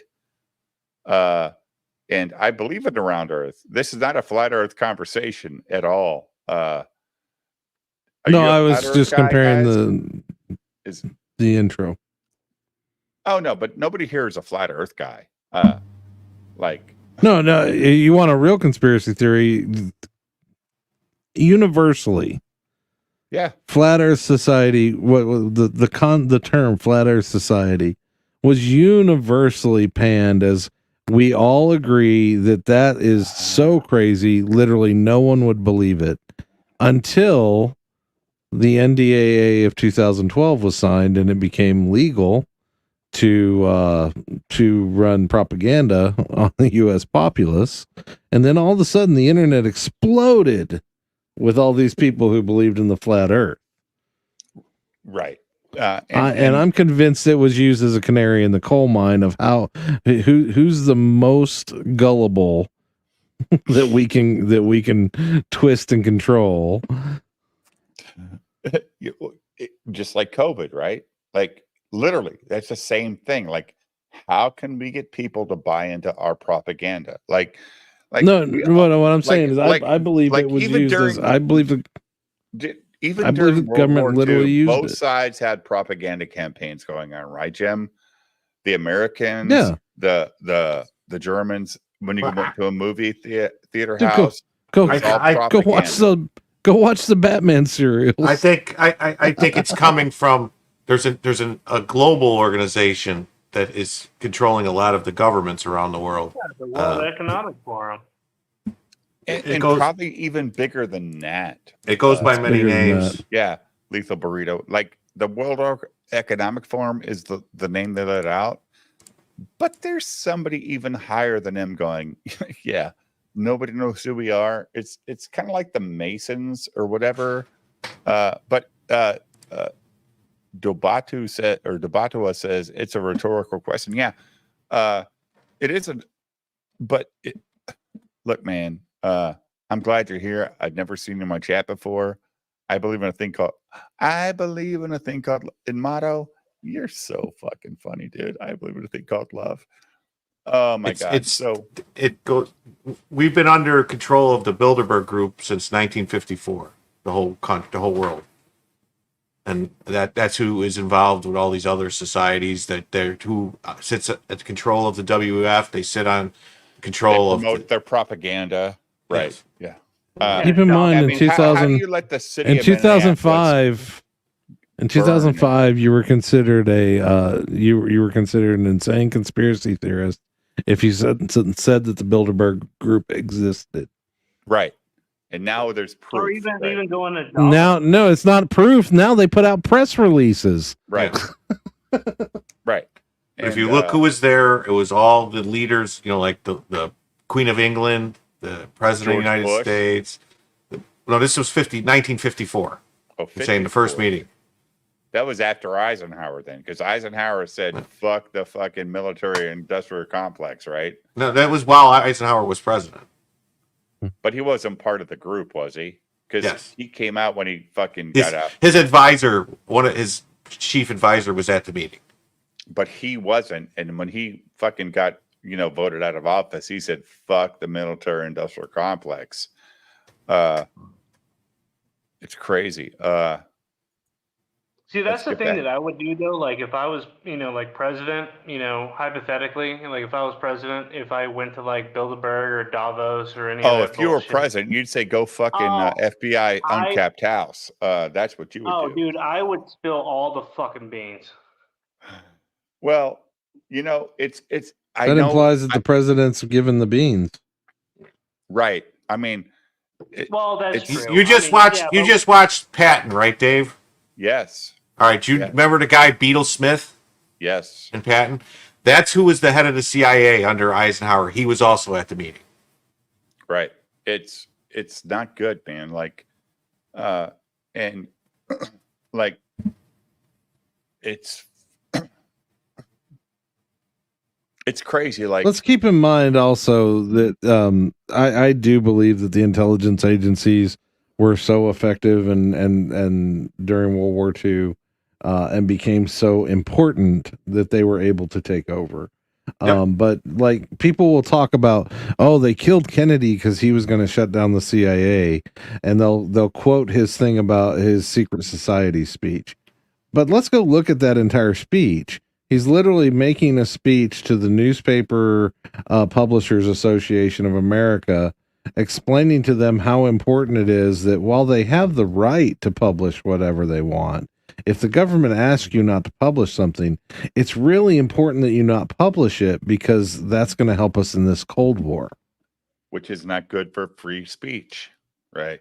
Of course. Yes. Well, but what I'm saying is the speech is held up today by conspiracy theorists as proof that Kennedy wanted to destroy the CIA.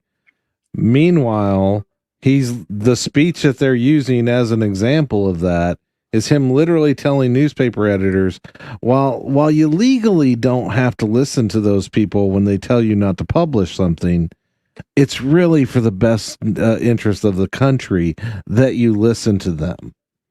Make sure that you should be real good patriots and not follow your instincts and report on what the government's doing when we ask you not to do it. He was becoming Russia at that point. Yeah. Yeah. Well, it also makes you think, like, who is actually like a world leader? You know, like we have presidents, we have prime ministers, we have all these people, but like, who's actually running the world? The Annunaki. They're still here. They're still sitting on a gold fucking throne. It's like, and that's like I said, it comes back to the whole theory of mind of saying that, like, we are just a fucking science experiment, and for like, a higher intelligence. if Hollow Moon is true, maybe there's people on the moon that's controlling everybody, going, say, hey, well, I think the moon's a satellite. The moon's fake. That's a whole other show. And that will be on Thursdays, unless we get that super chat goal, Jim, and we'll talk about the Hollow Moon tomorrow. And Hollow Earth, I'm really into also, Jim, lately. Like, I'm really into Hollow Earth. Like, I learned about all these layers of the Earth in high school, Uncapped. How do they know? They can't even core more than fucking 3 miles into the Earth. They have no idea what's in the Earth. And maybe have you seen that Bright Insight video where what's his name, fucking Jimmy Corsetti or whatever? Corsetti, yeah. Yeah, he where he shows a video of the moon, and you see flashes of light coming off of it.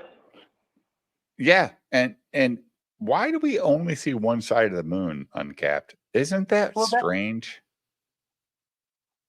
Why so? It doesn't move. It's just always... Do you have a ceiling fan? Yeah. Everything is in rotation but the moon. Okay, so if you stand underneath your ceiling fan and you look upward and you rotate at the same speed, does it turn? Yeah. It's still turning, but does it look like it's turning visually to you? Yes. Every time. If you it's not a fucking... no. If you look directly at your ceiling fan and you rotate your body at the same speed it's rotating, what will it look like to you? Well, turn the speed. Well, okay, a better example. Hold on. What happens when you see a helicopter flying and the shutter speed of the camera is the same as the rotation of the blades? Have you ever seen that visual effect? When the helicopter blades look like they're invisible? No, they look like they're stopped. I've seen it, but it's shutter speed. Yeah, like, well, it would be the same effect.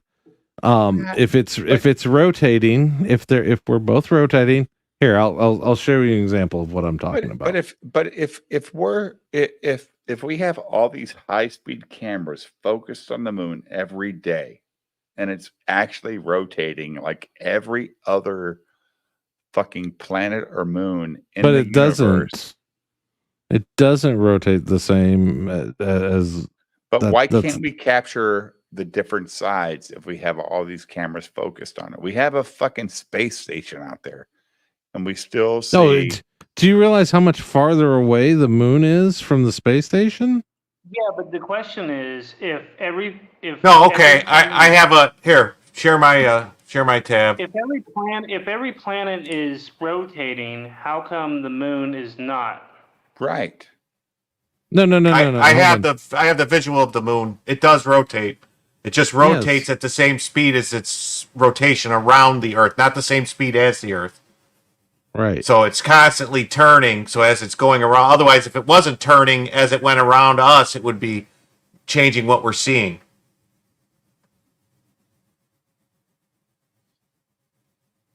I haven't shared, Dave. I got it up. No, that's not my screen. No, he's sharing mine. So you're saying it just so Jim, you're just saying it moves with us. No, it turns at the same speed as it rotates around us. So it's here. You see it? Yeah.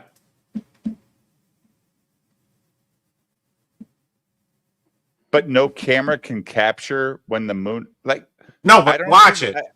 The moon's not rotating. It's in the same It is rotating. Watch this. It is rotating. It is rotating. If it wasn't rotating, you would end up seeing the other portions of the moon as it went around. So we just always see like, okay, so your typical look of the moon, like your perspective of the moon is, we see that, I guess, that big crater, a couple of other little craters that are on there. We're always going to see that. The same picture? We always see the It's same not always view it's not always exactly the same. Go outside and take a picture of the moon every day for 28 days. So why is the dark at the same time of night? Why is the dark side of the moon such a mystery? It's not. It's they call it that, but that's the only reason they want to go there and be on it is because then they're not getting hit by the rays of the sun. It's for testing without getting hit by the rays of the sun. That's it. It's no different. It's not like only one side of the moon. If I look at the moon tonight, it's going to be the same or not be the same I see tomorrow night. Well, no, it takes time. Because it takes time It's every time the moon makes one full rotation around us, it turns one full rotation. But why do we only see pictures of one side and we only get the dark side with all the bad craters on the moon? We don't.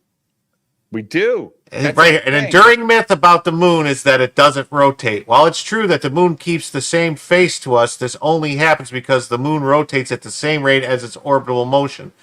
A special case of tidal locking called synchronous rotation. This animation shows both the orbit and rotation of the moon. The yellow circle with the arrow and radial line have been added to make the rotation more apparent. Well, so you can see if you look at the the blue, if you look at the blue, full screen with it. I'm looking at the blue. Yeah, that's what I'm watching. Yeah. Yeah. Well, look up. All right, then pull up pictures of different sides of the moon. Well, no, because here's the thing: is because when we only see it is because when the moon gets around behind us, the sun is not on it, so we don't see that part. Right. Oh, okay. But we have cameras in space, and they could fucking focus on it and take different pictures with, maybe some lighting.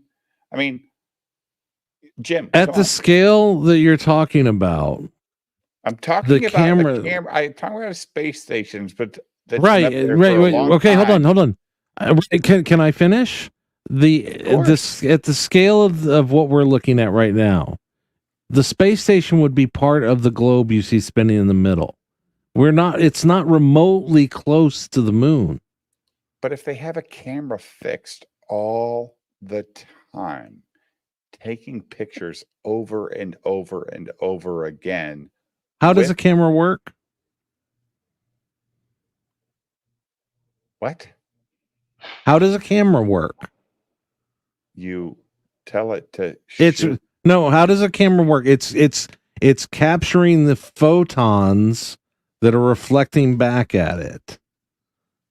The dark side of the moon is dark. There's no light bouncing off of it to take a picture but of. What I'm saying is if it's dark because there's no sun shining on it because it's that phase of the moon, that's fine. But But we also have other we have so satellites many in the ways universe. to enhance the light. How are things. I mean, do you see how the way the moon looks is because when we only see the moon parts of the moon that the sun is hitting. So as it's turning, the sun goes and then see how it's like, oh, now we're at half moon. Now we're going to be at quarter moon. So we're only seeing the part. So when we see so here's the question. If we're not seeing any moon in our sky, is that the dark side phase of the moon? For planet Earth? Well, you keep in mind as we're watching this, as we're watching this animation, Jim, is that every time I'm not sure. I'm not sure. No. What do you mean when there's no moon? When there's like a new moon or whatever they say? When there's no moon? Yeah. Maybe that's the dark side facing us. I don't know. That's what I'm asking. It's not facing us. It's always the same. The same side is always facing us. It does rotate. It's not exact. So you'll see even here that there is some rotation. That's not. Oh yeah, because if it didn't rotate, then when it got here, that other side, we'd have one side face us here, one side there, this side. So we'd see the whole moon if it wasn't turning. Right. But what I'm saying is, you're always going to have roughly the same side facing you. And you can see it in this animation. It's good. This is the best way to visualize it. But the other thing to keep in mind is look how many days are passing for the Earth versus this slow rotation of the moon. Yeah, we have. That's why I said. That's why I said go. If you go outside at the same, our months. Right, but if you go outside and take a. If you go outside and take a picture of the moon every day from a tripod at the exact same position and time, you will see that you were seeing slightly different, a slightly different portion of the moon each night. See that video somewhere so that I can agree with it. I because all I've ever been told is we only see the same. It's like the same face, the same face. Yes. Yeah, because of the rotation. But it's because of the rotation, the rotation speed.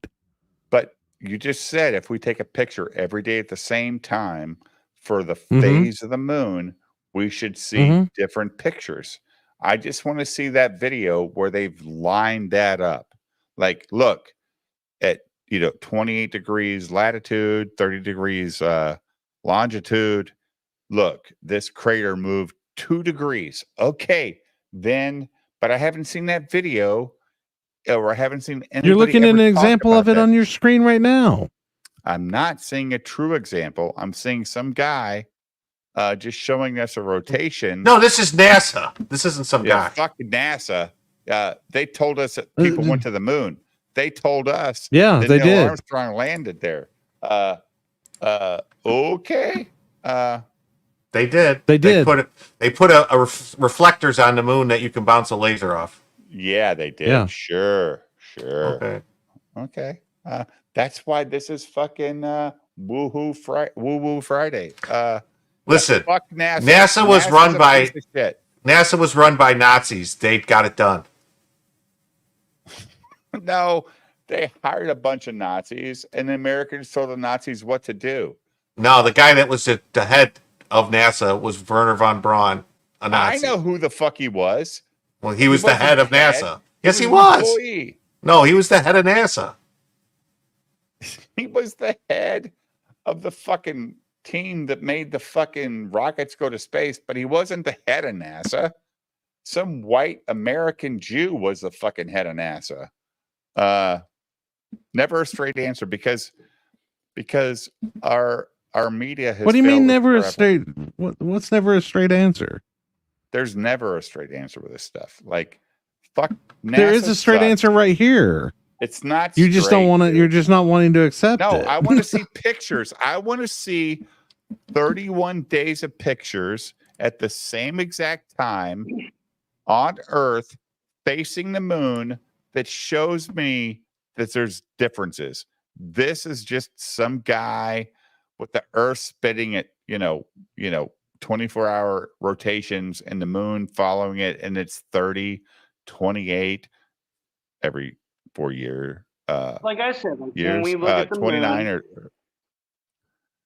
Yeah, show us the shit, when we man. look Give at us the moon, some. we see that big crater and a couple of other, bigger ones right next to it.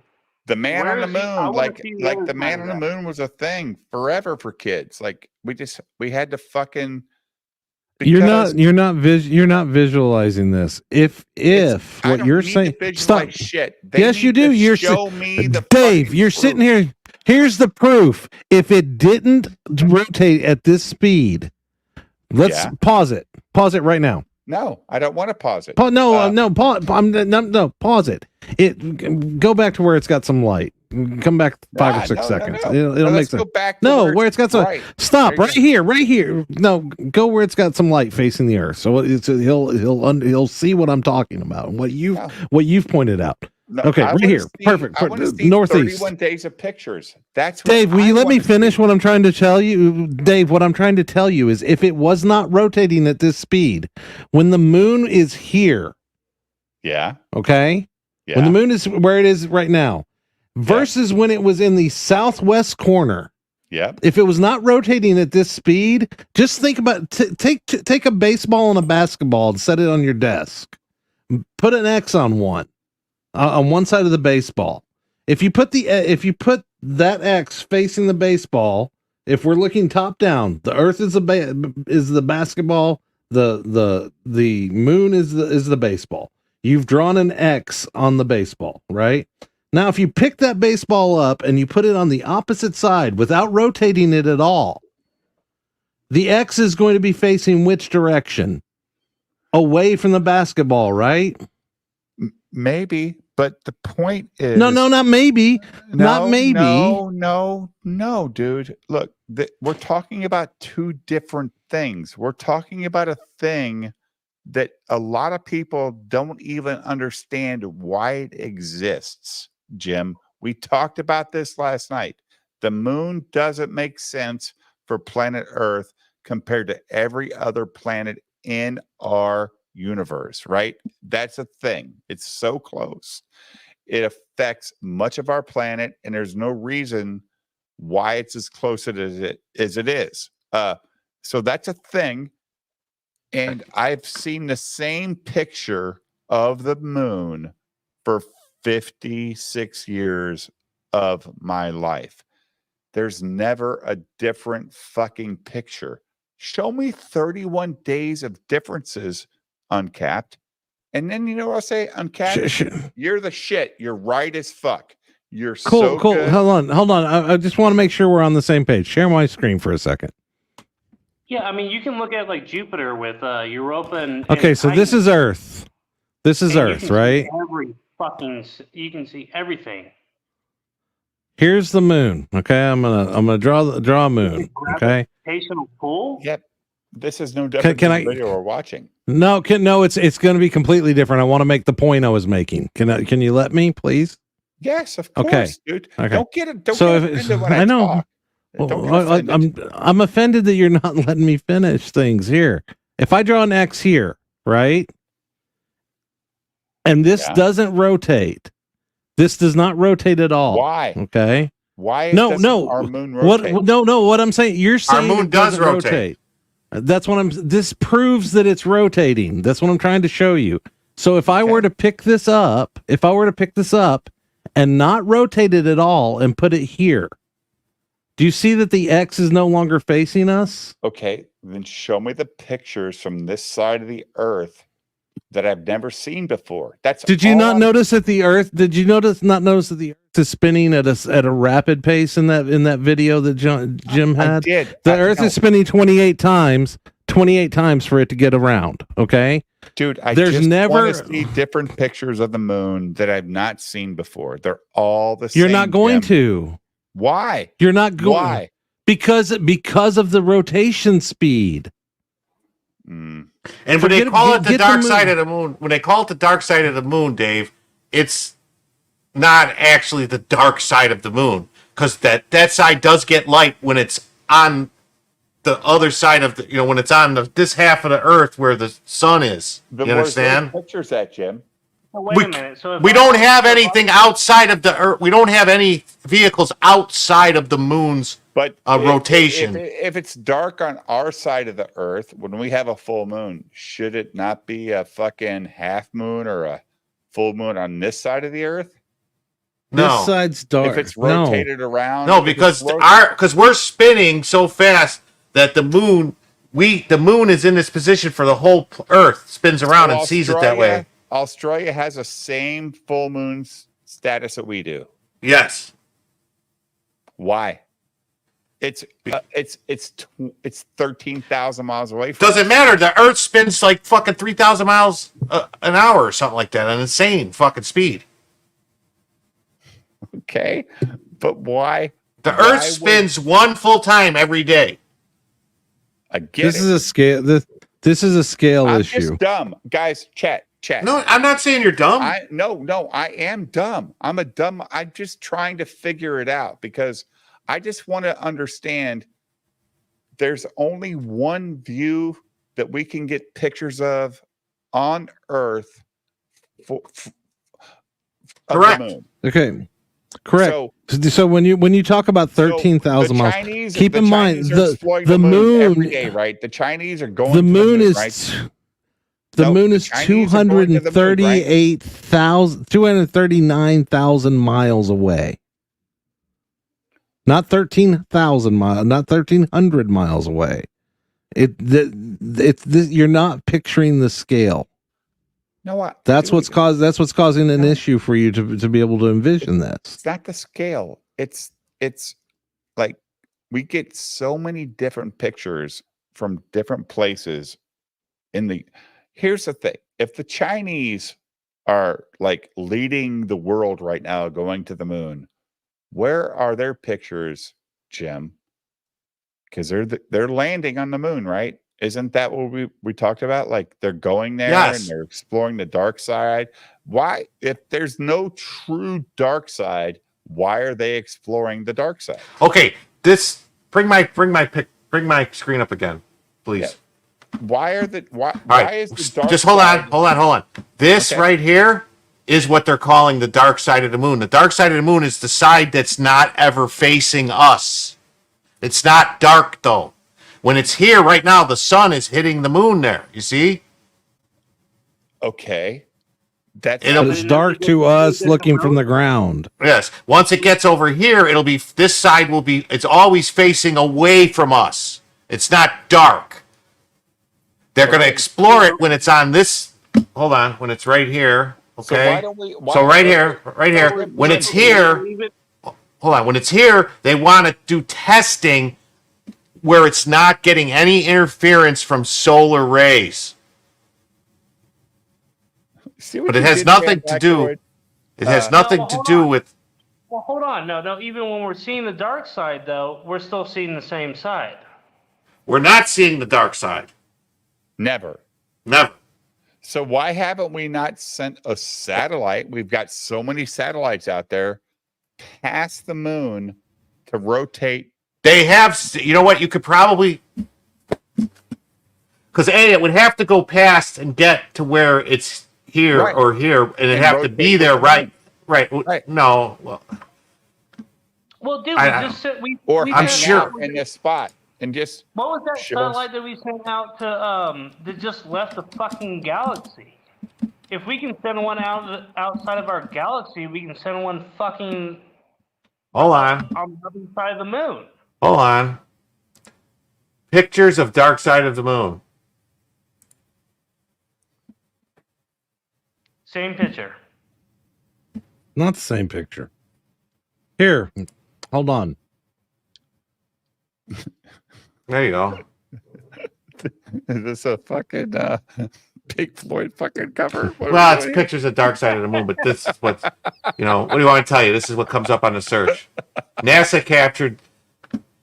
This is beauty of the dark side of the moon. All right. Okay. So see this spot here, this thing here, this is this here.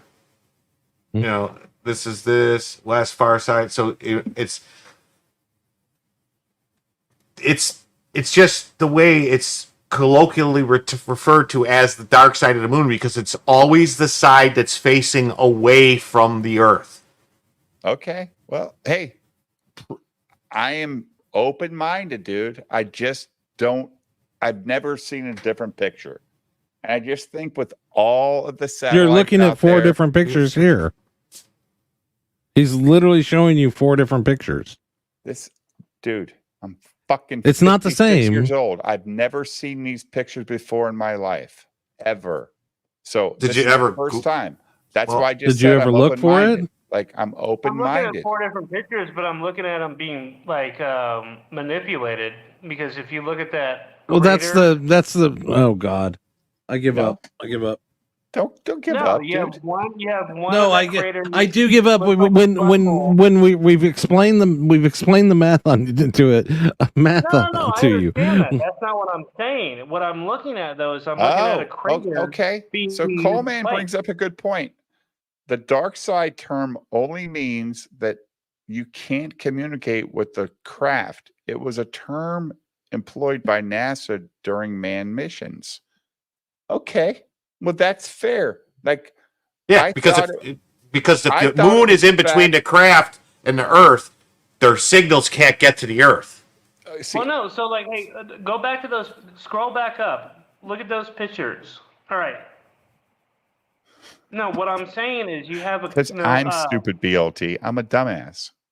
no, the one that you the with the 4 shot. Before, yeah. The 4 pictures. Look, okay, you see that one big crater that looks like let's put it on the bottom right. Looks like an asshole or whatever. All right, it just looks like you see that on the bottom right, bottom left, top right. It looks like it's manipulated because the fact that is it spinning in a weird way? That's the same crater. Oh, look at wisdom. NASA themselves have admitted that all the pics, illustrations, video of the so-called ball Earth space are CGI. Yes, yes, artist because rendering. it's again a scale issue. Yeah, if we're taking a pic, no, it's a scale issue. There's a reason. If we look at, hold on, like the things that we saw on when I'll share my screen. I'll explain it easier. I can show you a perfect example. That crater should be in the same position the whole time. It shouldn't be going whoopee whoopee. Well, the camera's spinning. Well, as that moon is moving, it's spinning. So the camera's in a position where the moon is spinning as it's moving around. Like this one picture here, you can see it's turning, going Do around. you see this? Yes. That we talked about earlier? You see these lines? Yeah. They're taken at a different date and time. Okay. And then it's stitched together. When they talk about them being CGI renderings, as this satellite passed through here, it took these pictures. Maybe on another pass, it took these pictures, and they get stitched together. You ever go on Google Maps and look at the satellite, and you find some small town, and there's not detailed imagery? So, like, if I go to Chicago, I can see like real high end buildings and stuff, right? So if I go into zoom into Chicago, look, I get all this super high resolution imagery, 3D stuff, right? Now let me go to like Podunk somewhere. Let's see. Go west. Go west. Well, I'm just saying. Let's see. Let me find. Okay, I'm looking for this exact thing right here. You see, we have a completely different resolution scale because it was taken at a different time. It's getting filled in. Google Maps is much better than it used to be because it's taken years for these commercial satellites to be able to get high resolution imagery. But like 10 years ago, there were entire cities that you couldn't see anything more than a blob. Like we're still in Kankakee. Let's go. Let's see. I understand what you're saying, but they're saying right. So when they say it's a CGI rendering, I don't want to dox myself where I could show you. I could pull up the Google Street View of my home, right? And you see my house. Hold on, let me finish my sentence, please. Just type you in see my Earlville, house, Illinois, and see what shows up. Just type in Earlville, Illinois, and let's see what Google Earth has for that, because that's where I live. I want to see what Google Earth is presenting. There you go, Earlville, city in Illinois. Yes. There you go. Right, but do you see how you have a much lower resolution than Chicago does? Yeah, yeah. Okay, but if I did, well, can I finish? But if I zoom out, this is all one globe. This is what they mean by it's a artist rendering. When NASA talks about it, these different passes by different satellites have been stitched together to make the image they're showing you. Because the satellite is going to swing over and it's going to take a pic. You can see the color change. Here's the edges of that line. It's like you ever zoom in on a raster line in a graphic. Dude. Yeah. No. Like if you're in a piece of, let me see here. I don't want that. It's like this line is the jagged edge of the angle. So these pictures were taken at a different date and time than these, at a slightly different resolution, because they're licensing stuff from a bunch of different satellites. That's when NASA says that all of these images are CGI renderings, that's what they mean, is they've stitched them together to form a cohesive image that makes sense as a map. That's all they mean. They don't mean that we just invented it out of whole cloth. Okay. Yeah. All right. Here, if you share this other screen, you can actually see it. They have pictures of the moon as it's rotating around. And if you look here, all right, you see these like this white dot, and then it comes here, now it's there, now it's here, now it's off screen. I don't see anything you're pointing at, Jim. Right here, look at these. Yeah, it's the same. Yeah, I think you're sharing the. Hold on, I think you. Oh, I'm sharing the wrong. Fuck, I'm sharing the wrong tab. Sorry. There you go. Sorry. So look here, you see that right here, and here.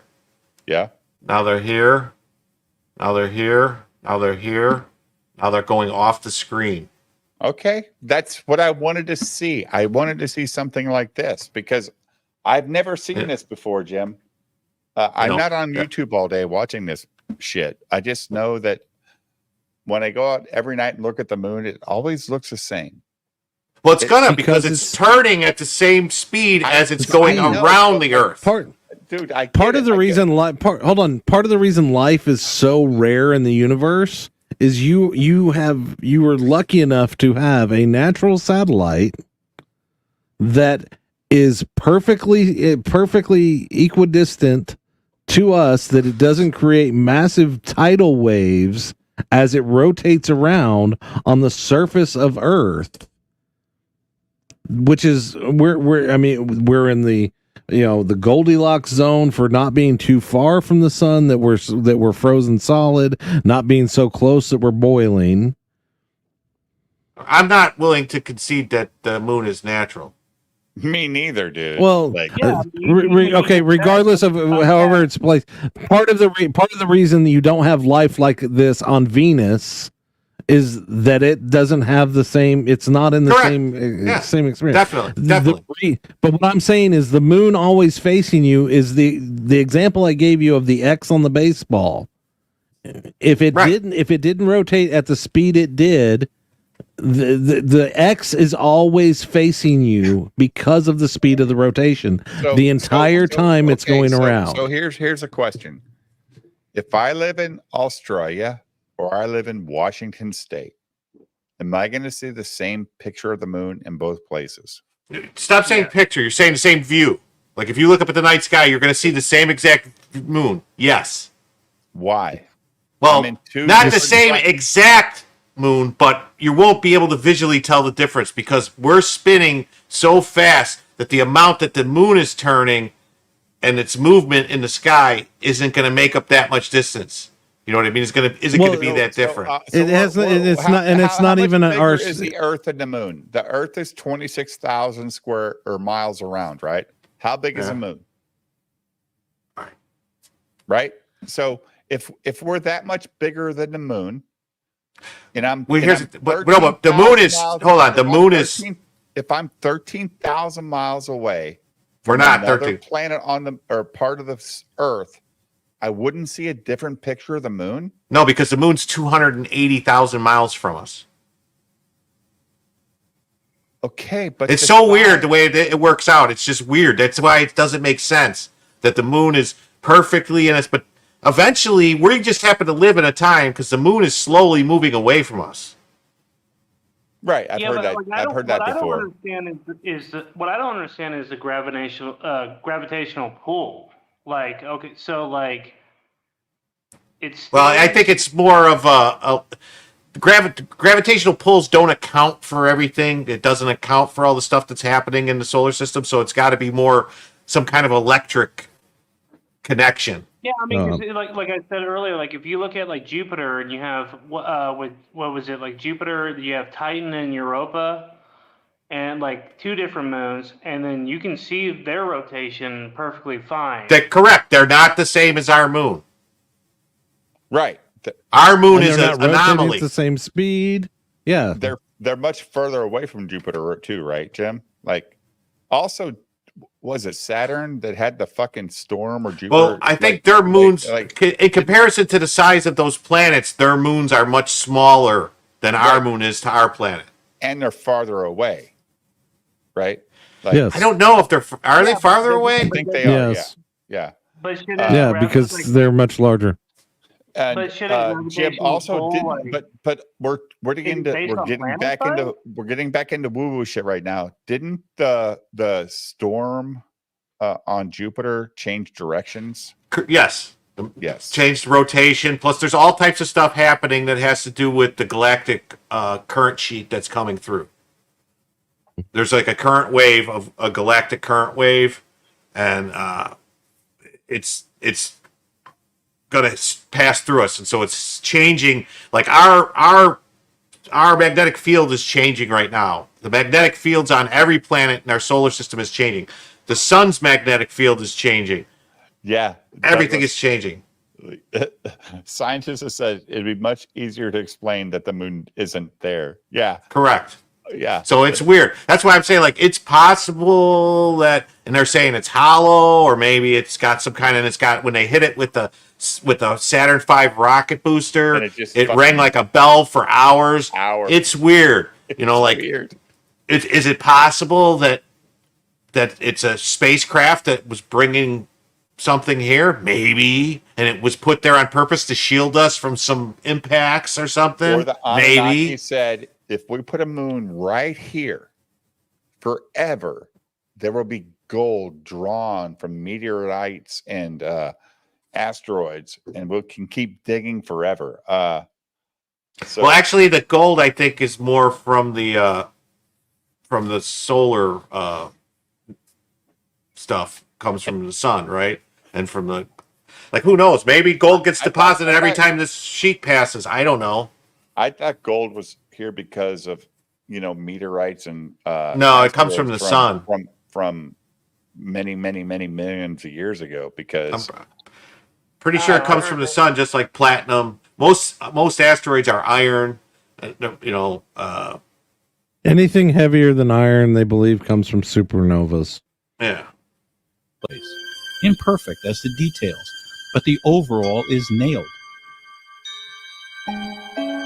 Antarctica, as you see, has become subtropical. Africa on a smaller globe moved way downward under the globe. In fact, for hundreds of millions of years, the bottom of Africa was the South Pole. I don't want to get off track, but have you heard about the hidden civilization of Antarctica? I don't think I've heard that one before. Is this going to be the Admiral Perry thing? Well, he flew into Hollow Earth. Yeah. Except for the fact that a calendar debunks that. South America's tail goes under and wraps around the bottom of Africa. Then incredibly, it joins coast with Antarctica. 65 million years ago and more, these continents were joined, and marsupials like the duckbill platypus roamed from Australia, Antarctica, and across southern South America and up into Africa. The platypus. Dinosaurs roamed all over this world on the upper tectonic plate because there were no oceans, just shallow seas. Here today, Antarctica is frozen over. How would this Australia not also be surrounding explained by the concept of the plates moving? This is just, I don't want to accept the plates moving because I don't like the plates moving idea. We haven't got there yet. We're only 2 minutes into a 10-minute video. Maybe he's going to talk about the shifting. Islands are the remaining home of marsupials. Do you see how broadly the Pacific is opening compared to the Atlantic? This is exactly why the knee-jerk Pangea theory exists. The Pacific spread is too difficult to easily visualize because it's so big. The Atlantic I just like spread to is point so out, look where obvious South that America a child would recognize it. But they are the same. Wait, hold on. Did they have South America detached from North America and Central America in this? They had it to the right of Florida. No, to the right of Florida. Oh, okay.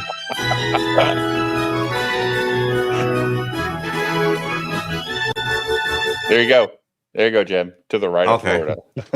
I thought it was disconnected. Check this map out. The Go Navy back. and It looked others disconnected. took core samples to find the ages of the sea bottom. Lo and behold, no part of the undersea was found to be much older than 70 million years old. Does that shock you? It should. It shocked the scientists. Where do they get ancient fish fossils from? From the land, like in Mississippi and Utah and France and China. Most of the undersea wasn't there 70 or 80 million years ago. The measurements of the core samples give the age of the sea floor. Newest, 10 million or so, is red. As we go back in time, we go backward in our rainbow, orange, yellow, green, blue, okay? So we bury the new sea floor back to the fault lines as dictated by color or age. It wouldn't be so bad if it was 10 million years back. traveling a lot easier. What'd you say? I said it wouldn't be so bad if we were still connected. It would make traveling a lot easier. Oh, yeah. Oh, damn it. You too. Yeah, but there wouldn't be any oceans. Where's the These fucking are the oceans? ages of the seafloor as measured by science, and they're generally true. Earth grew. 20 million. I'm not making this information up. This map comes from the scientific community. 30 million. You can find the same map in many places on the internet. It's common knowledge. 40. The ocean bottom is from 1 year to 180 million years old. 50. 70% of it is no older than 60 million years old. 60. The upper plate, the continents, are as old as 2 billion years old and more. 70. 10 to 20 times as old as the undersea plates. The undersea plate is new and spreading at the rifts. Why does the scientific community desperately cling to and promote the idea that the ocean bottom is sliding what's with the loaded language, and into Neil? a magma which is twice as dense as solid granite? A totally unsupportable and scientifically unsound idea? They have to. Or else they'd have to observe and admit that the Earth is growing. And that, viewers, is a very big deal. That would change everything in science, from the smallest particle to the whole universe. 100 years of scientific theory out the window. That's a lot to give up. It's important to remember that science and the universe should and must be easier to understand as we go back in the universe's evolution. This is an undersea map. As a kind of test for ourselves, we deemed it important to show that not only the upper plate had to fit properly together, but the undersea had to spread in a logical, reasonable pattern that we could see and understand as rational humans. Do you see those lines in the undersea which, beyond information, show direction? The direction of movement apart and away from the rifts. In fact, it's like a movement diagram, isn't it? We're moving now. Let me point out that the newer undersea near the rifts is smoother and more regular than the older land further away from the rifts. Here in the Atlantic, the rift goes right up the middle. Half of the Earth's growth has happened since the extinction of dinosaurs. This means that the Earth is accelerating in its growth. In the last 65 million years, Earth nearly doubled in size. The last redoubling took 600 million years, at least. We're continuing all the indicated undersea directions like following a blueprint. The Earth guides us. And now the land masses will come together perfectly.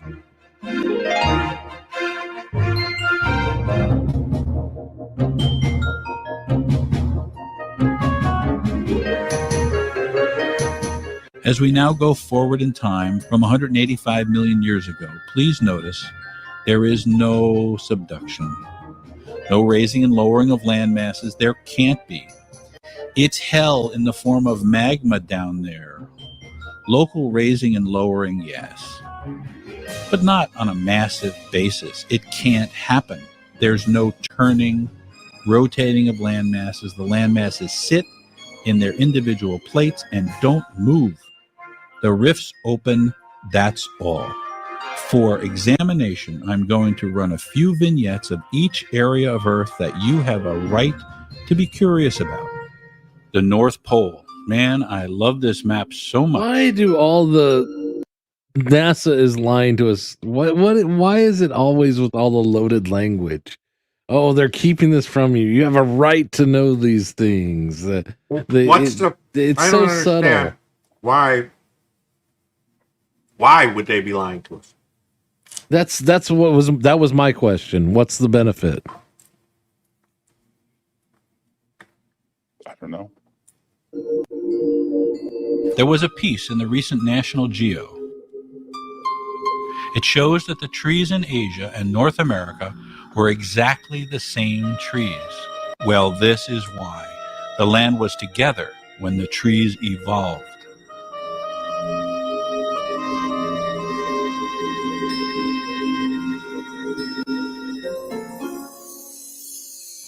The movement of the The tectonic South. plates would explain all of this as well. Ah. Well, and that, This and is that's just my thing I with- desperately want I desperately want to say that you've been lied to, and Simply Green, you shouldn't be commenting on this after that naughty picture you posted. I'm just saying nothing in here has disproven the concept of the Earth is the same, is the land masses are moving on tectonic plates. I mean, I agree with that. not that it would affect it on such a scale, but the Earth is getting material added to it all the time from space.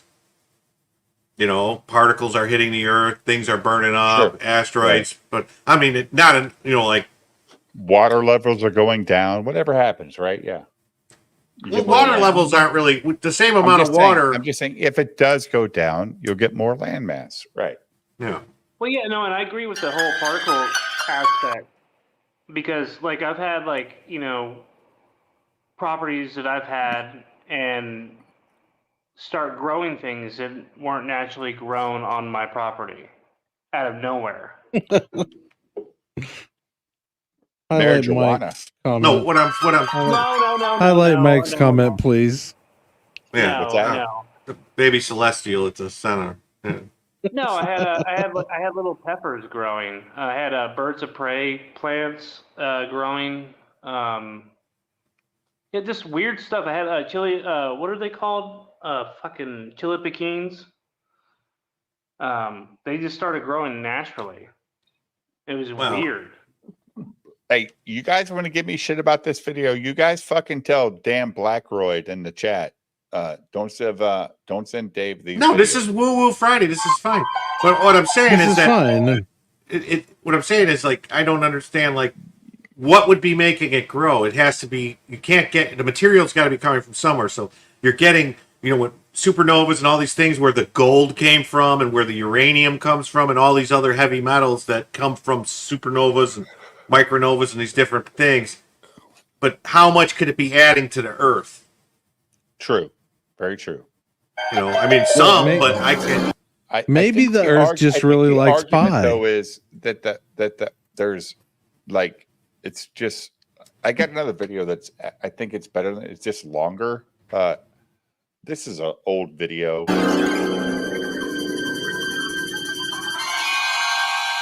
The oceans feel like have I'm watching absolutely film strips. nothing to do with tectonic spreading, except that they cool the thickening mantle. Tectonic spreading, even according to the most conservative scientists, has created 2/3 of the Earth's surface in the last 200 million years. And therefore, the same must be true on all planets, including Mars. Why? Must. And we can see the younger... That's what the scientists say. He's not saying that. He said that's what the scientists said. Spreads on Mars just as on Earth. But there is, just as clearly, no subduction on Mars. It can't be both ways. You either have spreading and subduction, or you have only spreading, and you must have spreading. Or you can continue to ignore the facts and say, as the ancients said, that the Earth is unique and singular in the universe, and that we are the center, and the universe rotates around the Earth. No, I don't. Why did he throw that in at the end? That the universe rotates around the Earth? Yeah. You want to get Because woo-woo we're with the that most. whole Mars We're the most. stuff? They track the subduction that's going on. They track the movement. So I mean, I don't understand. And he's saying because they say that both Mars and us have this kind of movement, then it has to be the exact same rate on these two planets. No, because that's not true. Because for hundreds of years, that is not true. That's not what he said. Until just recently, I'm talking within the last 6 months, science said that there was no magma or anything that Mars was dead. And it just started waking up now. They're seeing new cracks, new things forming on Mars, new volcanic activity. How many people are investing money to go to Mars right now? Yeah. Well, come out and check it out. There's that conspiracy theory that that we actually came from Mars, and because it became a dead planet, we inhabited Earth. Have you heard that one? Yeah. Yeah, they supposedly saw the face. There's pyramids and there's cities, and it was a nuclear war. You've seen where the face comes from, right? It looked like the face in the 1970s with the technology we had. Now go look at that with higher resolution cameras. In almost biblical fashion, they sink below.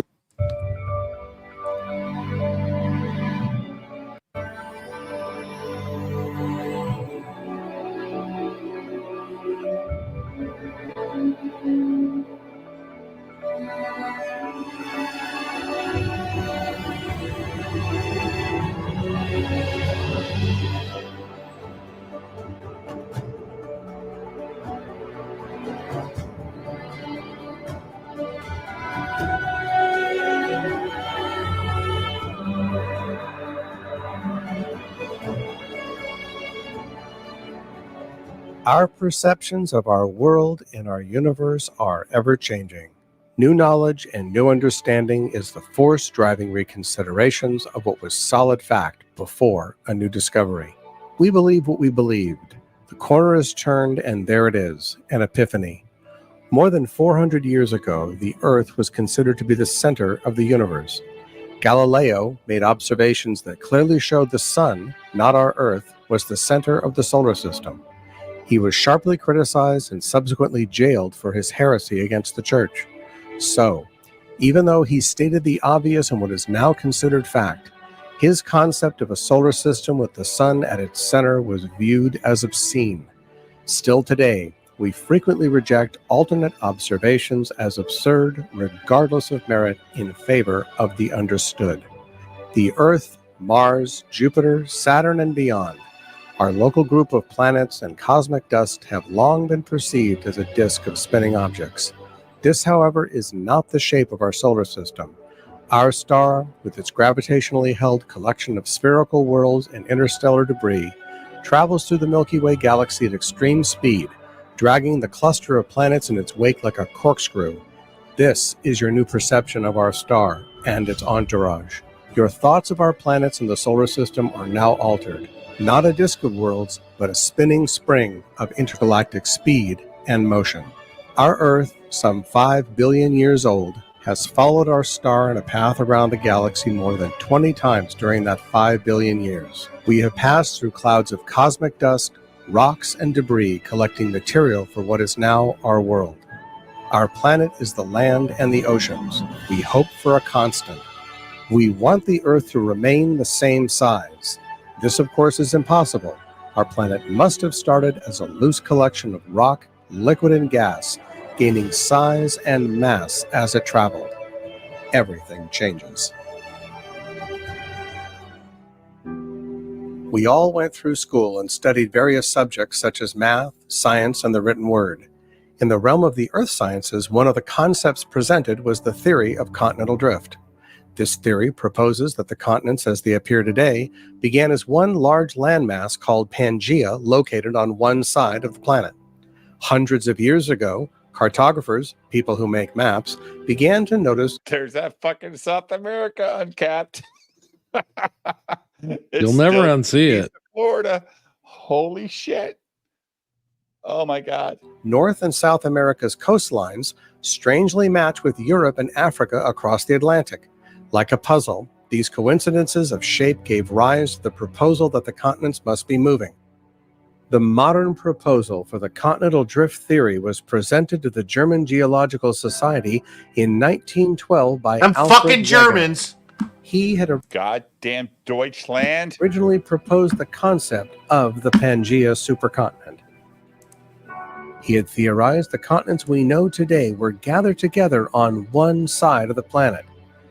This was certainly a plausible concept given the lack of information concerning the ocean floor at the time. The Earth's continents were perceived to have begun as one huge landmass, splitting and separating along the center of the Atlantic. Alfred Wegener's original proposal from 1912 was a reasonable concept for the era, but was missing three pieces of information not available at the time: the ocean floor terrain map, the ocean floor age map, and the ocean floor sediment map. This information didn't exist until 50 years later. This observation, made by Western Europeans, follows not only the obvious coastlines of the Atlantic, look at how old that map forming a is. clear puzzle, but it also coincided with what was at the time the most explored ocean in the world, the Atlantic. The Pacific, while we knew it existed, was not the predominant trade route of the time. The Atlantic was. However, in order for this continental drift theory to hold, the ocean floor would then, of course, need to be reabsorbed on the Pacific side of the Earth in a process referred to as subduction. Three concepts must exist for this theory to hold. First, the Earth must remain the same size, the shorelines of the continents remain similar to what they are today, and the water levels would then remain constant. This is certainly a comfortable hypothesis and easy to explain. And for all this to work and keep the Earth the same size, you need subduction. At the time the continental drift theory was originally proposed, there was no such thing as sonar, so the ocean floor could not be mapped with any degree of accuracy. The earliest expedition to chart the depths of the ocean was the voyage of the HMS Challenger in 1873. In concert with a host of previously unheard of scientific experiments, the Challenger, for the first time, what could they do in 1873? What technology did they have to measure? Were they just dropping ropes? And yeah, they didn't even know where the bottom of the ocean was. Right. It's fucking crazy that they were even trying it back then. Wow. Took ocean floor depth measurements with a rope. In 1916, towards the end of World War I, a technological marvel was in its infancy: sonar. Sonar uses sound and time to calculate the distance between a ship and an object on the sea floor. During the wars, sonar was primarily used to locate submarines. It wasn't until after World War II that sonar technology was adapted to map the ocean floor. This began in the 1950s. And it wasn't until 1977 that the first ocean floor terrain map was introduced to the. That's fucking cool. Isn't that cool, Jim? Like, yeah, that's fucking I didn't cool. even know they were, I didn't even know they were using that kind of shit. Because my dad served in Vietnam, and he fucking was still doing Morse code. Yeah. We still do Morse code now. Yeah. Well, yeah, but I mean, like, my I get dad what you're served saying. as- Like the technology felt like 1920s technology, and Yeah. but look at this ocean floor map. This is fucking incredible. This is Where awesome. South America is. Yeah, to the right of Florida, you motherfucker. We were wrong our whole life, Jim. Like we were wrong. The public. In addition to mapping the physical terrain, core samples were taken worldwide to begin to outline the age of the ocean floor as well. Here is where contradictions begin to surface. The Earth is estimated to be over 5 billion years old, but somehow the ocean floor. Can I have a hot take here? Yeah. Maybe we're not right. Well, maybe core sampling isn't a good way of determining age. Well, also just predetermining that the Earth is 5 billion years old for reasons is another bad take too, right? Like, we want to say it's 5 billion years old, but then we do core samples based on a 5 billion year old age, right, Jim? No, because they wouldn't be able to go that far back. I mean, they're getting that from looking at in space, I thought. Either way, when they say the Earth is 5 billion, and then they're gonna give the results of the core samples here in a second. It's like, well, that doesn't match up at all. Like, why? That doesn't make sense. I like your take, Uncapped. A maximum of 300 million years old. The age of the ocean floor is only 5% of the age of the planet. Did the continent stay still for 4.8 billion years? You hear that, Jim? Well, it's possible that the floor keeps getting subducted and coming out, and news created and gets subducted down. Okay, let's see what they say. And then start to move? Apparently, they did. For the continental drift theory to make sense to the casual observer, the ocean floor would be more than 300 million years old in the Pacific and younger than 300 in the Atlantic, if the continents were in fact moving in that direction. The movement of the continents and the corresponding age of the ocean floor would look like this, diverging in the Atlantic and converging and subducting in the Pacific. Unfortunately, the ocean floor in the Pacific is actually expanding faster than it is in the Atlantic. The actual ocean floor age map looks like this. There are expansion zones worldwide. The age of the ocean floor, information gathered 50 years after the sliding continent concept was proposed, contradicts the theory of continental drift. These subduction zones are supposed to absorb the material from the... Yeah. 10 seconds or what? Just so we can see the other chart. Okay. Right here. When the colors change, yes. Go ahead and hit play. Actual ocean floor age map looks like... Pause. This? Yeah. So he's telling you the exact opposite of what he was just saying. No, he's telling you the opposite of what they're telling us. Look at the chart at the bottom. Yeah. He's saying it's expanding twice as fast. Maybe I'm not following what he's trying to. Yeah. Let's listen. Let's go back. In fact, moving in that direction. The movement of the continents and the corresponding age of the ocean floor would look like this, diverging. So here, the other thing is, I've never, and admittedly, I don't study all this and spend my time on YouTube watching it. But I kind of about this last no. I'm talking about him, not you. But I've never heard this argument that the only place that it started moving from was the Atlantic. Have you, Jim? No, I've never heard that either. Is he saying that?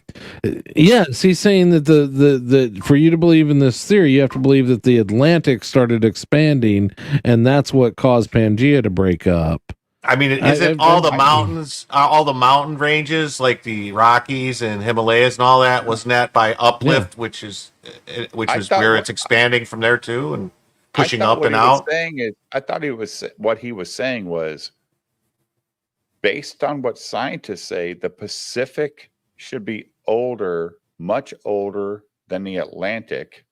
If you accept his hypothesis that scientists say that all of the expansion happened in the Atlantic. Well, that's not his take. That's what I mean.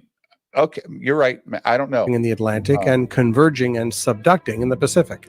Unfortunately, the ocean floor in the Pacific is actually expanding faster than it is in the Atlantic. The actual ocean floor age map looks like this. There are expansions. Well, no, I mean, you have the Marianas Trench, which would actually make the Pacific be older than the Atlantic. Right? I don't know. Well, what I'm saying is where his argument is flawed, at least as far as I know. This and the previous video are the only two times I've ever heard somebody make this claim that tectonic plate movement all began that it's all expanding from the center of the Atlantic and nothing else. Okay. And well, no, yeah, that on the map, it's kind of like just trying to give you like a little cut down the middle. No, he's saying he's expressed. That's what he's trying to show you in this change here. He literally just said that scientists are telling you that it all expanded from the Atlantic under the Atlantic, and that so that's why the Pacific must be older. But the actual age map shows that that's not the case. He's begging the question. You have to accept worldwide. That's the fallacy he's using. He doesn't. He may not even realize it. 7 minutes into the video. But what I'm saying, right? But at this point, this portion of the video that we're rewatching is a begging the question fallacy. He's literally saying you have to accept his claim that scientists are saying that all this happened from the Atlantic. I have never heard that claim in my life. Anytime I've seen anything discuss the separation of Pangea. Okay. Yeah, I'm not the age of the ocean floor. Information gathered 50 years after the sliding continent concept was proposed contradicts the theory of continental drift. These subduction zones are supposed to absorb the material from the expanding crust on the opposite side of the planet.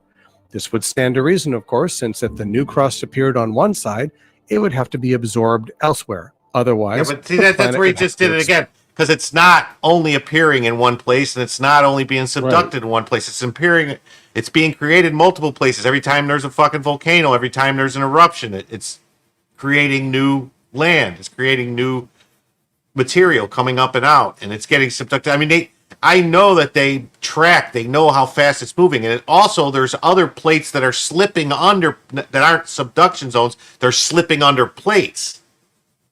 Right. Okay. He's begging the question. That's the fallacy he's using. I mean, he's just saying because there's a Pacific subduction zone that they can see that's on the ocean floor, but there's other spots where it's going under. Okay. It's just that's on the one coast like of Seattle, for example, there is supposed to exist the Cascadia subduction zone. This area, which is prone to earthquakes, is supposed to be absorbing the ocean floor beneath the coast of Washington, proposed to move in this direction. However, the coastline of Seattle is clearly expanding, and the ocean floor age map shows the ocean floor moving in the opposite direction, stretching and splitting the crust, forming the Seattle, Puget Sound, and Vancouver Island in Canada. Did you get that, Jim? Yeah, I don't understand it. I don't understand what he's trying to say. I feel he's mixing and matching things, I think. What he's saying is scientists are saying there's a subduction zone outside of Seattle. That's what he's saying. The scientists are saying there's supposed to be a subduction zone outside of Seattle. Washington proposed to move in this direction. However, and it's supposed to be going inland. Okay, that's what he's saying. It's supposed to be going inland, which would actually mean there's less land mass, right? The coastline of Seattle is clearly expanding, and the ocean floor age map shows the ocean floor moving. It's separating, going back. It's going back towards. It would be going down under. Right, but he's saying scientists are saying the arrow going inland or up northwest or northeast is the way the subduction zone is supposed to be. However, when they look at the maps of the ocean floor, it's not actually true, and they're actually gaining landmass. That's what they're talking about, the expanding Earth. It's not the fact. Why would they not gain Why would they not gain landmass if they were being raised up by a bunch of land going underneath them? That's how the Rocky Mountains were created. That's how we hit Asia, or we hit fucking whatever. Washington proposed to move in this direction. However, the coastline of Seattle is clearly expanding, and the ocean floor age map shows the ocean floor moving in the opposite direction, stretching and splitting the crust, forming the Seattle, Puget Sound, and Vancouver Island in Canada. Then there are the pictures of rift or splitting and spreading zones. Lots of them. They are visible worldwide. The largest obvious rift zone on the planet is at the bottom of the Atlantic Ocean, which runs halfway around the globe. In its northernmost reaches, it splits the country of Iceland into pieces. In the south, it reaches Antarctica. There are the Mediterranean and East African rift zones. You can see the spreading patterning all over the planet. North of Canada, the islands above the Arctic Circle fit together like a puzzle. And there are, of course, pictures of this phenomenon. Hundreds, if not thousands, of images of cracking and spreading of the Earth's crust. Then, the opposite of this spreading and expansion on the other side of the planet, surrounding the Pacific Ocean, are the proposed subduction zones. Judging from this map of these apparent collision areas, there are supposed to be in the neighborhood of 40,000 miles of subduction zones. However, for some reason, there are no photographs of this phenomenon. This geologic activity has apparently been occurring. Because we don't for have photographs of something doesn't mean it doesn't exist.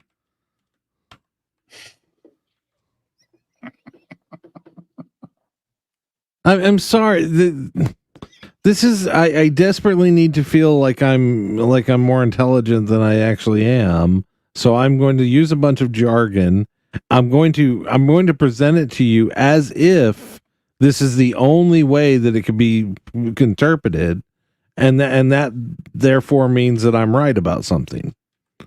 That's the argument they're using. That's why I'm saying that his entire premise is based on the fallacy that all of this is only expanding from the Atlantic.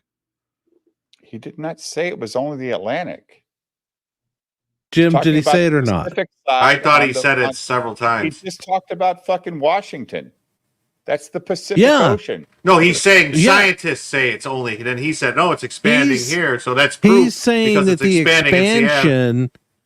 expansion is coming from the Atlantic. That means it has to go somewhere. That's where the subduction is on the other in Seattle. That's and then he says it's expanding in Seattle, so that's proof that it's not being subducted in. Yeah, so he's saying that since the Atlantic is expanding, that's why Washington, Vancouver Island, all those places are expanding towards Asia. Kevin, I'm going to read your fucking comment here. I have another question. Who cares? Look, man, somebody sent this to me last night and said, have you looked up the expanding Earth theory? I can't believe we watched this instead of the guy explaining to us how the aliens created the different races. I'm just fucking around, Dave. I'll watch Giorgio if I want to watch that shit. Like Giorgio, I just can't play it on my channel. What do you think tap water is? It's a gay bomb, baby. John Malenkar says, Coleman. There you go, John. John Malin is great, but he's wrong about a lot of things. The flat Earth is one of them. Dude, like, I'm not the guy that thinks that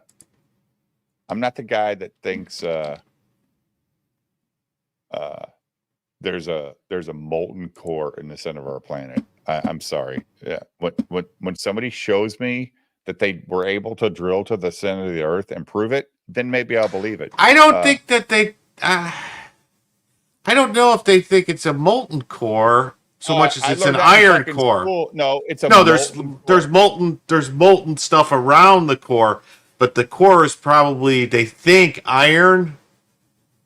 But the amount of pressure would make it liquefied or some kind of something that it's spinning. Dude, it's a molten core with what 4 other layers before we get to our layer. What the fuck, dude?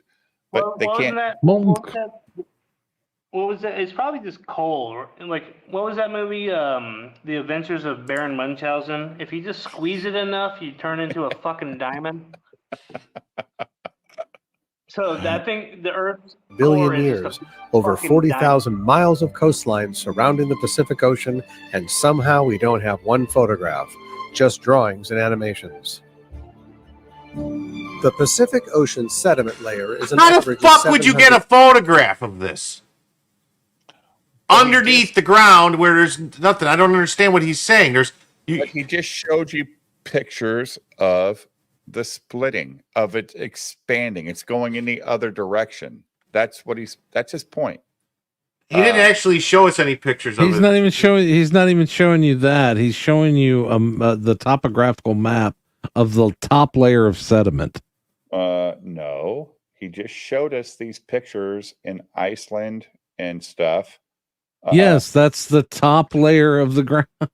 Okay, but so Dave, so you see if the ground's opening up like this, you can see it because it's above the ground. If it's going in and under, how would you get a picture of that? But they put markers in and they can track its movements.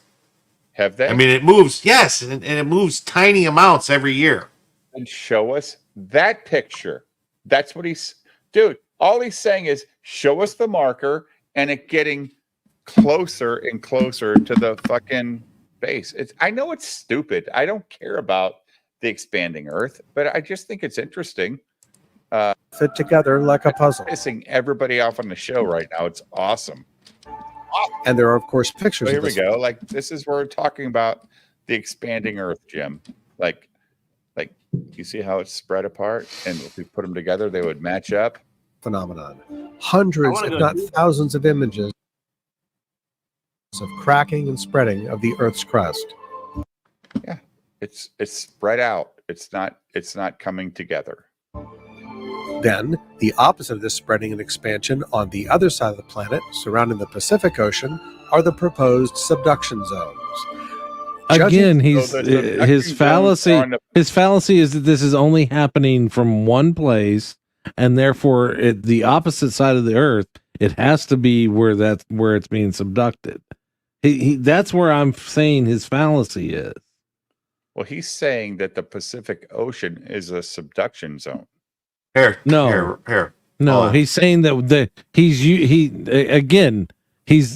giving you a he's partially understanding something, and at best he's begging the question that you have to assume that he's right about the first part for everything else he's saying to make sense. And his argument is rates of subduction are typically measured in centimeters per year, with rates of convergence as high as 11 centimeters a year. Subduction is possible because of the cold oceanic lithosphere is slightly denser than the underlying. It's saying it's possible that why it does this is because, not that it's possible, but what's causing it is because the cold oceanic lithosphere is slightly denser than the underlying asthenosphere, the hot ductile layer in the upper mantle underlying the cold rigid lithosphere. Okay, is there any talk about why it might be expanding on your Google search? I would imagine it's something to do with the same thing. It's creating, new magma is rising up. Let me take two comic books, spine to spine. No, it's real simple. Take 2 comic books, set them on your desk, spine to spine. Now set one of the comic books slightly underneath the other one.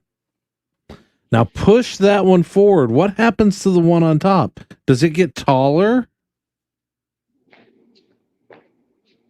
Is it higher off your desk than it was before? I don't know.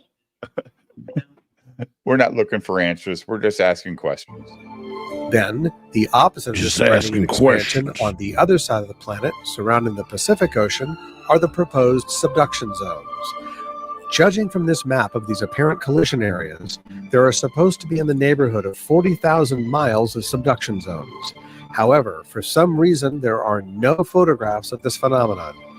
This geologic activity has apparently been occurring for more than 250 million years, over 40,000 miles of coastline surrounding the Pacific Ocean, and somehow we don't have one photograph, just drawings and animations.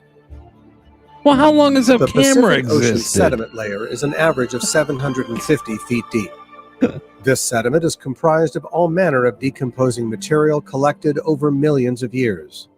The distance from the coast of South America to the center of expansion in the Pacific is approximately 2,400 miles. The ocean floor age map shows this sub-oceanic crust has been expanding towards the west coast of South America for approximately 50 million years. If we consider a 1-mile stretch of coastline subducting under the continent over 2,400 miles for 50 million years, the coastline would be advancing at approximately 3 inches per year.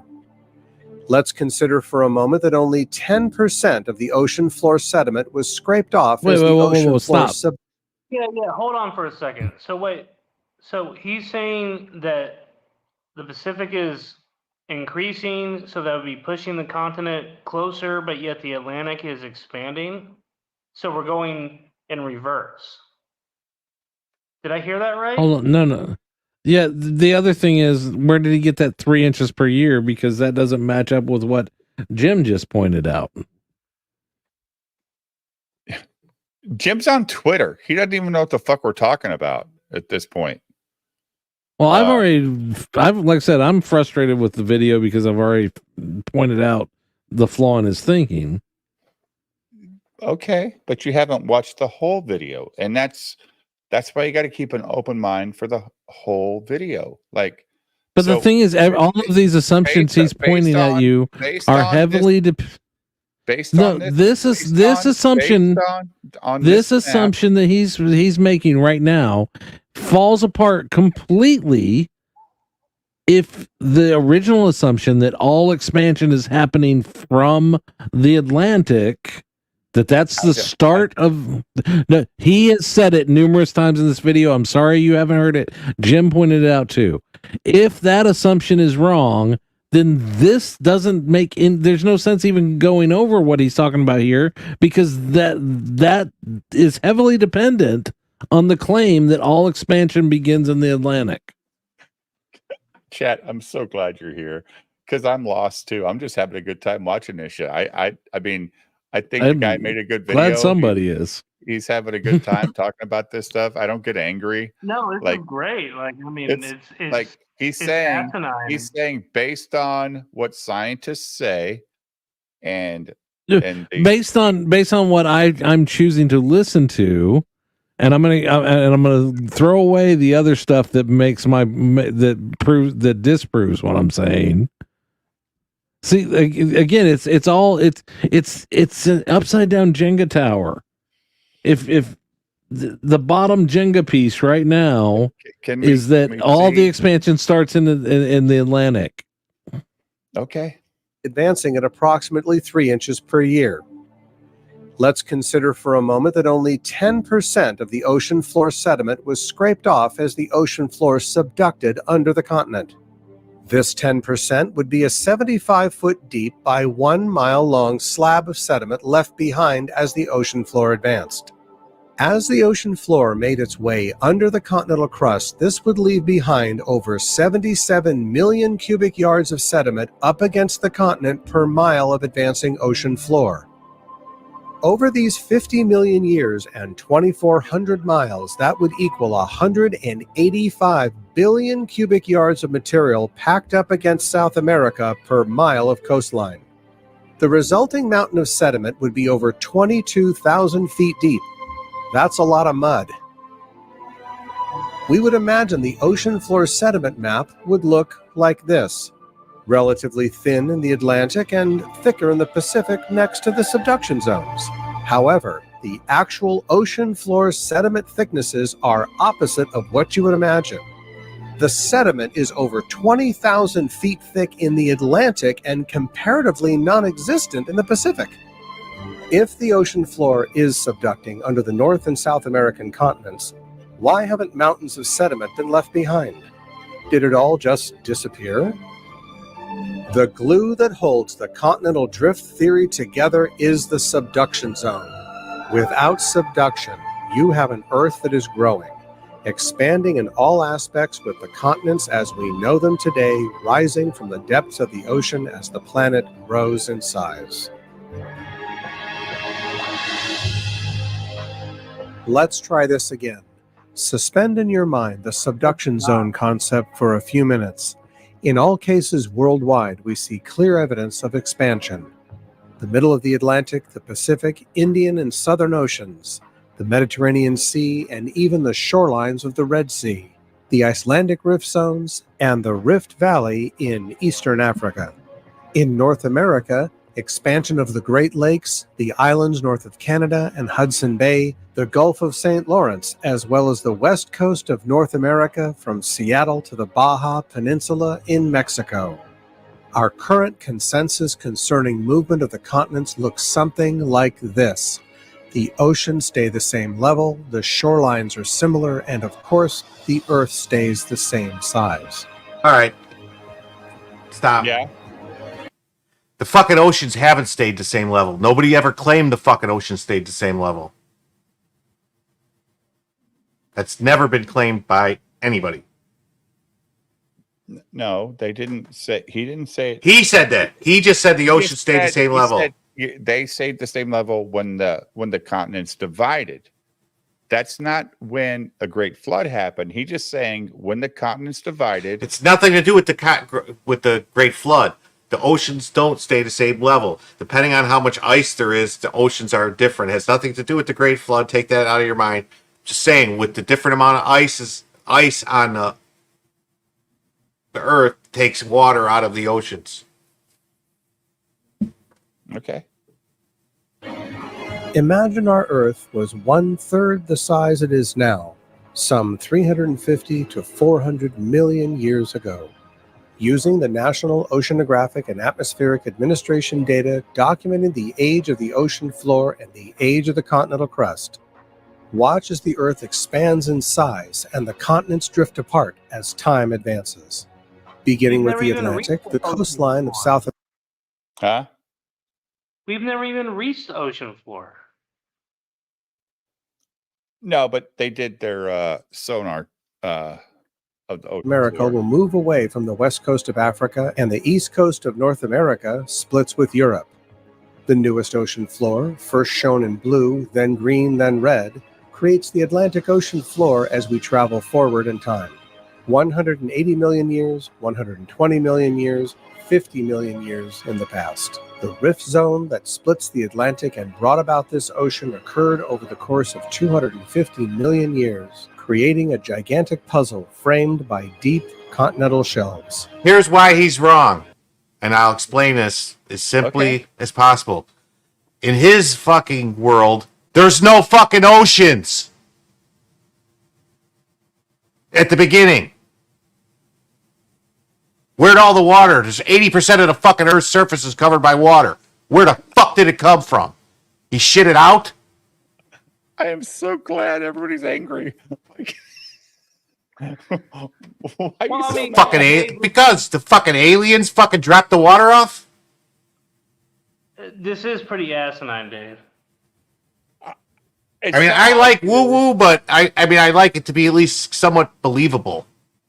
Well, let's go. Like, imagine the Earth is 1/3 of the size it is now, with no fucking water. And then I say it grows and the water comes out of the magma. Let's pull up a fucking fake. Anyway, Bigfoot it's sign. 4:30 in the morning time here. to go. It's time to go.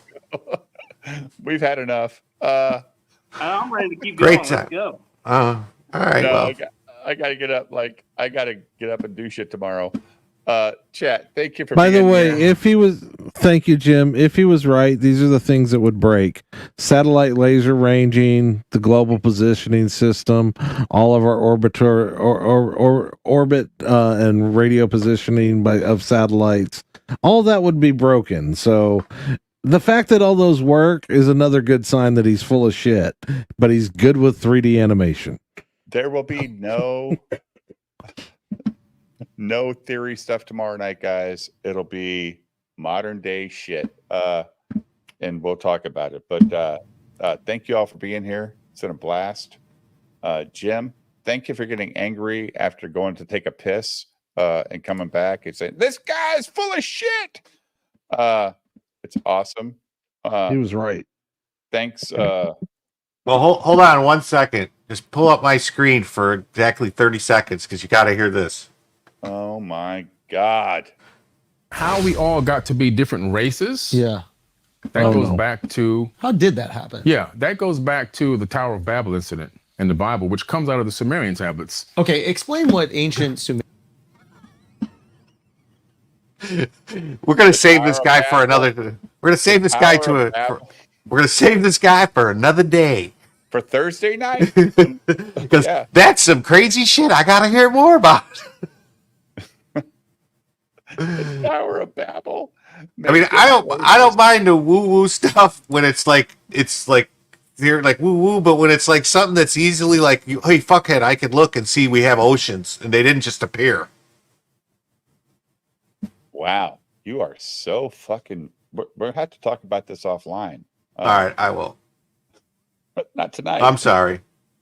No, it's cool. I don't care. I mean, this expanding Earth thing theory is kind of new, I think. But chat, thank you for being here. We will see you tomorrow night. Not gonna. I don't think I'm gonna start as late, but maybe because I gotta get some sleep. It's 4:30 for Jim, 3:30 for me. So, thanks, guys. Peace out. Later, y'all.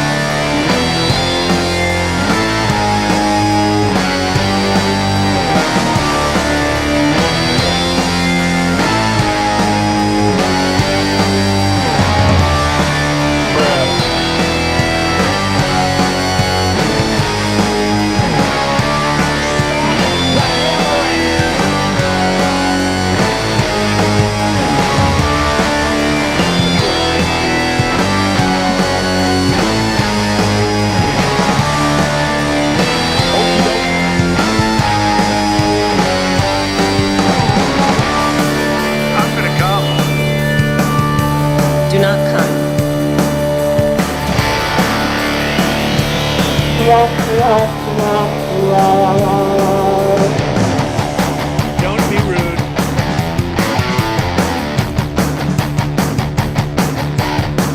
You fellas been doing a bit of boozing, have you? Sucking back on Grandpa's old cough medicine?